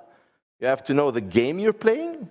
You cannot go to a football club and play volleyball. And they say, guys, you know, you play football, but I want to play volleyball. No. So these things are not extremist position. The problem is, nowadays, these things are problematized, and these demands can only be advanced or vocal. They became vocal only with a political program that sometimes goes much beyond that. So it makes it easy to those who do not want to talk about that, who wants to make this also sound racist. I know it's just a little part of your question, but I will stop here. Thank you, Frank. Yeah, I mean, it was really brought home to me when 5 or 6 years ago, I was reading about how in Holland, the way they tried to integrate people who didn't feel Dutch was by getting them to do things like looking at pictures of naked Dutch people being, running around on a beach to demonstrate that people in Holland are very liberal and open and everything else. That's the point when I realized that Holland had a big problem. Yeah. Because if being Dutch meant taking your clothes off, then that really wasn't a valid way of establishing a common community. And I think that there's something artificial that is sometimes tried as a way of dealing with a very manifest kind of problem. But I think that the important thing for me, and I come back to this all the time, is what does it mean to be Belgian? What does it mean to be French? What does it mean to be Hungarian? Now, if you take the case of Hungary, and I'm not an expert in Hungarian history, but Hungary did not begin its existence thousands of years ago by being a homogeneous Hungarian community. There's a lot of people moved into Hungary, they interacted with each other, they gradually developed a common religion, they gradually developed a common way of being, they began to eat the same kind of food and everything else. And from that, gradually you had what you could call today a homogeneous Hungarian society. But the importance about Hungary is not that it's homogeneous, but that's just a descriptive phenomenon. The really important thing about Hungary, as far as I can tell, is that people feel Hungarian. So there's a feeling, that kind of is within their hearts and within their soul that makes them into Hungarian. And that you cannot do by, in Hungary, giving people pictures of people dancing the csárdas, or forcing people to eat paprika stew or anything of that sort. That would be a very funny way of doing these kind of things. There's got to be a way in which society is organically evolves, as opposed to the way in which values and ways of being are artificially imposed on people. Now, the logic, for me, the key thing is that at the end of the day, what Poland is, what Hungary is, or what Sweden is not a philosophical question. It's not even a political question. It's something that ought to be determined by Hungarians or Poles or Swedes. That's the key element.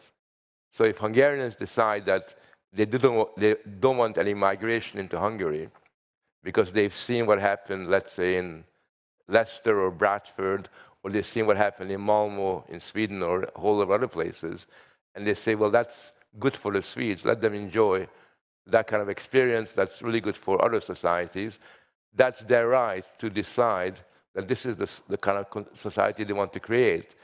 And therefore, at the end of the day, when we think about the EU, the key thing that is the most important and the most wonderful alternative to multiculturalism and diversity is the principle of sovereignty, the principle of national sovereignty, because the principle of national sovereignty is not just simply about nation and nationalism. National sovereignty is the foundation on which a democratic public can establish itself. Without national sovereignty, you cannot have citizens. You cannot have a sense of public life. And I think that's the key thing that we're trying to defend here. And to me, it's a package. All these things are interlinked with each other. And the minute we try to interfere from outside, as the way that the EU at the moment is trying to do, then all you can do is to disrupt and dislocate a kind of society that's evolved by itself without the need for expert technocratic advice by these wonderful bureaucrats hanging out just down the corner from here. Thank you, Frank. So I would like to open the floor to questions. Are there any questions? Here, gentleman there.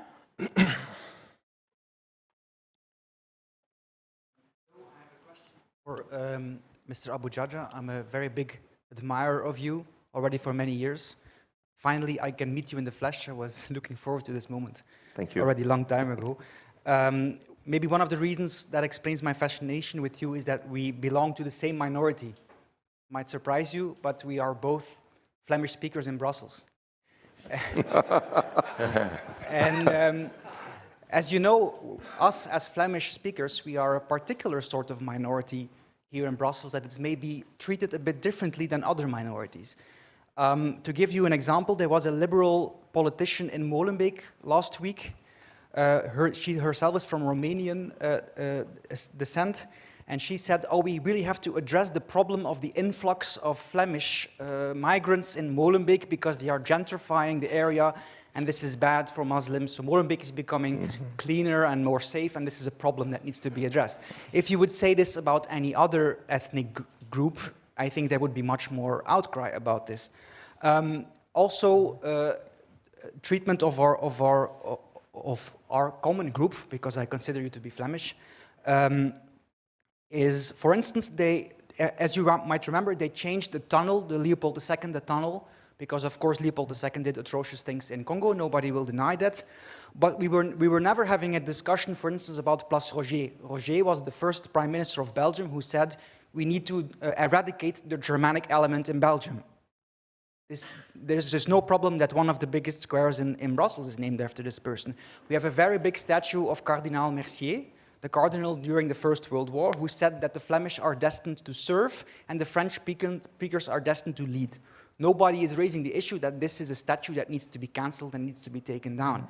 So my question to you is, you as a fellow Flemish Brusseler like me, how would you explain the difference in treatment that we as an ethnic minority have in Brussels is different than the ones of the many others in this very multicultural city? Thank you for your time. Yeah, thank you. Yeah, let's do it maybe one by one quickly. Is that all right, or would you like to gather a few questions? We'll gather a few questions. Okay, fine. Yeah. Alka, please.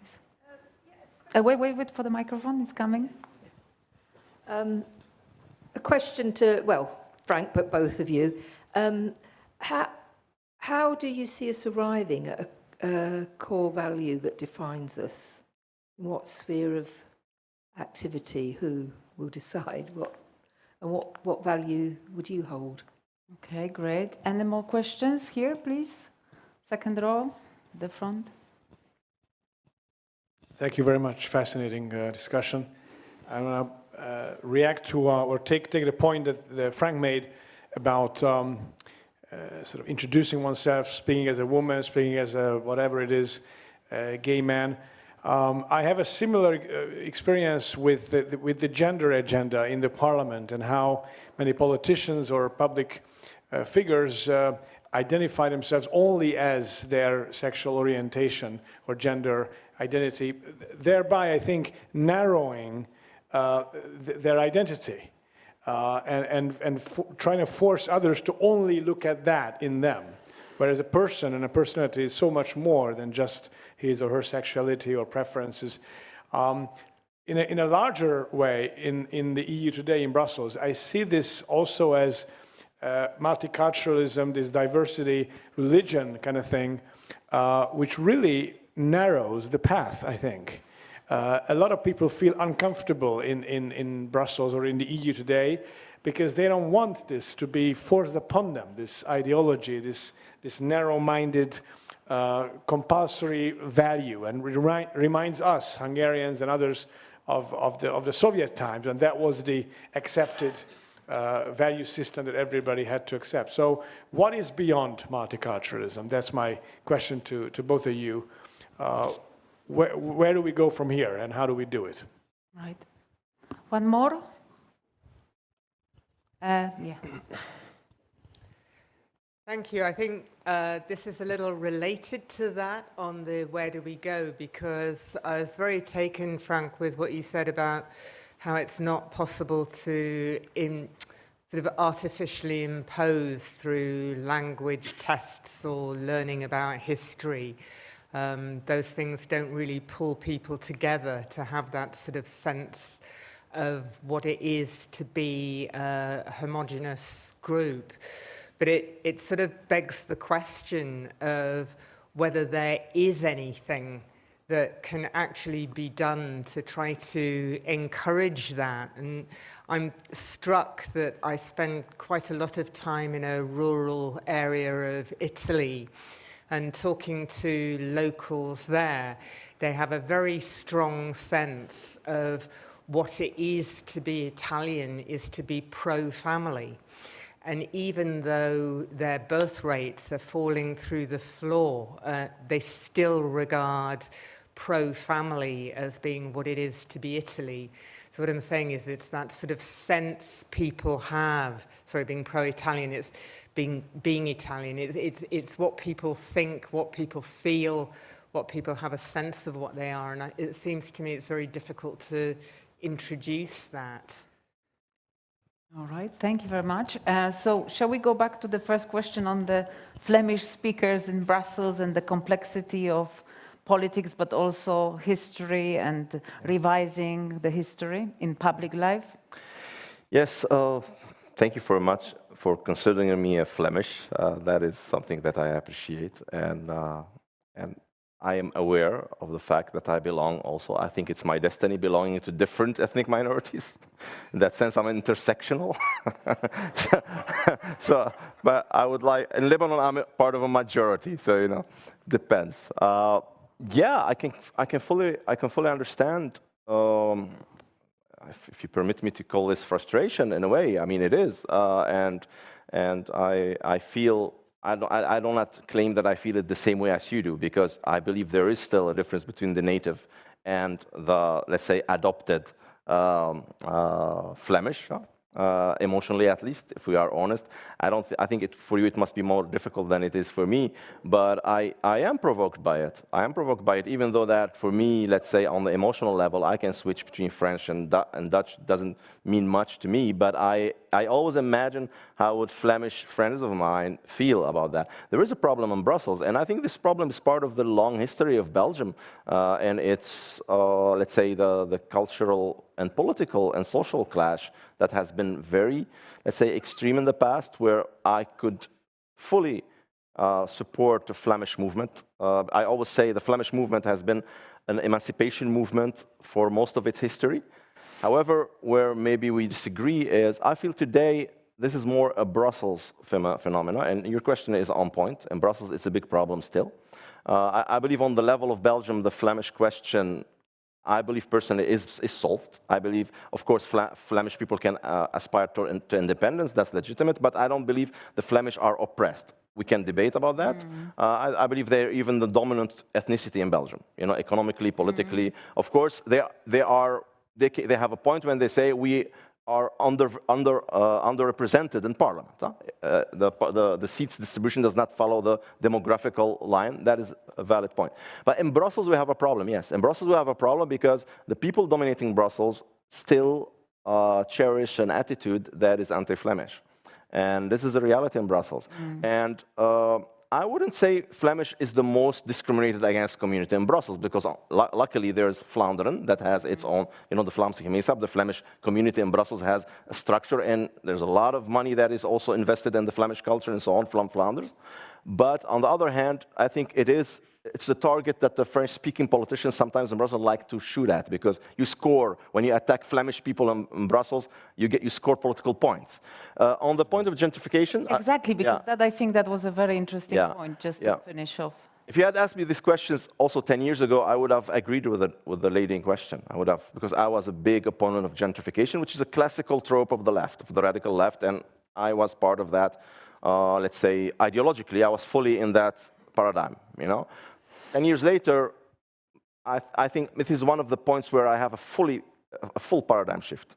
I am now a supporter of gentrification.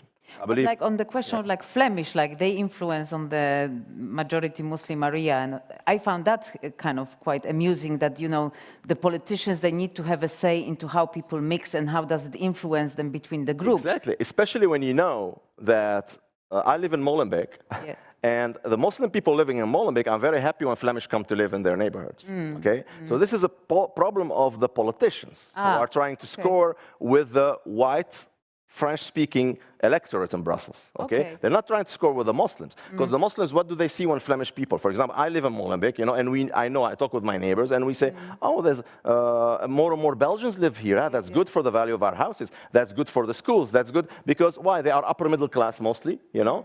So okay, economically speaking, forget culture, economically speaking alone is a plus point. So nobody's annoyed in real life by gentrification, only politicians who want to show that they are anti-Flemish. So even this lady is not annoyed by gentrification. If she's honest, she will also, if you look where she lives, she will be living in the nice streets of Molenbeek that are very gentrified. But she knows that's the way to score. Yeah. Just on that, I mean, I'm not Flemish, by the way, so... but one of the things that I know from my understanding of Belgium and history is that, for better or worse, Flemish identity is what I would call a slightly pathologized identity. So when you look at identity politics, where there's a hierarchy of different identities, then basically Flemish identity is on a lower scale than, let's say, other identities in the way that people talk to me. So when even though, sort of I've only been here a short time in Brussels, when people talk to me about, non-Flemish people among the Flemish, you get the impression that they regard them as a bunch of peasants, not as sophisticated compared to the rest of society, even though it's wrong and weird because Flanders is more developed economically and other respects than the Walloon areas at the moment. That's the way it is. But this leads me to a very important point that we haven't discussed, which is the demand for the validation of identity, which is inherent in multiculturalism, also has a other side to it. Because the minute you want some identities to be validated, you want others to be invalidated. So what we have is what in sociology we call spoiled identities.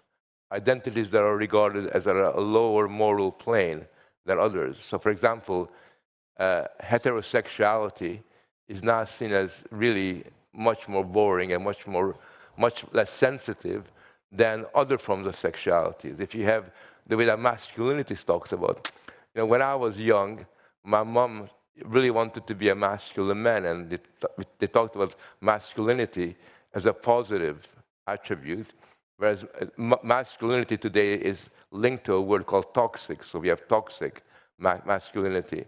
And you can go through a number of different identities that are spoiled or pathologized identity. And I think that the Flemish identity really comes out on that as being part and parcel of that, so that some people in Europe are regarded as admirable and really great. They're usually the most woke people imaginable. And then the other communities are regarded as a kind of embarrassment to the European way of life. Mm-hmm. Now, Frank, would you like to answer the questions about how we will be able to define the core values if we are to move forward? Well, the minute you have to define core values, they're no longer values. I mean, that's the big problem. It's like, the minute you're going to define what it means to be a Christian, you're not a Christian anymore. Or if you're Jewish or Muslim, the minute it becomes an abstract question, what these things really mean, then basically it means that you don't really know who you are, and we don't know what we're about. And that's the predicament, the existential predicament of European societies today. So how do we resolve that? I think, again, the way we resolve it is by historicizing our existence. So whenever I talk to young people, I try to do a lot of lectures with 17, 18-year-olds. I don't tell them, I'm going to give you the core values that you should live by. I start talking about Aristotelian virtues, right, which I think are really quite important. You begin with the Aristotelian, sort of conceptions of how he saw what a good life, what human flourishing is really all about. And you start talking about the importance of this. But I don't tell them that you got to, sort of artificially embrace the list of these Aristotelian virtues any more than any other values. I just talk about the importance of understanding that this is part of our heritage. So I prefer to talk about our heritage, our legacy, our traditions that are really quite central to making us who we are, because our existence depends on the experience of those other people thousands of years ago, rather than giving a list of core values. But I have favorite values, and courage being number one. I think the value of courage in an Aristotelian sense is the one thing that is really missing in Western Europe. And Western Europe could do with taking seriously again courage as an important dimension of their moral orientation. Mm-hmm. Dyab, I was thinking maybe you would be able to answer the question in relation to that a lot of people in all of this professional setting, so the example was from the parliament, they don't really agree with what's happening, but they somehow keep their head down. How is it for you? Because obviously you work in the education system, so that's also probably shoved down your throat. How do you deal with that? I also seen that you doing your own training on diversity and inclusion, so it's fascinating. So how do you approach it? Yeah. I didn't know that. Well. Shame on you. Oh, look, I always say that we are living in a hegemony, a new hegemony, to use Gramsci's terms, which I think very valid, because people who are imposing this hegemony are also schooled a bit in this narrative, even though they kind of spoil it completely. But we have a hegemony of these postmodern, let's say, what people use woke to describe often values. And this hegemony, why is it a hegemony? Because hegemony is not a regime. Hegemony is above a regime. I was recently speaking to a very highly placed politician in the Flemish government. I will not say the name because I see cameras here, so it was a private conversation. And I was at his office, and let's say the guy is very powerful. I mean, maybe the most powerful in the country, apart his boss, I see here. You know who I'm talking about, probably. So, and I noticed I had to go to the bathroom, and I noticed that it was neutral gender, and it was putting this gender neutral, right? And I came back to the gentleman, and I say, sir, I couldn't help but notice that your bathroom is genderly neutral, and for the last hour here that we were talking, you were complaining to me about this kind of ideology that's dominant. And he said to me, he said, do you think I can change that? There's nobody above this guy in the Flemish government, okay? And I believe him, he's honest. So this is hegemony for you. Hegemony is when the top politician of a country cannot change the fact that the toilet in his own cabinet, cabinet we say in Dutch, office, is gender neutral. He doesn't like it, but he cannot change it. That is not politics, that's not democracy, that's not voted, that's hegemony for you. So we live under that. On the other hand, if I want to talk out of my own experience, I think people who are working on the ground, teachers especially among each other, they know what's real and what's fake. So they can recognize ideology immediately. So even though we see it in our curriculum sometimes, we look at each other, we say, nah, we're not going to teach this. And our director also is a very wise man. I don't think he also is very enthusiastic on teaching certain things. He let us choose. Now, our Minister of Education lets us choose too, because he belongs to a party which will never be my party. I don't vote on these people, so I'm not like applauding the guy, but on this, I agree. I feel protected, and this can be on the record. I feel, when it comes to woke hegemony, I feel protected by the NVA, which is the nationalist Flemish party that is now governing Belgium. And okay, I don't think I will ever vote on the NVA for other reasons. But on this reason, so far, for as long as they are in power, I think they can shelter us a bit from that. So I know for sure if there was another political party in power, whether it's the socialists or the Greens, or even Christian Democrats and liberals who do not have the backbone, even when they do not agree, but they do not have the backbone to stand up to that, they will not turn a blind eye on what we're doing, because even the NVA cannot go as far as saying, no, we reject this, we will not put it in our curriculum. In our curriculum, you have intersectionality. We have, when I say I'm not teaching this because it's an ideological notion, my colleagues can do if they want. I can teach ideological notions. I teach history and citizenship, which gives me a lot of range of freedom to my pupils. But nowadays, I can do that because the political level in Flanders kind of turns a blind eye. But they cannot. This is very important. That's the maximum they can do, turn a blind eye. They cannot enforce the removal of such thing. They cannot enforce the removal of the gender-neutral thing on their toilet in their own offices. So there is a hegemony, and I'm not going to be apocalyptic and say, oh, it's the end of the world, we cannot say anything. No, we can still talk. But I believe, lately I was on a TV show talking about, because they want to introduce on the French-speaking side, they want to introduce this gender education to very young kids, actually, children. And they are actually introducing, I checked the guide that they want to use as a platform or as a paradigm to you, and it's gender ideology in its maximalist form. You know, teaching kids that maybe you're born in a 5 years old. They want to start. They did not get that this time, but they're planning to get it. You know, they got from the 11 years old now. Okay, they can teach to 11 years old already that maybe you're born in a girl's body, but maybe you are not a girl. I was on TV. And I said to the journalist, it was funny, I went to the Flemish and the French-speaking TV in 2-3 days, and the difference on the hegemony level, on the Flemish TV, the journalist, when I said, no one is born in the wrong body, that is nonsense, that is non-scientific. It's impossible scientifically. I cannot teach this to my students because I am obliged to teach them science. So you cannot ask me to teach them that the Earth is round. And not flat. You cannot expect me to teach them about biology and about evolution, and then when it comes to gender, you expect me to tell them that you may be born in the wrong body. This is pseudoscientific, nonsensical. And then the journalist who was there, I said, no, he said, oh, you are on thin ice now, sir. Okay? And mind you, I know the guy, the journalist, and I know he agrees with me. But he has to pose and to say, you are on thin ice. Now, 2 days later, I was on French-speaking television on the same issue, and the journalist practically did not let me speak. All I said is, the notion is contested. Okay, I said, the notion is, I started like that. I said, the notion is contested. He said, no, it's not contested. It is factual. I said, it is contested scientifically, medically, and all our level. Gender dysphoria is a condition.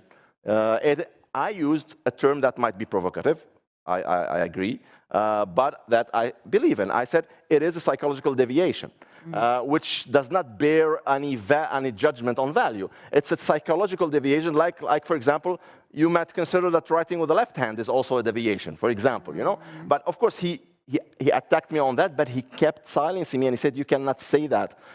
And obviously, there is a hegemony, and I think this is why.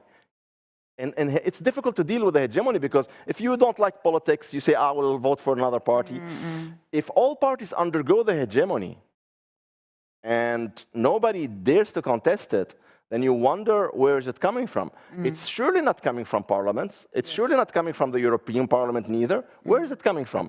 I'm not a conspiracy theorist, but I believe there is some kind, and this is where I believe that there is some kind of symbiosis, I don't know if this is the English word, between a certain globalist corporatist tendency, we can analyze why they think like that, who want to impose a certain line, and let's say media and people who have a lot of influence in places. And I want just to finish with something. I'm afraid, Frank, when you say, and I agree with you, you cannot define values when you are talking on the European level. Because Europeans don't share the same values always. What they share is the same sense of politics that is actually based in certain rules and certain ways of looking at tolerance and freedoms and democracies and so forth. But you said, I mean, European, if you go to Greece, you talk with people, they will talk about Western people. The Greece, they will talk about Western people. I think people in Eastern Europe and Central, there is a value shift in Europe. What you can do that on the national level. And that is why I believe the only way to counter, let's say, a certain narrative or a certain hegemony is by redefining clearly national values. I think Hungarians can define common values that are linked to their identity, while on the European level it's very difficult to do that. I don't think Europe has that. I think Europe has some notion of aspiration or some, you know, what people might like creedal identity based on the Enlightenment and all that, but Europe does not have values in the sense of national values, identity values, just like Hungarians do, Polish people do, Germans maybe do, and so on. So well, we're slightly out of time, so if we just do the closing remarks now, that would be great, just to wrap up. Well, we will continue the conversation with a glass of wine afterwards, so don't think I'm sending you home. Yeah. Not allowed. All right, well, with two things. One is that hegemony is not a fixed phenomenon, which is where the idea of courage that I mentioned is really quite important, because if that minister had balls, you know, sort of had a bit of, you know, what we call balls in the English language, or what Aristotle calls courage, then he could use his power to challenge that. And it only takes a few politicians, a few leading figures to set an example and to basically say that the emperor has got no clothes, to begin to create a new dynamic. But the trouble is, if you have politicians who hide behind their position and self-censor, then of course nothing will change. And to me, that's a position that we got to challenge completely, not become collaborators, which is what a lot of people have become, collaborators on all this, but see things in a much more dynamic way. I just want to say basically that you're a little bit wrong about European values. I think that the national values of all societies that I know of in Europe also have, in a sense, internalized a certain European spirit that binds together the Greeks, which are far away in the Balkans, with the Finns all the way up north in beyond Scandinavia. And those European values are very, very real. And they're very real to me. The reason why I live in Europe rather than Canada, where my parents emigrated, is because first of all, I felt European. And what Europe was to me was this incredible historical journey that occurred that provided these incredible intellectual and moral resources on which different nations draw differently.